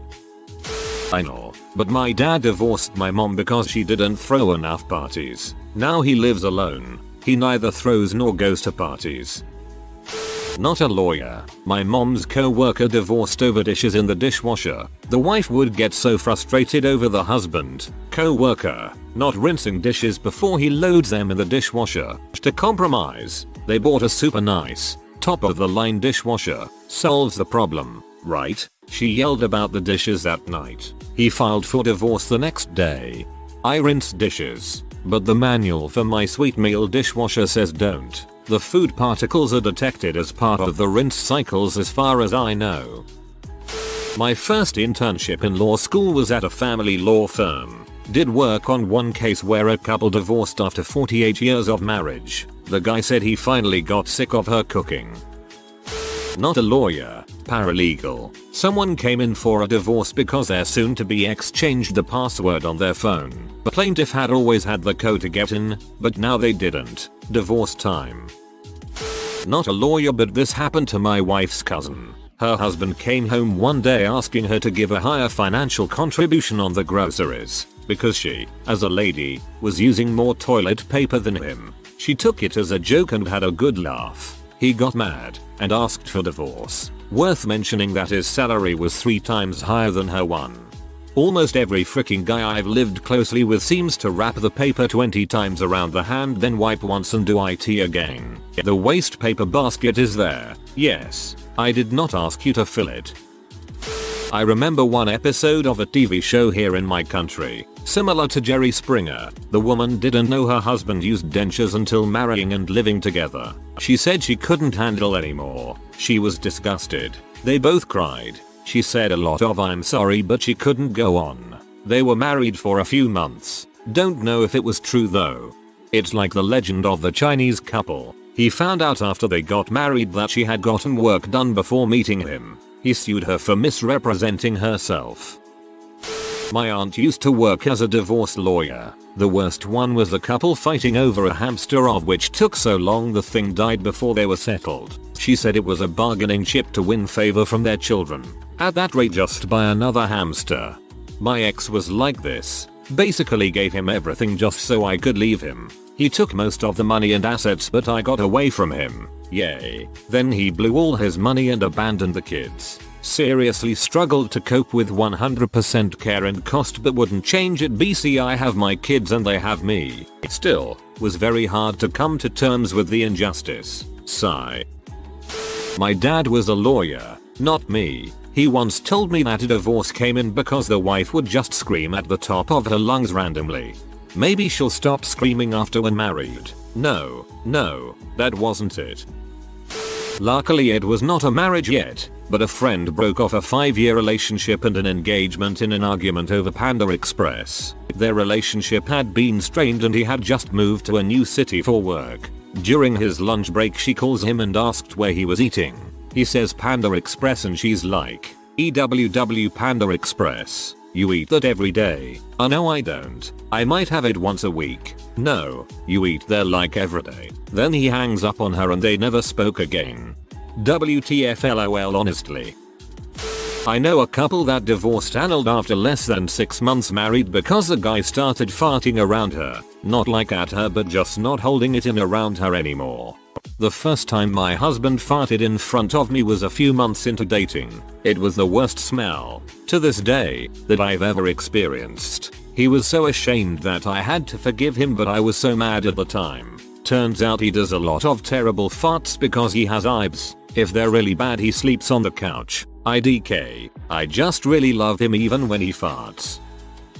A woman came in wanting to divorce her husband. He had just gotten a new job and a pretty big raise. It turned out that this new job of his also required that he work from home, but he was working in an office before. She was having an affair with their next door neighbor, and him being home more meant that she couldn't cheat on her husband easily. That was definitely a twist. I was expecting something like him being the one having the affair, but nope.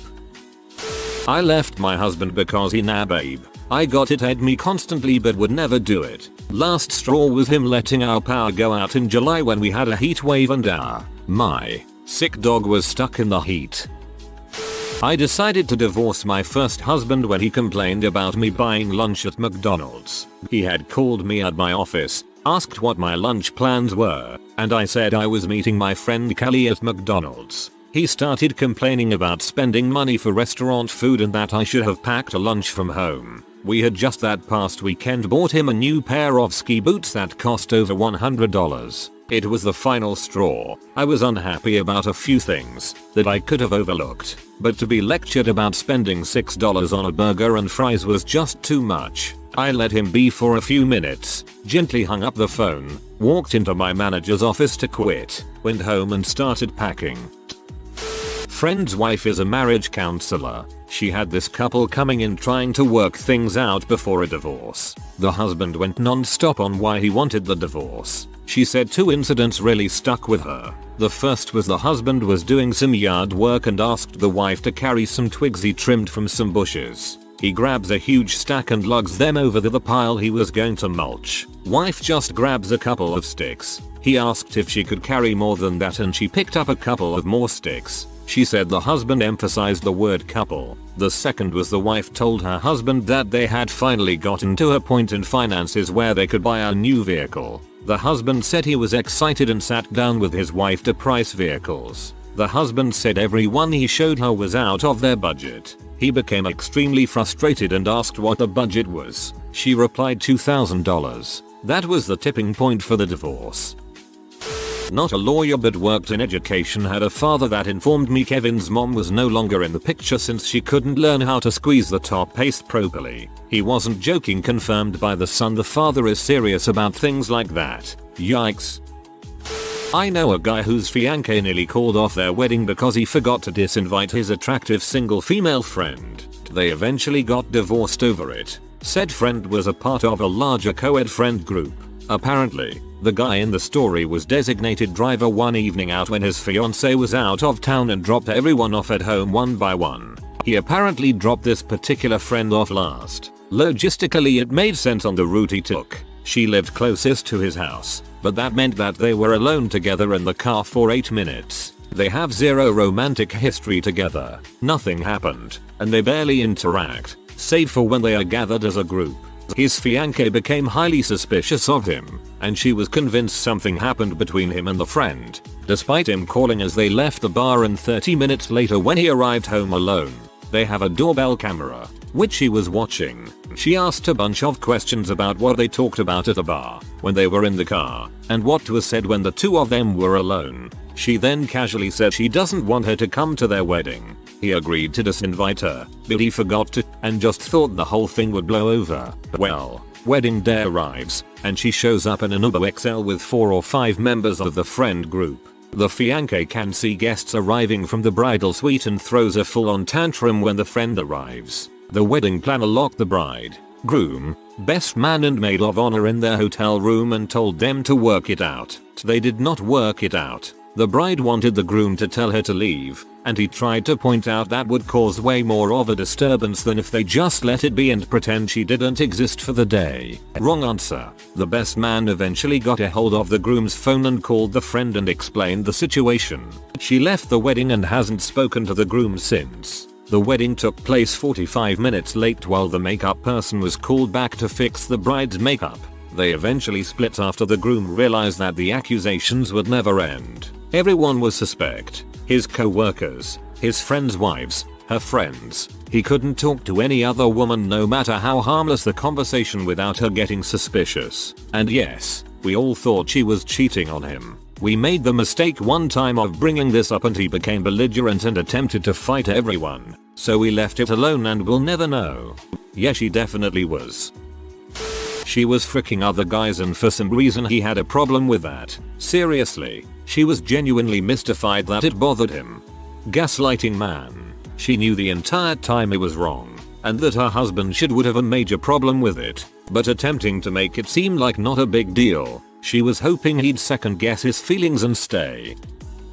Not a lawyer, but I'd have to say my divorce was kinda petty. She decided a year and a half after she kicked me out she should divorce me because I didn't come crawling back to her. Funny as she realized too late that when she kicked me out, she didn't have any income.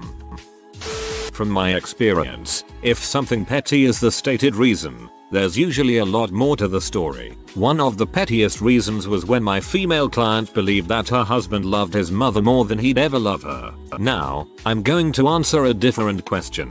What was the craziest reason for a divorce? Glad you asked. My client, female, was convinced her husband was having an affair. He worked some construction job but always came home smelling great. She finds texts from his work friend Bob where they are planning some late night pipe repairs. Well, this is the South. There is no such thing as gay here, so she believed that him and Bob were just working late. My client feels awful. She thought her husband was cheating. and clearly he wasn't. He cared so much about her that he worked with Bob all through the night. He even cared so much about her sense of smell that he'd even shower so she wouldn't have to smell all the sex. I mean pipe cleaning stuff. She feels so bad. She takes him to dinner. He asks her if she wants a drink, and she sees him walk off to the bar to get their drinks. Most thoughtful husband ever. Well, a minute turns to 5 to 10. Finally she decides she has to find him. She looks everywhere, then realizes that she didn't check the men's room.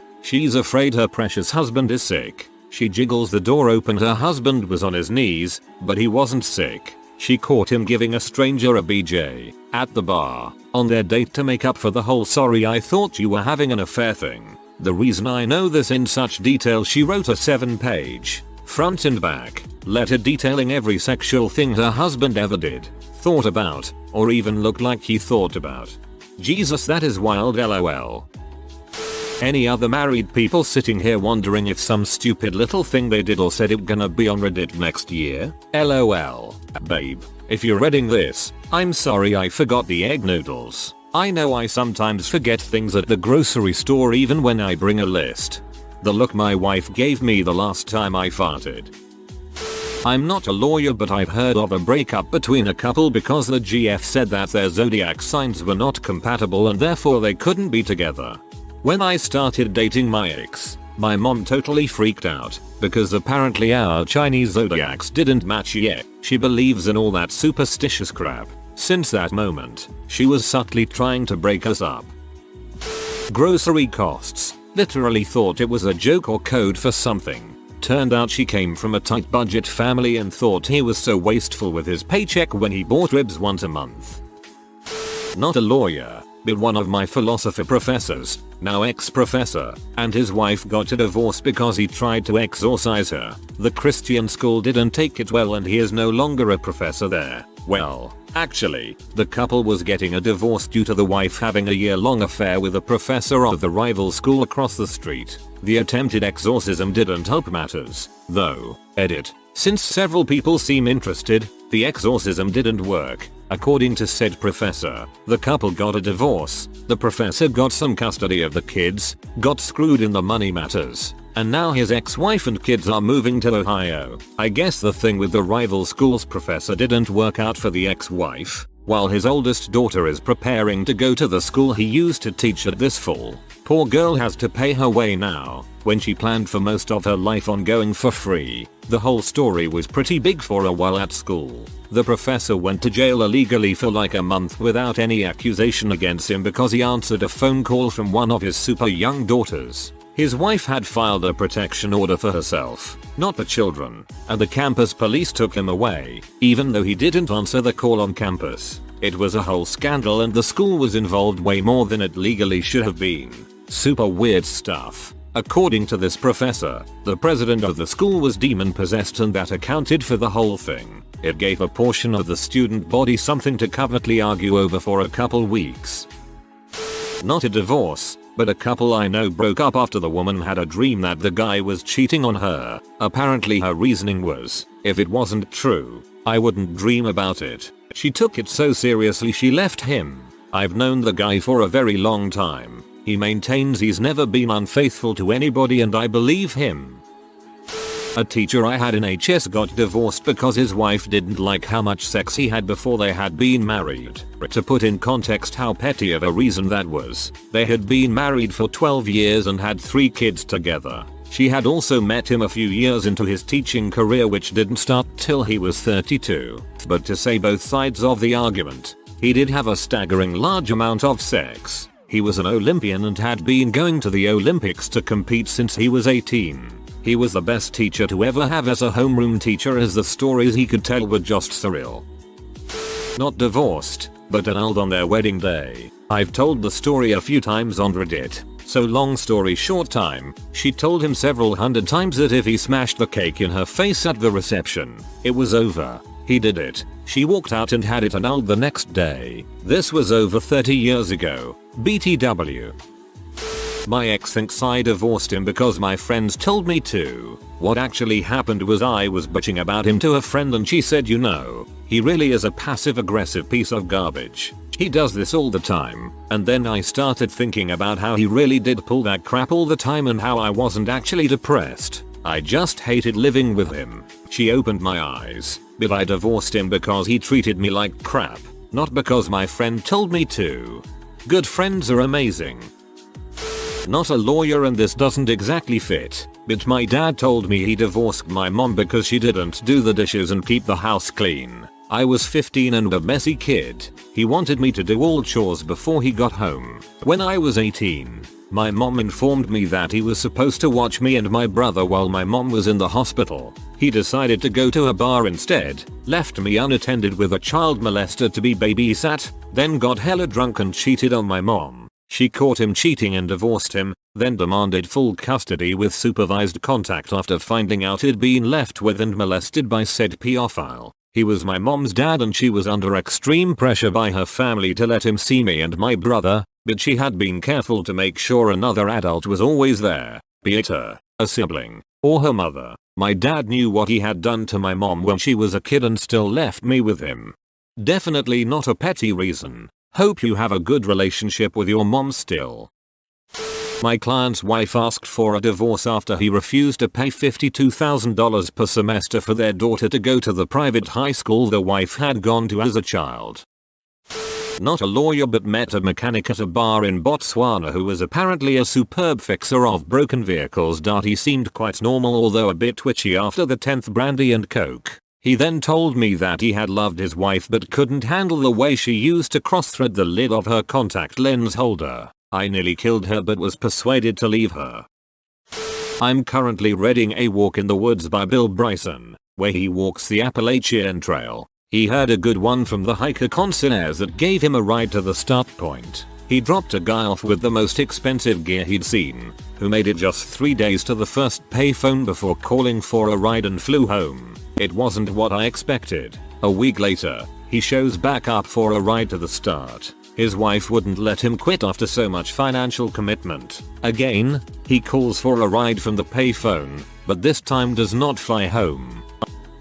So I got married at 18. Same story as most. Crappy home life. Needed desperately to get out of the house, so I married the first guy that came around and stayed with him until I was 22. I was working one day and he didn't answer any of my texts or calls. Eventually I got an answer and before I could even say hey, his response was, "What do you want? I'm playing Call of Duty." I left him a week later. Most of time, the petty reasons are just the straw that breaks the back. Divorce lawyers of Reddit. What is the most insane, evil, funny, dumb way a spouse has tried to screw the other?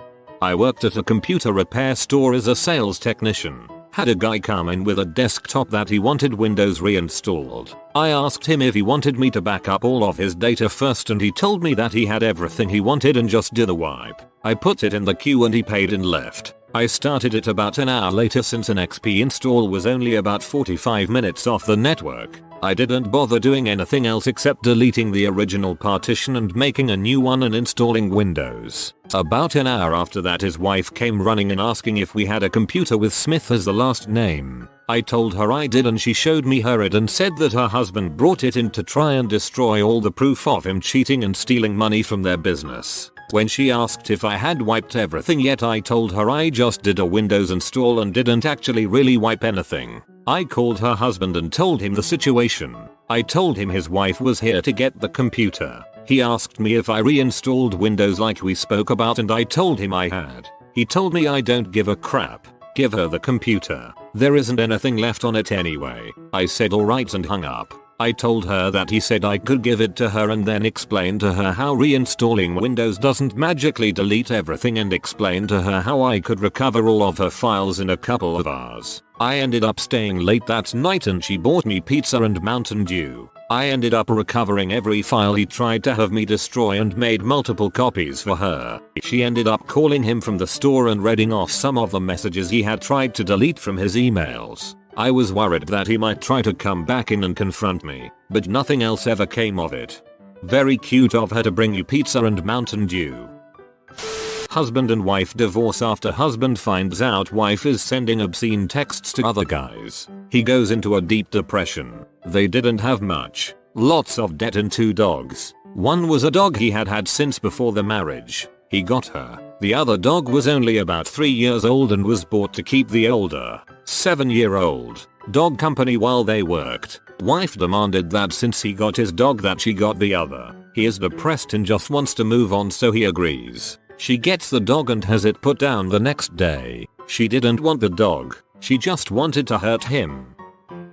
This one hits close to home because it happened between my parents. We had a family friend who was a lawyer and my parents agreed that he would be the lawyer for both of them as a mediator. So, as the assets were being divided, my dad got absolutely slammed. She was going to get the house, cars, half his retirement, and an insane amount of alimony, to the tune of like $2,500 a month for the rest of her life. My dad has a good job as a municipal employee, but that was probably 70%ish of his paycheck. Turns out that my mom and the family friend actually conspired to rip my dad off and make it seem like that's what a divorce settlement looks like, and she was going to kick back more money under the table after the dust had settled. Dad just didn't know how these things worked. So, after some convincing, he finally went out and got his own lawyer. He got a very fair divorce settlement after that. Mom still to this day can't understand why we don't talk to her much.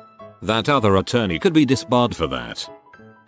Personal experience. Unbeknownst to me, my ex was having an affair. I worked a lot of hours, so I didn't pick up on it. We had always dreamed of buying a house on a huge local lake to retire in. We literally started shopping for houses and even to raid a dozen or so. We found 2 well within our budget, but would need to sell our house first. My wife convinced me to take out a couple loans in my name and get a couple credit cards, again in my name. Most of the bills were in hers, and the mortgage was in hers, so I did. I spent about $25k in CCN loans to fully update our house and get it ready for market. As soon as the work was done, she told me she was leaving me and wanted to sell the house. Dang, did she get the house or is it still ongoing? Most malicious thing I know of personally involved a co-worker of mine. He was sleeping with a married woman, and ultimately the husband found out she was having an affair. Really ugly divorce ensues, during which they fought over a lot of assets, but the real point of contention was their dog, lovely GSD named Orion. Eventually, husband gets custody of the dog, and in under a month, has the dog put down, just to hurt her back for the affair. When I posted this, I thought this situation was a rarity, and have shock and awe value from the cruelty at work. After reading the responses in this thread, not only am I saddened by how many pets get caught in the crossfire, but I am genuinely shocked by the lengths some people will go for petty vengeance. There must be rules on vets putting down healthy pets. My uncle's ex tried to work it in that she would get half of whatever my grandmother would leave him when she passes. Joke's on her. My grandmother is passing over her kids, not maliciously. My uncle is very well off and so is my mom, and leaving everything to my brother and me. Oh, also tried to get sole custody of both of their children, who are in their 20s. I'm not a lawyer, but I work as a legal assistant for a family lawyer. The ex-husband was getting remarried. 1. His ex-wife sent him and his new fiancée a dozen black roses before their wedding. 2. His ex-wife then had a plane fly across during their wedding, dragging a sign that read, "Name of ex-husband, likes it up the butt." You can't make this stuff up. Sad part is, she was not well and had been in and out of psych wards over the years. I hope she's getting the help she needs now. Not a divorce lawyer but worked for one back in the 90s. A woman and her kids went on vacation and came back home to find that the soon-to-be ex-husband had broken into their house with his attorney, thrown a party, and microwaved the kid's kitten. Husband's attorney got disbarred I believe, but that was about it. And microwaved the kid's kitten. What the actual frick is wrong with people? I'm going to school to be a vet assistant. My teacher is a veterinarian. She told us on Monday she's had clients bring their animals in to be euthanized so their spouse couldn't have them. SMDH. I'm not a divorce lawyer, but my prior employer once was served with an obviously forged garnishment order from an employee's ex-wife, directing garnishment of his wages in an amount that far exceeded his actual wages. We reported it to the police department. Employer here who has had to garnish wages from time to time. I don't know how it is there, but here, When there's any sort of garnishment, we pay the money to a state county, and they send the money to the person or company. The ex wouldn't have gotten it anyway.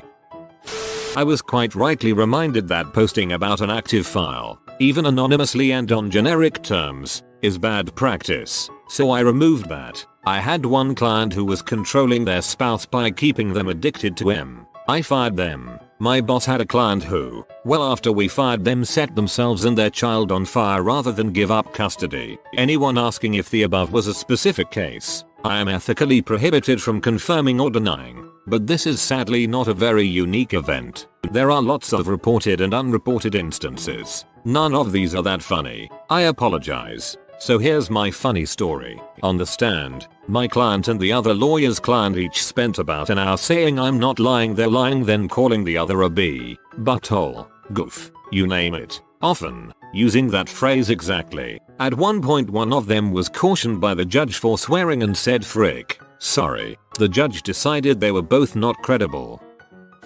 Former divorce lawyer, not so much insane, but unfortunately common, accusing former spouse of molesting the children and domestic violence to retain full custody and get a restraining order to force spouse out of the marital home. This sets the new status quo for custody, which judges are reluctant to disrupt considerably down the road. Takes months if not years for accused spouse to prove his innocence, and CPS will often find evidence where none exists if accusing party is a good enough manipulator actor. Pretty horrendous long-term outcome for all parties. Kids are brainwashed against a strange parent when young. Later they often grow to resent the accusing parent for poisoning their relationship with a strange parent. Kids often grow up with multitude of mental health issues. Probably one of the worst things a person can do to their children, all to win against their former spouse.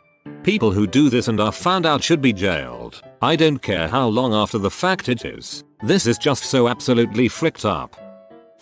I work for a divorce attorney now, but the craziest thing came to my attention when I worked for the prosecuting attorney. This couple was breaking up and Mr. left the house. Mrs. went to work the next morning as usual. When she returned home in the evening, she found Mr. had been to the house and removed his clothing and belongings as she expected. What she didn't expect was that he had also gorilla glued her belongings together. He glued the TV remote to the table, the phone to its cradle, the couch pillows to the couch, and even glued the vacuum cleaner to the carpet. She called the police and reported this as property damage. The police went with her through the house documenting dozens of items glued to various things, but for days she was discovering random things and she would call to amend or update her report. My GD oven mitts were glued to the wall, or he glued the effing sheets together in the linen closet. I've seen people do and say really awful things to each other, but that was diabolical. Whoa, that's creative. Smart of her to call the police. Documenting this upfront helps.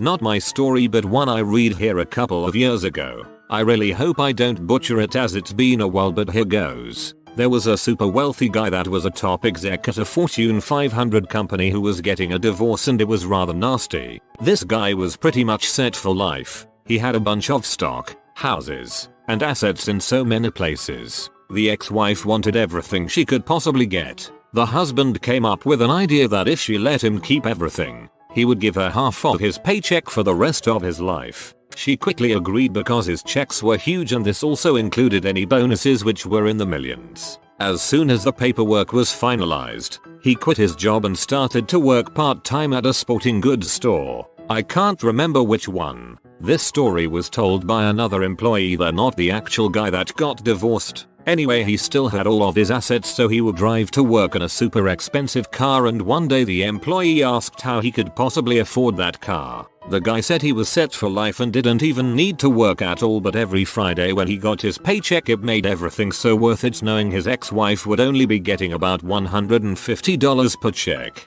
I remember that one. I think when the ex-wife tried to sue for more money, he just said the emotional toll of the divorce was too great and he just couldn't handle the stress of his old high-paying job anymore. I'm in a different area of law, but my co-worker had a client in a messy divorce where the parties were required to split up some antique pots. When the husband delivered the wife's share of the pots to our office, he took a crap in each one of them. It was a whole big incident. I just saw this on a YouTube video. The husband gave the wife everything material, house, cars, etc. in the divorce except his Magic the Gathering collection. When he went to collect it, he found his wife had broken the seal on his MTG Alpha starter deck. This was worth about 20k USD at the time and currently for sale on various sites for around 50k. For context, as soon as you break the seal, the deck becomes worthless, and unless you get some of the insanely priced cards, like Black Lotus, you will lose a significant amount of money. So she literally got all the assets they accrued over the marriage and killed the only thing of value this guy got out of total spite. Magic the Gathering collection. I know of a guy who had these really rare playing card decks that he managed to win in a divorce settlement, and his wife did the same thing. He ended up suing and she had to pay over $250,000 because that would have been the insurance payout if they were stolen. I read one where in the settlement there was shared custody of a parrot. Neither were allowed to teach the parrot to swear at the other one. I hope the parrot is going through some counseling. How about a wholesome, insane one? Anal. But this was told to me by my mom regarding the divorce she got from my dad. They couldn't settle on an alimony amount. Mom and her lawyer came in with a number. Dad countered with a number. They couldn't agree, because my dad thought my mom should get twice the amount in alimony she was asking for, and my mom didn't want my dad to give her that much money for months. It took months for them to settle on a figure that appeased both of them. Even then, my mom puts aside the extra above what she wanted in case my dad ever has a financial emergency, and my dad puts aside the extra she didn't want in case my mom ever has a financial emergency. The funny thing is, they don't know the other is putting the money aside for the other. My mom told me about her emergency stash and my dad told my brother about his emergency stash. Bro and I discussed it while talking about what nut jobs our parents are. Their divorce was perfect. It wasn't. There were still some hurt feelings and resentment from all parties involved. However, my parents, for all their flaws, both accepted their own responsibilities for the falling apart. I think it helps that they still loved each other deeply, they just weren't in love anymore. They have been friends since my mom was 2 and my dad was 3. Started dating when mom was 12 and dad was 13. They separated at the ages of 49 and 50. It makes sense that they grew apart. I've had a few people ask why they divorced in the first place. My dad had had a girlfriend for at least 15 years, possibly longer. My mom knew, but they agreed to not divorce until my younger brother had graduated high school. My dad got remarried to his girlfriend. My mom has also since remarried. All 4 of them get along famously now. The separation and divorce happened about 10 years ago. I'm very lucky to have 4 parents who care about me and who absolutely adore my own little dudes. Not a lawyer, but my partner has a mate who was going through a messy divorce. He registered as a gambling addict and went to some Gambling Anonymous, or whatever it's called, and proceeded to go to the casino every day, taking wads of cash with him, pretending to gamble it all away, while he was secretly squirreling it all away. That way, when it came to the divorce and he was questioned where all his money went, he could prove that he lost it all through his gambling addiction and never had to pay her a penny. If your ex-spouse wants your pet, and they intend harm to it, and it's not chipped, give the dog away to a friend. They can chip the animal and there you go. They have verified ownership. Not a lawyer. I worked at Staples for 6 months in college. I only ever sold one chair mat because the cheapest one was crap and the nice one was $120-ish. One day a guy walks in who looks homeless. He looks distraught. I give him my normal doing alright today, sir, and he tells me that he needs a chair mat, so I walk him back to show him the options. I told him that no one had ever bought one because the $30 mat is flimsy and the nice mat is over $100. He looks deeply into my eyes and says, my wife left me today. She cheated on me and she's going to take everything. Give me the most expensive mat you have. If she wants it, I'll cut it down the middle so she can have her half. Freaking B. I didn't really know what to say, but I came back with, well, we do sell protection plans for $9.99. If anything happens to it, he interrupted with, frick it, add it on there. Every dollar spent is one she can't have. I hope he's alright. I probably caught him on the worst day of his life. Got props from the bosses for not only selling a chai mat but also for the protection plan. I'm half cringing at the boss's reaction and half wondering what would have happened if you'd shown the customer your entire store catalog.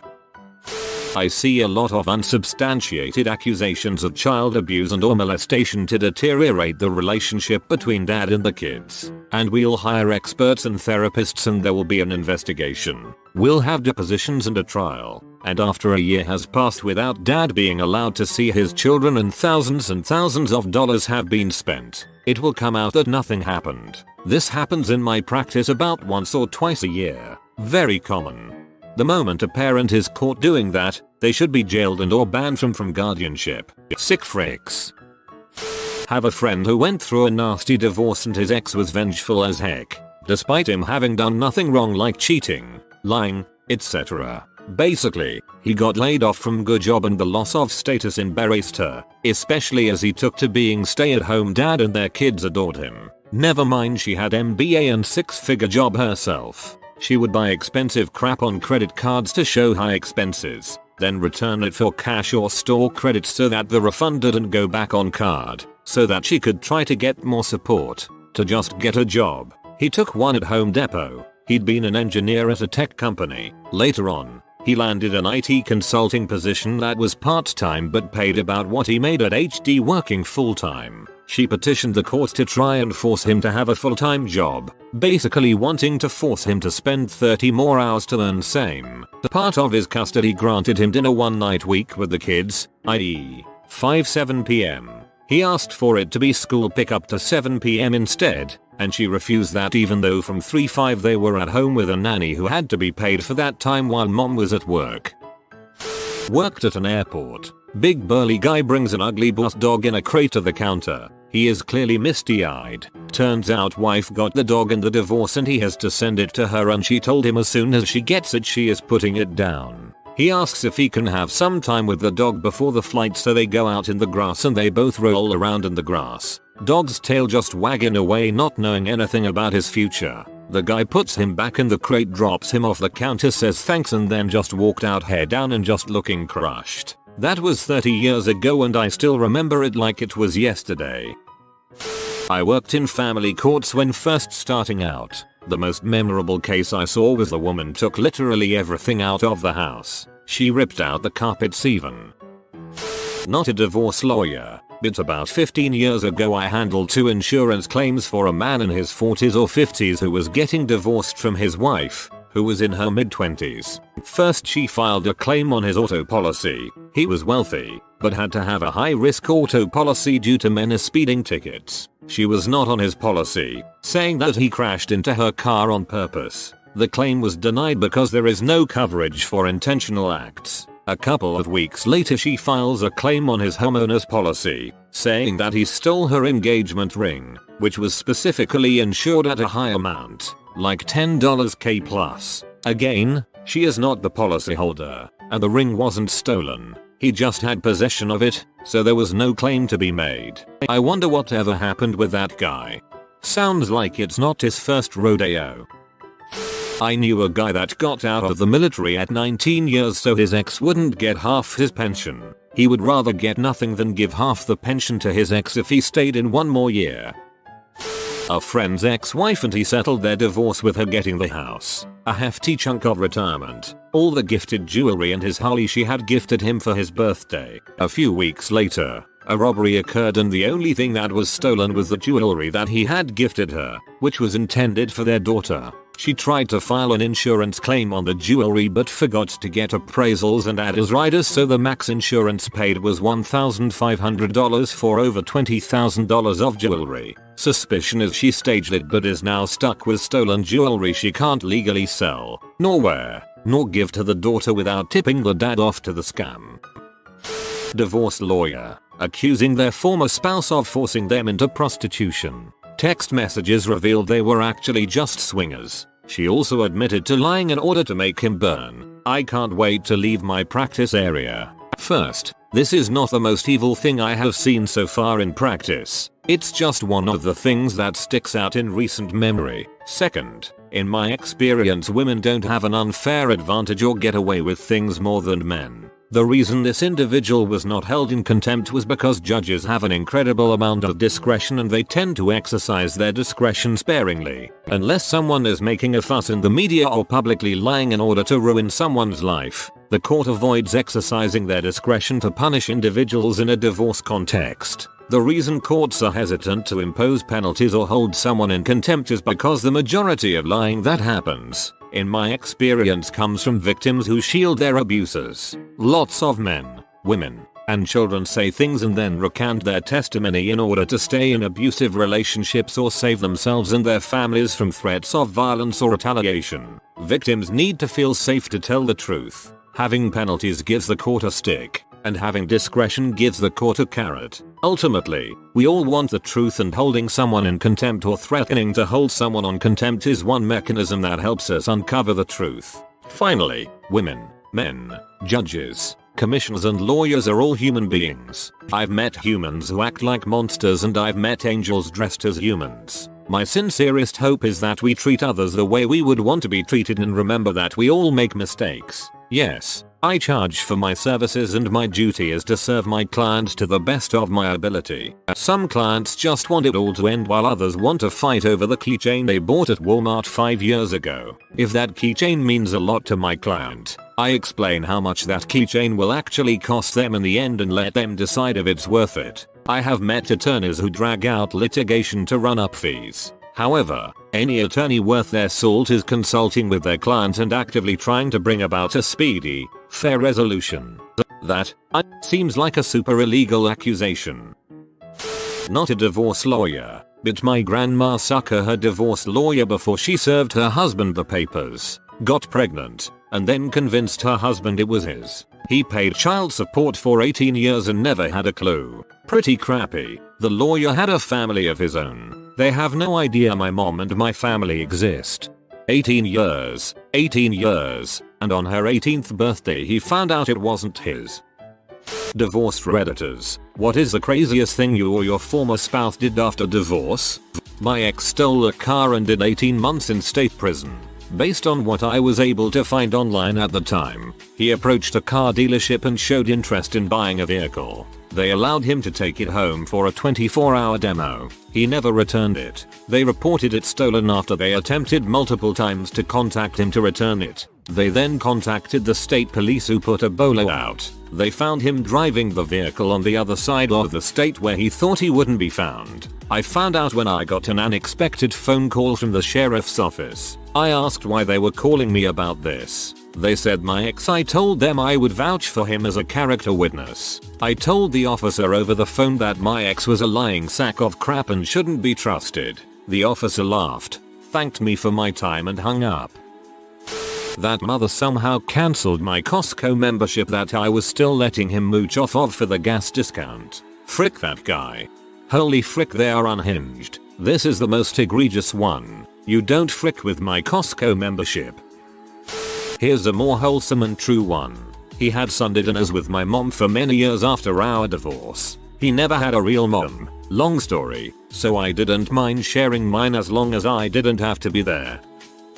Laundry list, but my favorite was his sister sent a Facebook message to all of his contacts the day of our separation, including my family. Before we announced anything, her message stated everyone should immediately delete me, and if I said anything about why we separated I was lying and not to listen. Basically, this created a lot of curious questions and a lot of laughs.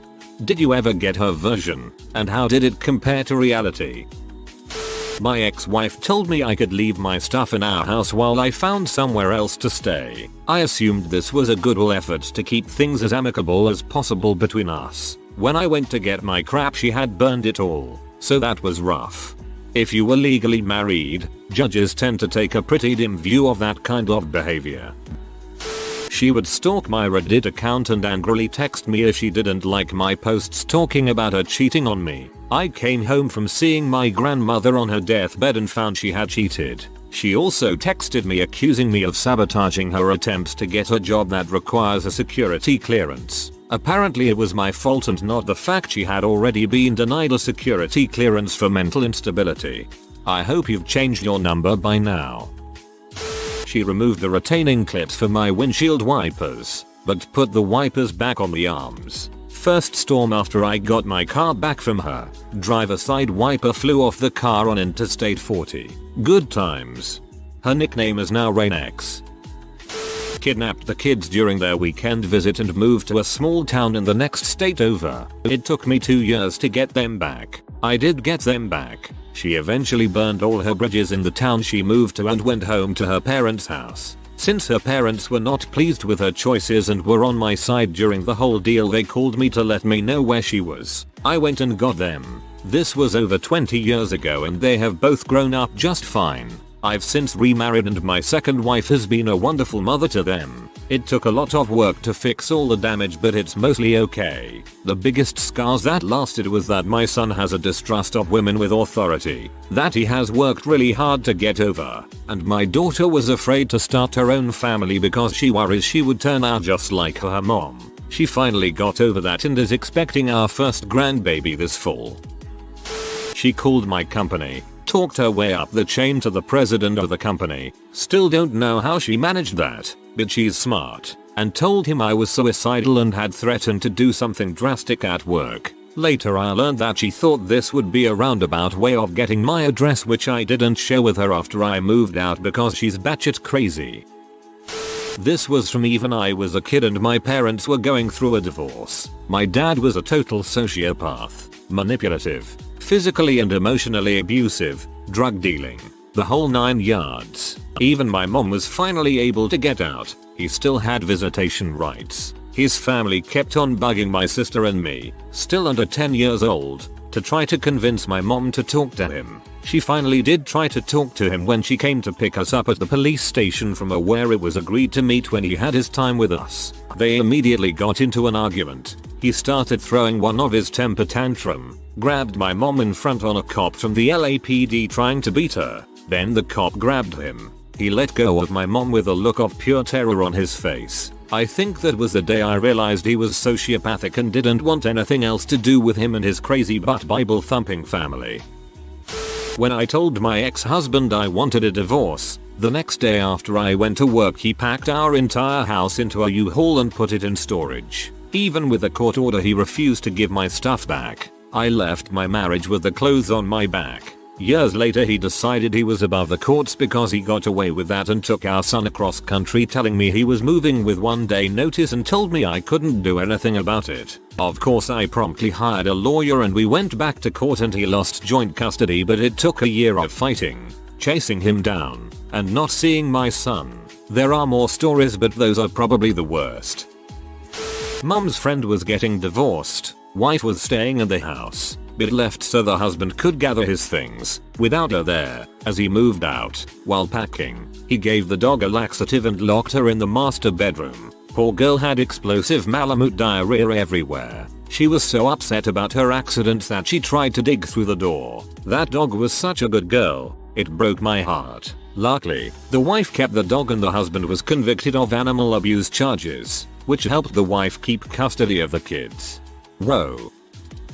After he realized I was never going back, he told his mom that I had been stealing from the family the whole time we were together. Then he literally put it in writing that I had a key to his parents' home and would sneak in and take his dad's guns and his grandmother's jewelry, and that he had been powerless to stop me. It was always his druggy sister. Always. Anyone with eyes could see it, but no one in the family wanted to believe it.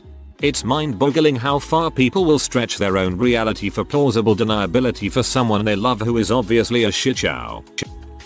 Called me and pretended he had been hit by a car while we were talking. He even tried to voice the crowd that had gathered around his body. God awful acting, but pretty funny listening to him try to mimic a woman's voice. Points for trying to be inclusive, I guess. I think he was trying to get me to relive my trauma of being on the phone with a friend who actually had been hit by a car while we were talking. Too bad he didn't realize that hearing the real thing is worlds different than hearing a dumbass try to act it out.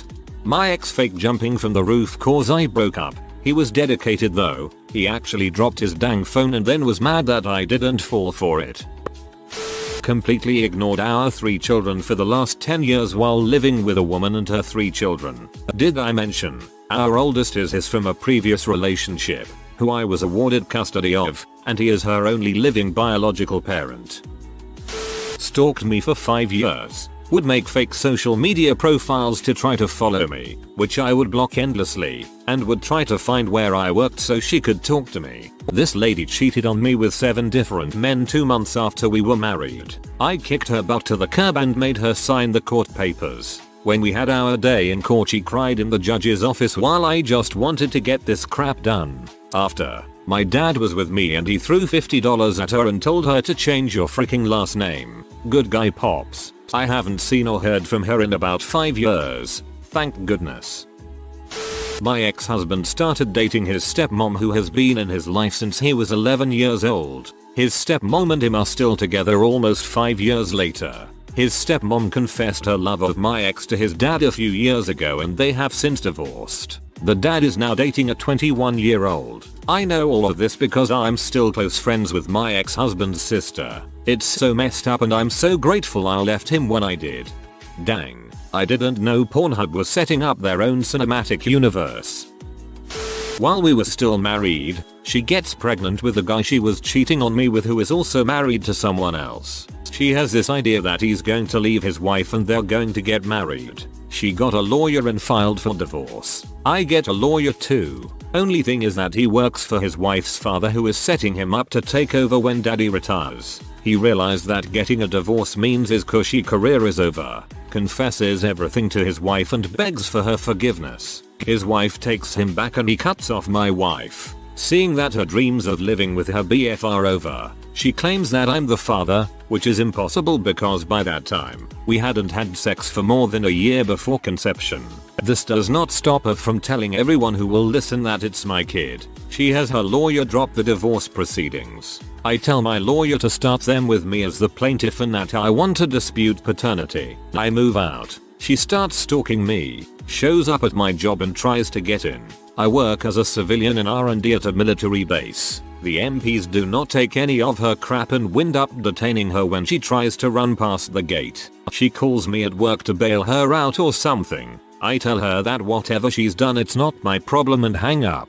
I also was able to get a restraining order, which she violated repeatedly. She asked for everything. Both cars, the entire house and contents, savings, my retirement account, etc. Plus 7 years of spousal support. I offer no support and half of the assets. If she wanted to house, she'd have to buy me out and refinance in her name only. When the kid was born, she tried to put my name on the birth certificate anyway, but I'd already successfully disputed paternity, so that didn't go over well. She had to go after Loverboy, who was definitely less than happy to see her. In the end, we split the assets 50/50, sold the house and she got no spousal support. I don't know if she was able to get money for the kid from Loverboy or not. She called me a few times after the divorce, wanting to get together and talk. The calls were in violation of the restraining order, but I never reported it. About 6 months after the divorce was final, I was offered a new job on the other side of the country. I took it and never told anyone outside of my family where I was going.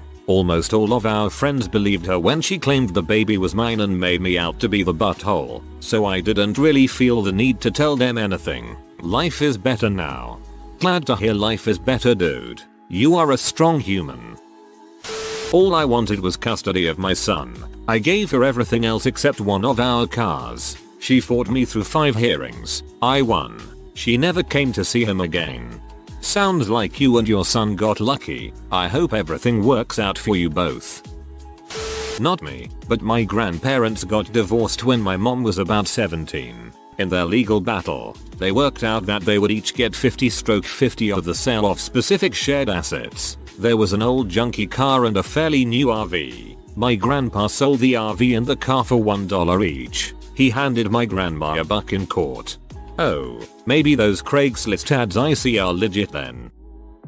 She got custody of our 3 kids, got 70% of my take-home pay for child support, requiring me to move into the barracks. I was in the USAF. Then she immediately moved out of state without telling me, despite the divorce decree requiring my consent, all but guaranteeing I would have no contact with my kids. That's not the crazy part. The crazy part is just a few years later she decided she didn't want to be a mother anymore, so she signed up with a carnival. I think she had the hots for one of the ride operators and left the girls on their own without telling me or the girls beforehand. She called my oldest daughter a few days after leaving to tell her to call me. They hadn't called me before that because they had apparently grown accustomed to their mother disappearing for days at a time. Final straw that led to the divorce. Got drunk and drove her car into the middle of the desert. Sent her friend a picture of the GPS and said I didn't love her so I wouldn't come and look for her. She wouldn't answer my calls but kept calling her friend saying I didn't care. I looked for 2 hours before going back home because I needed to work in the morning. She came home and started banging things around and came into our room and threw her phone at me saying I didn't love her. Punched me in the face multiple times and went to jail. After I filed for divorce she lost it. CPS wouldn't let her kids stay at the house because of the DV charge against her so they stayed at her parents'. She purposely stayed at the house so that I couldn't see my kids. I refused to be alone with her after for fear that she would hurt herself and blame me so I always went to the house with someone if I needed anything. She got tired of this and decided to just remove everything from the house while I was at work. I mean everything that wasn't in my kids' bedrooms she took out of the house.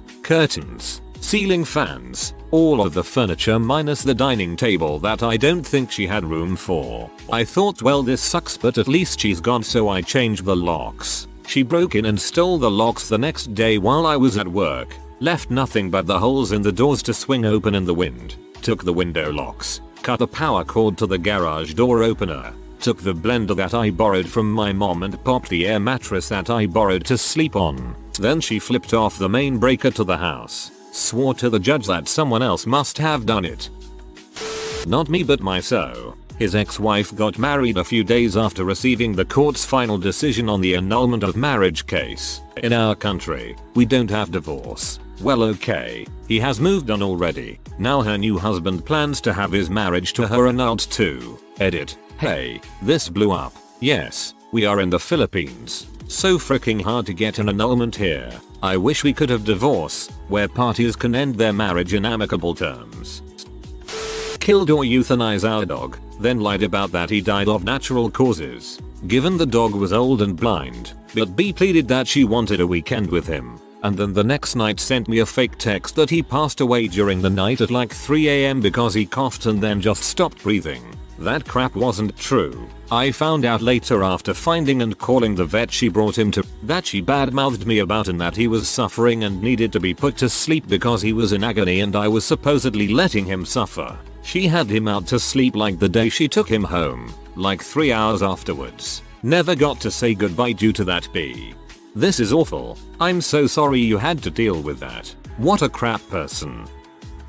Kidnapped my 3 boys from my house when I went on my first post-divorce date. Our loved and trusted babysitter was with them. I left dinner ready and kids bathed and already in their jammies. Left for the movie theater when I got a text from my babysitter that she was sorry for not doing the dishes after dinner. So I texted back that okay, I can do dishes later, but you've got a couple hours as well. The movie hasn't started yet. She was at home as my ex-husband had shown up. Lied and said he was supposed to have the boys that night and that I had said it was okay. I was livid. I knew he was a bit crazy, but I had no idea he was capable of this. I stepped out of the theater, called him and he said if you are going to be dating strangers and endangering the lives of my kids, I will take them WTF. So I called the police. They did the report. We went to court and he was found in contempt for violating our parenting plan.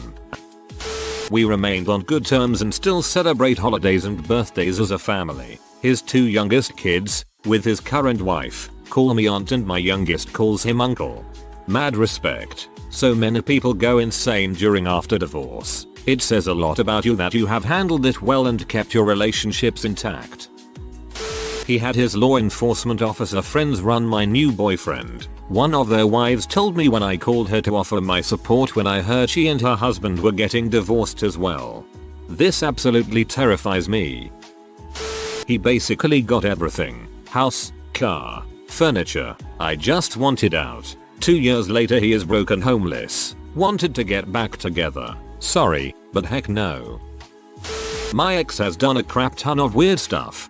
Thankfully most of it not aimed at me. While we were separated and working on our divorce, he would come whine to me about relationship issues with my cousin, with whom he'd had an affair and for whom he'd left me. Mind you, he'd moved in with not just her but her common-law husband, and then was upset by how many other boyfriends she had. This is my cousin who has more babadaddies than she has babies. 2 of her offspring are simultaneously half-brothers and cousins. She's never been known for her monogamy. In other words, Billy claimed to have been in love with her since they were children, and this was magically supposed to make her return his affections. Among the best witnessed from a distance bits of this nonsense were him getting jealous of her visiting her husband and running her off the road in his work van, and generally hanging around screwing her instead of taking jobs, to the extent that there were trainees making more money than he was after he'd been there more than a year, and he was eventually invited to resign or be fired. Then there was the time he was doing armed security and, angry at how taking our children on a first date to Austin he expected to be allowed to stay over at this woman's apartment with his children and her children. And she was rightly horrified at the whole thing. Didn't go over well. Had an argument with his girlfriend at the time, not my cousin, but the ex-wife of a different cousin, and drove to her house in his work vehicle. This resulted in a firing, a restraining order, and loss of his rights to carry a gun. Then there was the girlfriend who insisted that if he really loved her, he'd move into the homeless shelter with her. So he fabricated being kicked out of his parents' house and spent the requisite month sleeping outside on the shelter's patio before intake. Then spent years longer than the relationship living in the shelter, only finally leaving to move in with a woman he'd met a month earlier, after ostentatiously asking our children's permission. As you can imagine, they felt they had no choice.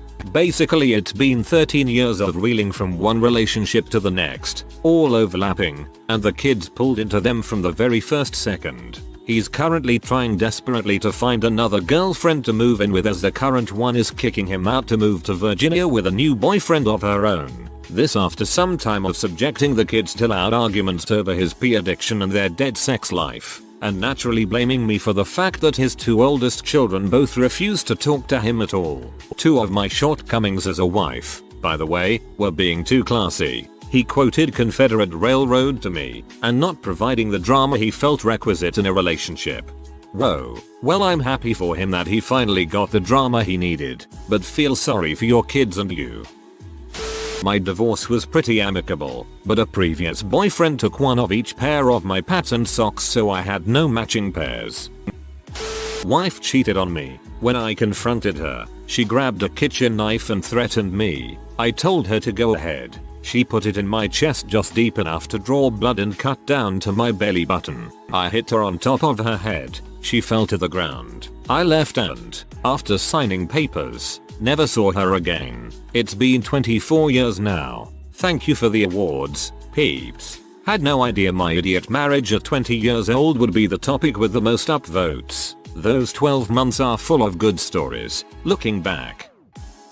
We were living in a different state and she wanted to move back to her home state a year into our marriage. I really had nothing tying me down in that state, so I was down for moving if that's really what she wanted. It had been about 6 months into the move and she cheats on me with a coworker while I was working full time and trying to finish up my bachelor's degree. She tells me that she didn't feel the same way about me and that she needed to move out to do some thinking. It's driving me insane trying to think about what could have gone wrong. I had a suspicion about that coworker, but I didn't have any proof. I checked our phone account online and sure enough they were talking every night after work while I was out working. I followed her one time and sure enough she was going to this guy's house. I confronted her about it and she finally fessed up. So they continued dating after we finally divorced and I was able to move on with my life. She ends up getting pregnant by this guy and he disappears before their baby was even born. Karma definitely came back to bite her after the heck she put me through all alone in a new state with no friends, family around.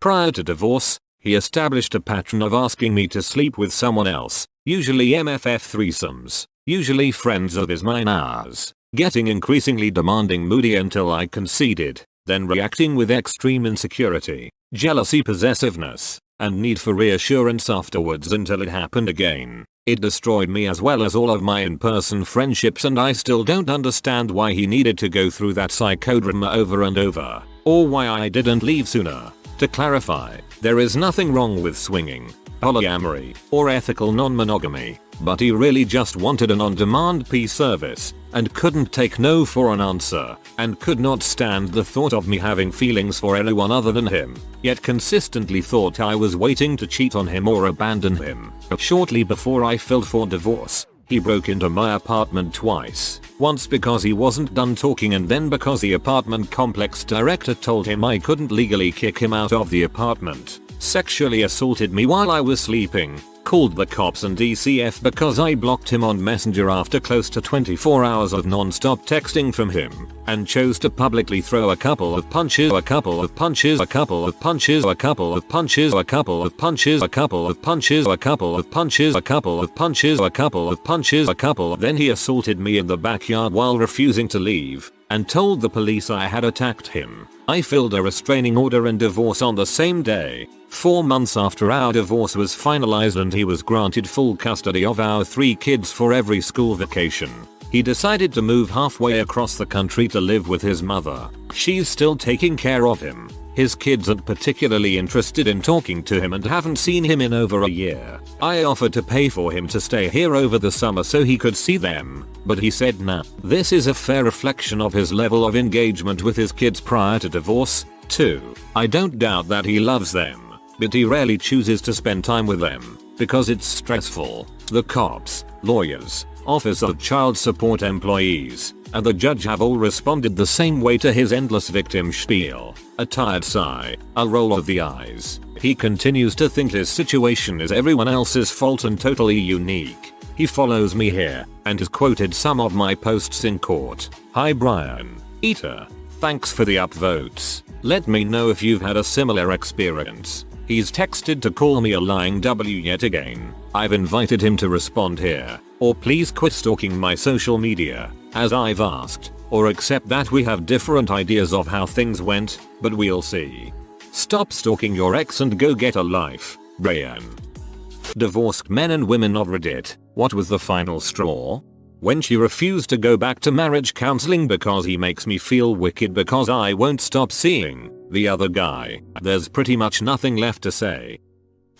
I think Pokemon Go was the final straw. We weren't married but together for 8 years with a kid. He had trouble keeping a job and hadn't had a full-time job in 9 months. He worked part-time and lost his job and had some bullcrap story. I think he was showing up late and tired from staying up all night playing Pokemon Go downtown all night. She was 3 months pregnant and I was 5 months out to sea. Man, you've got some strong swimmers.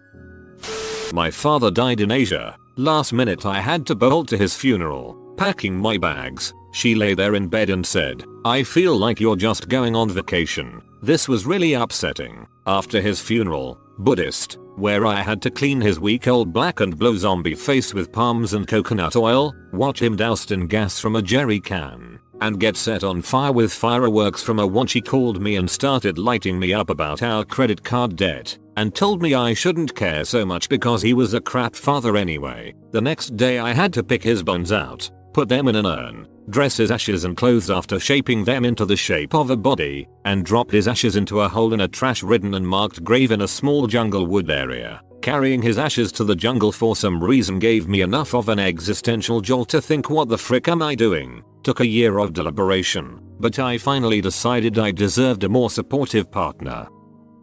When my apartment neighbor asked me how I was okay with all of that. Okay with what? Oh, with being in an open marriage. I'm sorry, what now? Come again? Yeah, she told us you guys were in an open marriage when we saw her bringing guys home to your house while you were working. I'm sorry, what now? Come again? Awkward silence. Welp, thanks for letting me know, or I'd still be in the dark about this whole open marriage thing.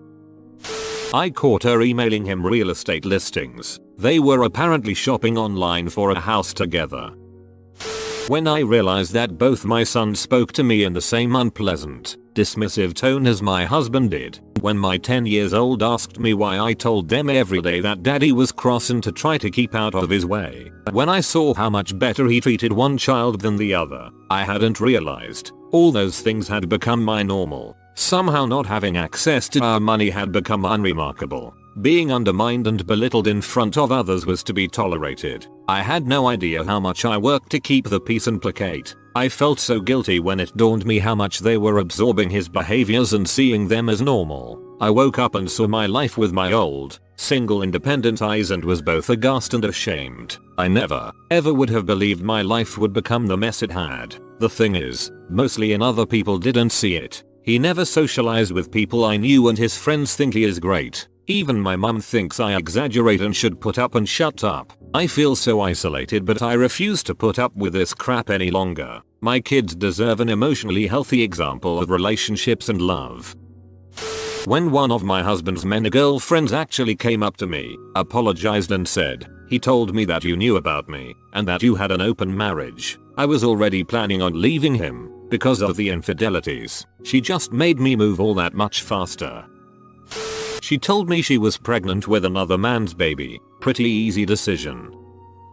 Husband was out of town on a business trip. I had a surgery scheduled for the same time. Had the surgery and there were complications. It was supposed to be a day surgery and I should have been home that evening. Ended up in the ICU for 2 days and the hospital for 4 more. My friend called my now ex-husband and told him that I almost died and was in ICU and he needed to come home. His reply, "Well, she didn't die, so I'll be home when my business trip is over." After he got home and I got home from the hospital, he was nice enough to leave the hotel invoice on our dresser, a room with 2 occupants.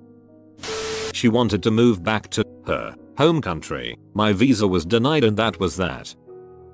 When I talked to his girlfriend on the phone and she didn't know he was married. When she threatened divorce in a very sensitive argument, I paused, agreed, and stuck to it.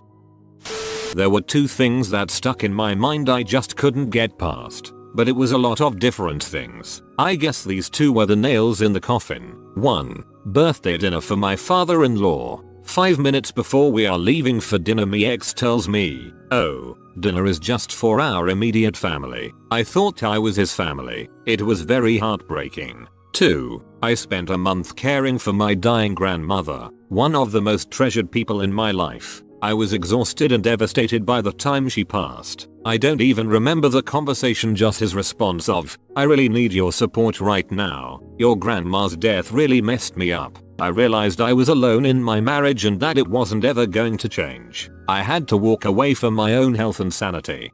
If your husband doesn't consider you immediate family, then he doesn't understand what marriage is.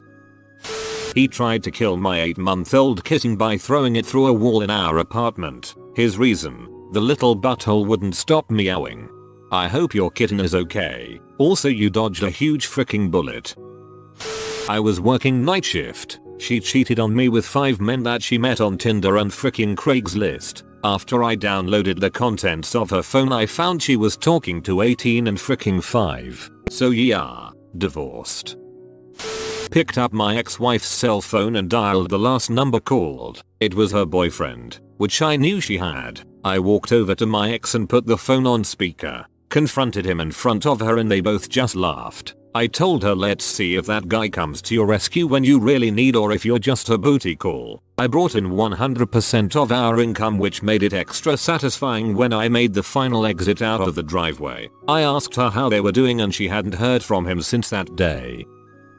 I've related this story on Reddit before, but my ex and I had separated over her cheating, and while I was considering options, she shot the family dog. She didn't take the dog out back and give it a bowl of food and put it down. She was laying in the bed, looked over at the dog, and decided it needed to be dead, so she shot it right there in the bed next to her. After that, she took everything she could out of the house, but left the blood-stained mattress.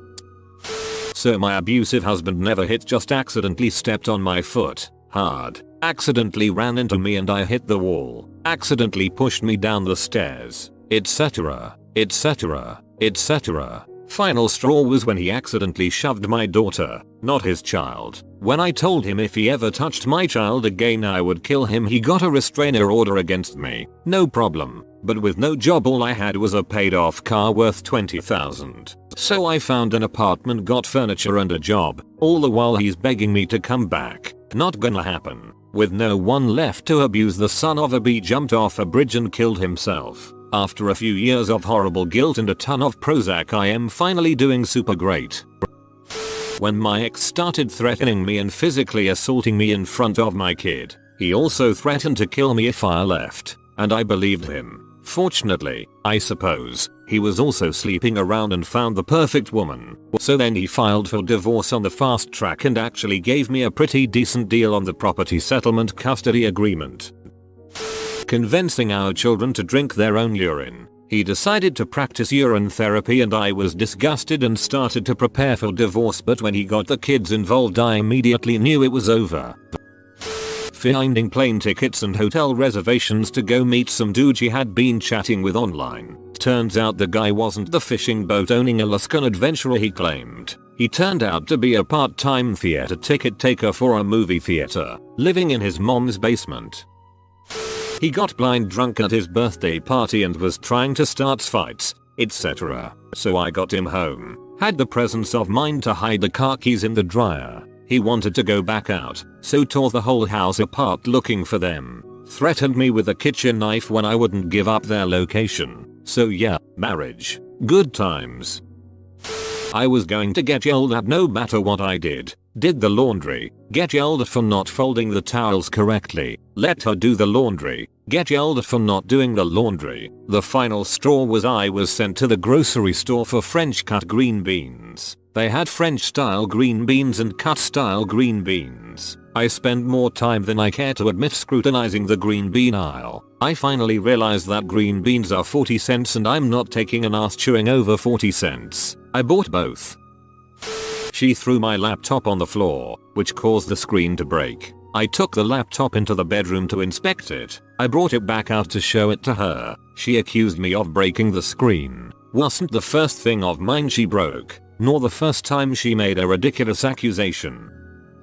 I was in a seriously neglectful and abusive, verbal, psychological, not physical, marriage for the better part of 10 years. I tried everything that I could to try and fix it, and even though I was the one with the complaints, I still went into marriage counseling for 2 years and said I will do anything I can to try and change to make this better or to try and fix it. She would go into marriage counseling every single week and say the same thing. I want him to accept me as I am. In other words, she didn't want to change in any way. She didn't want to compromise in any way. She wanted me to accept being neglectful and abusive person that she had become. I should mention here that she is a severe narcissist. But the final straw, I had never even considered divorce or separation. It never even crossed my mind. For me, we were married for life and we just needed to figure out how to fix it. But one day in marriage counseling, when I was talking about something that she had done that was hurtful, she blurted out, "I think we should just consider separating." I was completely shocked and floored by this. I never even imagined it, and in that moment I realized that it was always me chasing her. For 10 years I've been chasing her. She's always running away. She never apologized ever for anything. She would get away with the most heinous behavior and I would crawl back to her and apologize and keep the relationship going, and I realized that moment that anytime things got tough, she would scream separation or divorce or run away, and that is no way to live. A good relationship takes two people that genuinely want to be in a relationship and are both willing to put in the work for that relationship and both willing to compromise for each other. This was not the case. This was a one-sided relationship which is always going to be doomed, and so I finally mustered up the courage after she said that and made the decision to walk away. Everyone deserves happiness and I just didn't want to live without the rest of my life like that anymore.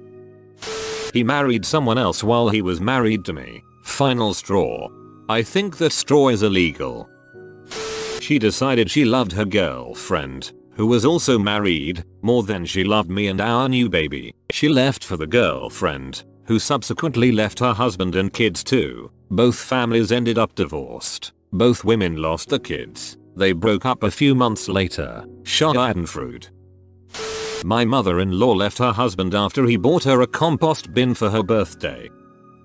She didn't want to be married or a mom anymore. She also wanted to see other people. I showed her the door and she ran like a bat out of heck. Left me and the kids. All I had to do to get custody was keep paying her cell phone bill and car payment. This was pretty much all she cared about. Too dang bad that was not part of the divorce agreement. I stopped paying the day after the divorce was final. She filed for divorce and then fled to another state. While temporarily separated from my dad, my mom had to unexpectedly leave the city and left my brother and I with her elder sister. Super sweet lady with a heart of gold. My mom had tried to contact my father but wasn't able to get a hold of him and left a message at his work and verbally told his parents. My dad was mad that we weren't left in his care and filed for divorce that week. He wanted a legal agreement that could be enforced in order to guarantee that he got the time with his kids that he felt he deserved. So his reason to file for divorce despite my parents trying to work things out at the time was that he thought a divorce would give him more time with his kids and on his own terms. That wasn't the long or short term outcome. The catch here is the reason my mom left town that week was in order to take care of my dad's sister and her kids. My aunt was suffering from depression and her husband had to take a work trip and was worried about leaving her alone with the kids. So my mom dropped everything and went there. My dad knew all of this as it was communicated to his parents. My aunt attempted suicide while my mom was there and luckily my mom was able to intervene and save her life. So my mom was saving my dad's sister's life while my dad was filing for divorce. This story has been corroborated by both my parents. It wasn't the final straw, but it was the first time divorce was mentioned, and it was the first time we admitted openly that we both wanted out. We were playing a D&D type board game and his character walked into a trap I'd set and took a massive amount of damage. He tried to institute his own version of take backsies, and when I refused because we were adults and he was cheating, he knocked the game board over and yelled, "That's it. That's the straw that broke the camel's back. I wanted divorce." Sadly, we worked things out and continued on through more miserable years until I eventually called it quits due to his online dating and his controlling behavior. That game still has a special place in my heart, though.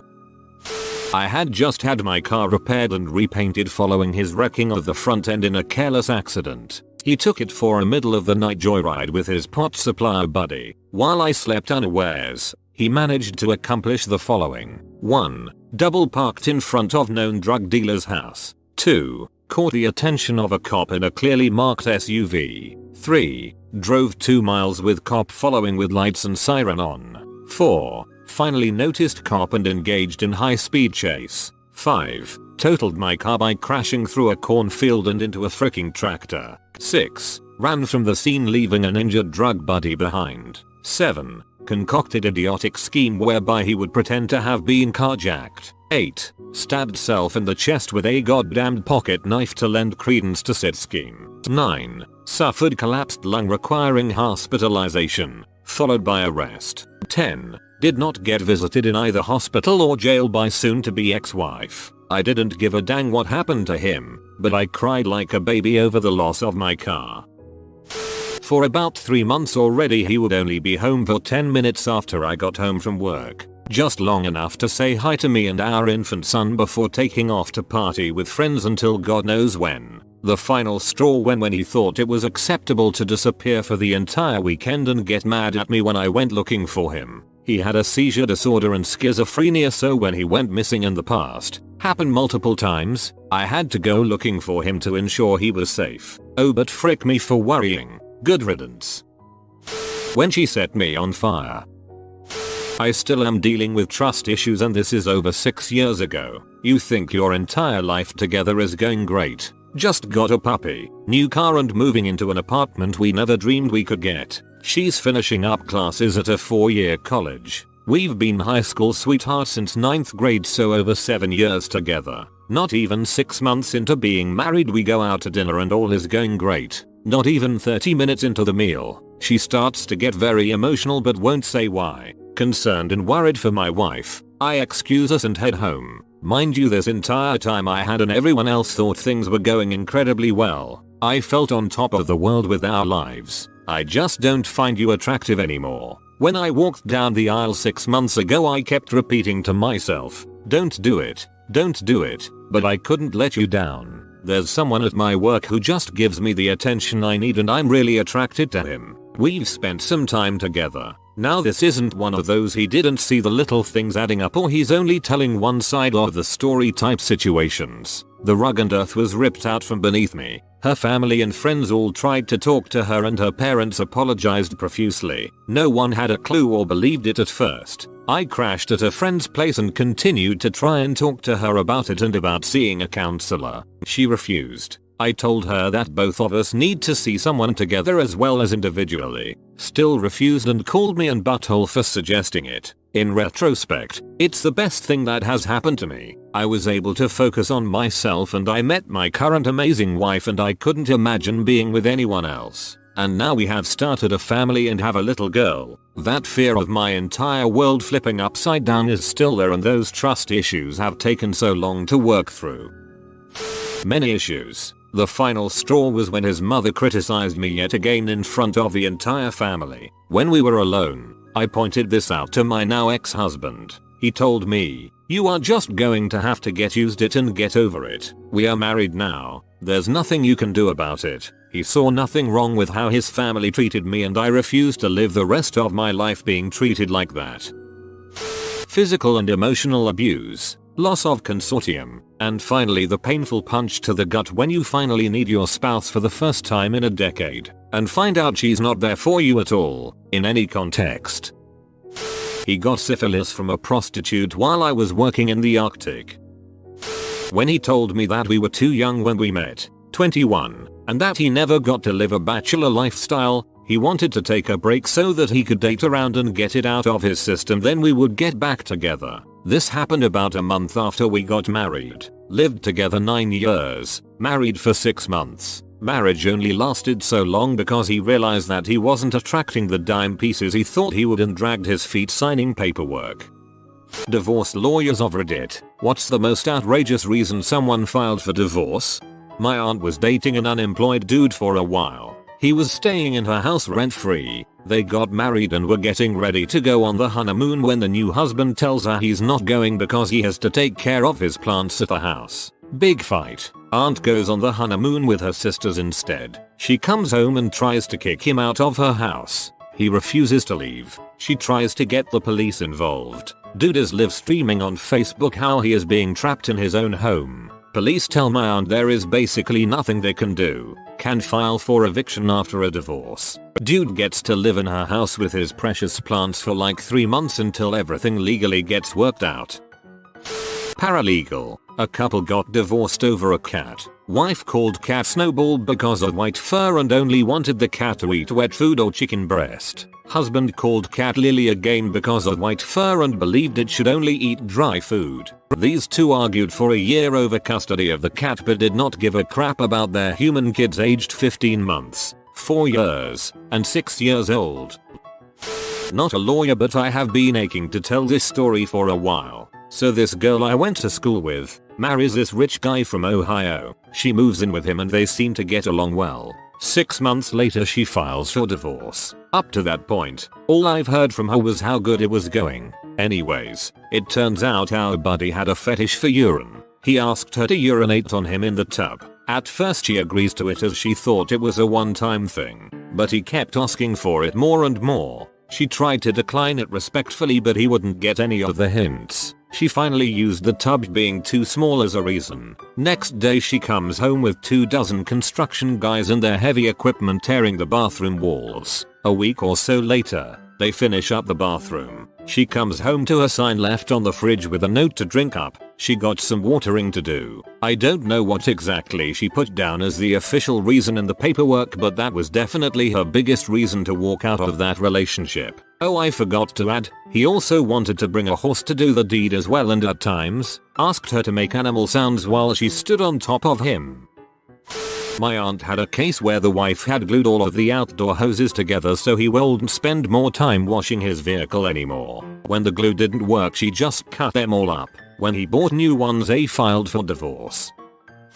My 90-year-old client, the husband, and his son retained me to initiate divorce proceedings with his 88-year-old wife. They'd been married 60 years. The wife had recently taken to beating him with his own cane because their daughter poisoned her into thinking he was hiding money from them. The battle came down to husband and son versus wife and daughter. At their first court appearance, my client showed up in an old 1950s style pinstripe suit and fedora. He was a farmer his whole life, and this was clearly the only suit he owned. He was such a meek and lovely old gentleman. I had to pass my client on to a new lawyer midway through the proceedings because I accepted a job in a different country, but I understand the divorce was eventually granted. This one hurts. Imagine spending that much of your life with someone and then it breaks. 60 years is no joke. I would have been devastated. Colleague handled a case where money was not an issue but the kids were. Neither parent wanted them. My mom worked in abuse and neglect counseling and juvenile justice. There are a lot more cases like this than I'd care to admit. Parents divorce and neither side wants a kid. Some of them are that neither side wants one kid but will fight over another kid. It ends up totally screwing them over because they have to live with the fact that their parents didn't want them. I represented a P actress webcam model who filed for divorce from her husband who also did the P webcam model business. He would do gay P on the side because the pay was better. She was hesitant about it, but dealt with it because the pay was decent. Both sides had an agreement that it wasn't cheating as long as it was for work. One day she came home early and found her husband in bed with 2 men. They were not filming. That was too much for her. Needless to say, the old conservative judge couldn't wrap his head around this one. I'm imagining explaining the situation to my grandfather and I'm having a hard time because I think he would have a stroke before I finished explaining. When I clerked for a judge, we had a week-long divorce trial between a couple. The husband was a wildlife photographer and the wife was a stay-at-home wife. No kids, who helped remodel the home. Anyway, husband was mauled by a grizzly bear he was photographing, spent several months in the hospital and rehab and was served papers shortly after getting out. Now without an eye and with severe scarring on his face and side. She wanted half of everything. The non-scarred half at least. Not a divorce lawyer, but I had a friend whose parents divorced for irreconcilable differences over time spent playing EverQuest. In my game design class, it was referred to as EverCrack. My dad was a divorce lawyer. He had a client who wanted to divorce her husband for 2 reasons. 1. He did not have enough hair on his chest. 2. He did not drive fast enough. Keep in mind this was in the 70s when chest hair was a bit more important. Crap, yeah. It would have been embarrassing to show up late at a pool party and your man not having a decent chest bush. My grandfather's brother was a judge who presided over state issue marriages from time to time. One couple he married returned 6 months later to confirm the wedding and end their trial marriage. When he thusly informed them that there was no such thing and that they had been married for 6 months, they subsequently broke up. That sounds nutty, but if you believed your so when they told you trial marriages were a real thing, the betrayal could very easily end a marriage. I didn't like her anymore 2 days after being married. In sickness and in heath, till disinterest do you part. She was kidnapped in Mexico and he refused to pay ransom. Eventually her family managed to pay and she was left on the side of the road. It is not outrageous as in petty but outrageous as how absurd that is. Honey, I love you, but we agreed to save up money so we can purchase a house. Your ransom would really set us back. I'm an intern but the judge I work for used to do divorce work. He has some crazy stories but this one is probably the most outrageous, though the divorce was pretty justified. Every morning this couple would sit in the bathroom together while one of them had their morning dump. One would sit on the toilet and the other on the rim of the bathtub. This particular morning the wife was on the toilet and husband on the edge of the tub. They started to argue about their relationship so the wife reaches down, pulls her tampon out and flings it at husband. I'm told the tampon stuck for a brief second to his forehead before sliding off. He filed for divorce that same day or the next. At first I read this as one shoots in the toilet while the other shoots into the bathtub as in they are both pooping simultaneously and rock paper scissors for who gets to use the toilet. I was so concerned.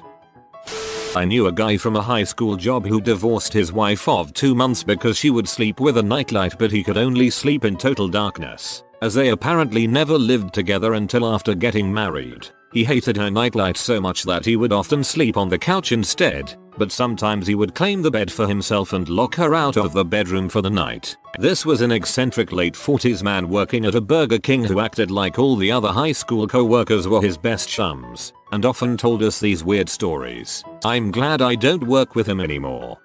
Failed exorcisms. Client had an inner ear condition that caused chronic vertigo, but symptoms could be treated with medication. Husband was an evangelical who was convinced his wife 1 had become possessed and that her vertigo and general crankiness with his methods were evidence of demonic possession. 2. The medication she was taking was enabling the devil to hide inside her. And 3. The only proper recourse was exorcism. He would hide her meds until she got dizzy and then try various methods of exorcism. This included sweating it out, put under blankets while incapacitated and locked in a room full of space heater, freezing it out, pretty much the reverse with AC, fans, and bags of ice. Surprising it out, he would jump out and scare her like it was the hiccups, but instead of yelling boo he would recite the Lord's Prayer or Psalms. The final straw was that he tried to surprise it out of her by pushing her down the stairs when they were heading out for dinner. Note, this guy was some type of executive and they still went out to dinner after the stairs incident. She asked for the divorce at an Applebee's that night. I have often tried to picture that conversation, as she was adamant that he was a total sweetheart and never acted out of malice or anger. That one's just sad. My uncle has schizophrenia, and my grandaunt tried to convince my grandmother, his mom, to have an exorcist come instead of letting him stay on his medications. It's probably one of the reasons my grandmother stopped talking to them much. It pains me to think he could have gone through all of that if he'd been one of my grandaunt's son instead of my grandmother's. He had an argument with the new in-laws during the wedding and moved out at around 5 AM during the first night. I was a legal assistant when this case came in, but this lady divorced her husband of 2 months because he got her an iPad case for her birthday instead of the expensive jewelry she wanted. My client put his wife in an assisted living facility based on a misdiagnosis, the medication of which caused the wife to be unable to care for herself. While in the facility, my client shocker started dating another woman and methinks began using hard drugs. He used a lot of money on both of these things. She eventually got off the medication and got better. Suffice to say, she was not happy about what had transpired. Wasn't the reason but did happen during the course of the divorce. Neither side would follow the court orders. When they had to go back to court they were fighting over a pistol and the man's grandmother's bowls. I assumed for weeks that these bowls were some sort of heirloom or expensive china. When they finally brought the bowls in to swap they were freaking Tupperware. My husband's first marriage lasted 6 months. He found out she had been sleeping around with several of his friends and one of those friends finally felt so guilty that he fessed up. Husband actually wanted to work it out if he could, but when he tried to talk to her about it, she locked him out of the house and told him she wanted a divorce. "Why did you marry me?" he finally asked her. Her response? Because he was the only one she was sleeping with who could afford her dream wedding. Yup, B married him because she wanted a wedding and chose the person who could afford it. Mind you, he wasn't wealthy by any means. He just wishes his friend had felt guilty about say, 6 months sooner. I had some friends get divorced because she legit hated Dale Earnhardt and he legit hated Jeff Gordon.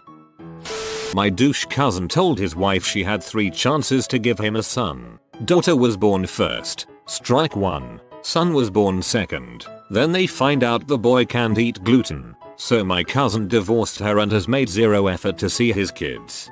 Who's your cousin? Henry VIE. My great-great-grandparents had an interesting case. He was abusive, like pimp her out and then beat her for infidelity levels of abuse. This was the 1910s, though, and in our state you couldn't initiate a divorce for cruelty. In fact, the only possible grounds for divorce was infidelity. A few times, she tried just leaving him anyway. Once he came home from work and she, plus all 8 of their kids, were just gone. But he always found them, and since they were still married, he had every right to grab the kids and go back home with them. Finally, she moved out and went to live with another man. She flaunted the new guy around town until her no-good husband got embarrassed enough to sue her for divorce on the grounds of infidelity. Although she couldn't read or write, she put her ex on those papers the minute he served her. It was a major local scandal, very Catholic community. Divorce was rare, but she got what she needed to be safe.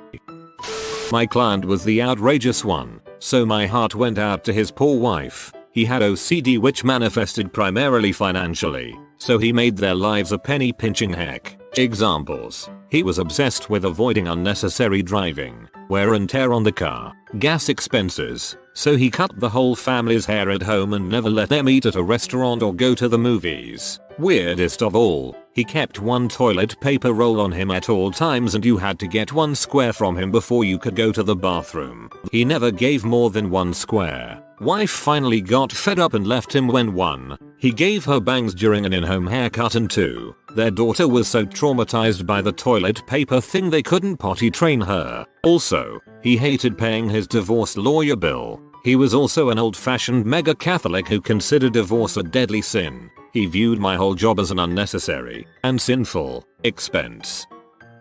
Not me, but a friend. My mum has divorced her husband because his mother still coddled him at age 40, with his consent. They lived with his mother, common in Asia. By coddle I mean that she would walk straight into their room after his shower and powder his back for him. They couldn't lock their bedroom door because his mother would come in as and when she wanted. If they locked the door, she would knock repeatedly asking what they were doing. I worked as a paralegal for a divorce lawyer. Case analysis was one of my main responsibilities. I crap you not. A recently married couple of 2 years broke it off because the husband would not stop feeding the dog. The dog got outrageously fat. Apparently she saw connection between the dog and future children.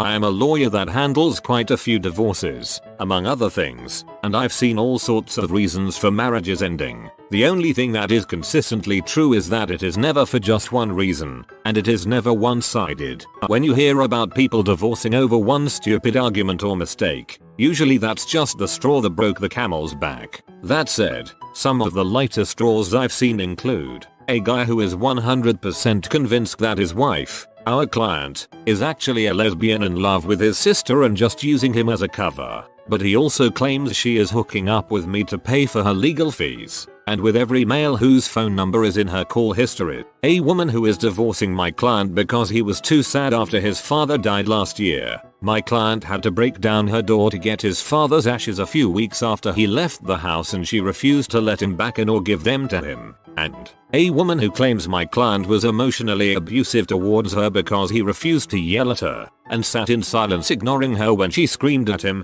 He has this recorded, time-stamped for the dates and times she insists the incidents occurred, and she's listened to them and his complete silence as she goes on tirades and insists this proves her point that he was emotionally distant and abusive. A friend of mine got married when she was 19 so she could drink at a bar. In Wisconsin you can drink underage with a parent or a spouse. Then when she turned 21 she got a divorce since she was legal to drink without him. Seems like an easy in and out transaction, but oh no. The biggest item they fought over was the garage beer refrigerator. Go figure. Not the most outrageous, but I had a client incur about 20 additional hours of billable hours because he and his ex-wife were battling and went to trial over their Star Wars collection. This was the only issue at trial. They were able to work out custody, child support, the house, but the Star Wars collection went to trial. The judge ended up splitting it in the most arse-hellish way possible, basically giving each side half of what they wanted and then mixing and matching everything else and breaking up collections. When speaking about it at a conference, the judge admitted she did it because if they were going to act like children, she would treat them like children. The thing is, the value of this collection was over $100K, so hardly kids stuff. Neither side had it in them to appeal, nor was the case law on either side given judicial discretion in property distribution. Worked in matrimonial law for a year and a half before I had to leave BC. It just overwhelmed me with how awful humanity is. I'll never forget filing papers that described her soon-to-be ex-husband's behavior, including master baits on the living room couch without closing the door and leaves sticky tissues everywhere, with further description of their 3 young children potentially walking in on him. I have a friend who used to work as a clerk for a family court judge. The minute a new job opened up working for a criminal court judge she jumped on it, because, as she put it, dealing with murderers all day is one heck of a lot easier than dealing with divorcing couples all day. I do my student practice at my family's law firm. Young woman filed for a divorce because her husband drank 1 beer during weekdays after a day of work. The guy wasn't violent, doing drugs, or anything like that. He was just a normal, polite guy who liked to have a cold one after a 10-hour shift. They are very good couple and argue so rarely that this woman's friends told her to write down everything he did to upset her and reread it every day, so she had reasons to be angry. My mom, lawyer, set the woman straight, told her he just doing what all guys do and to find herself new friends instead of ones ready to sabotage their marriage.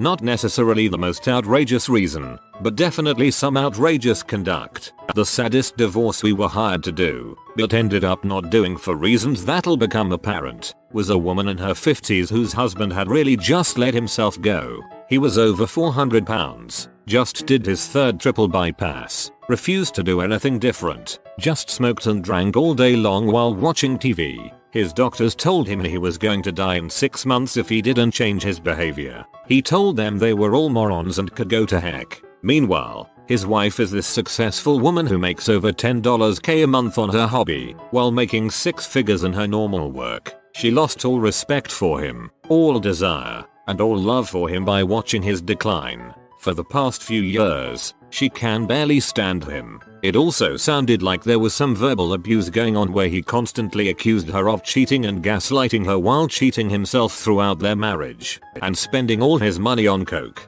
The usual. His accusations ramped up considerably once she lost about 200 pounds the good old-fashioned way. We were working on her divorce and one of her provisions was that he keep her as the beneficiary on his life insurance, for obvious reasons. She assured us he would agree to everything she suggested in the paperwork if she talked him through it. One day, we get an email from her saying to hold the divorce, not because they were reconciling, but because he refused to keep her as the beneficiary on his life insurance if they divorced. So, she stopped the divorce, so that she could get the benefits when he inevitably dies in a few months.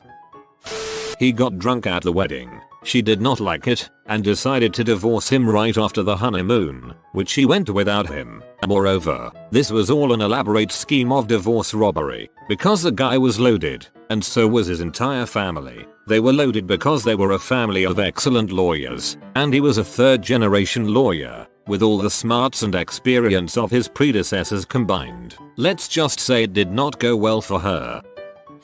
I am not a lawyer, but I am a court clerk. The magistrate I used to work with got a petition for divorce and the reason the wife gave was he should have been more forthcoming about his shortcomings in the bedroom.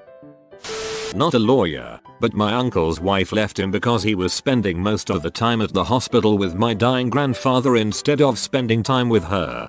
I work with a guy whose wife is currently peed because he hasn't been taking sufficient care of the lawn for the last few months. He works weird night shift hours full time. She's a teacher currently not working since it's summer. Oh, and his dad is terminally ill dying in a hospital bed right now, but she still has the audacity to be about the lawn not getting mowed. Was allowed chewer at the dinner table. He developed a complex and literally needed out as he couldn't bear to eat with her. This sounds like a Seinfeld B-plot.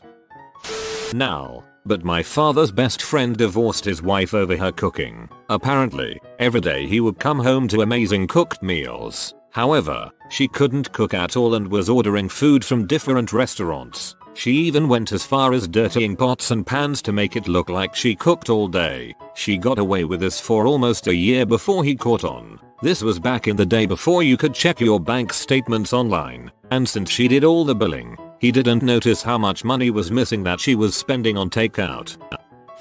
Not a divorce lawyer, but got out of my first marriage because shortly after we got married he decided he didn't like the way I talked, and asked me not to talk when we were out in company unless I could talk straight.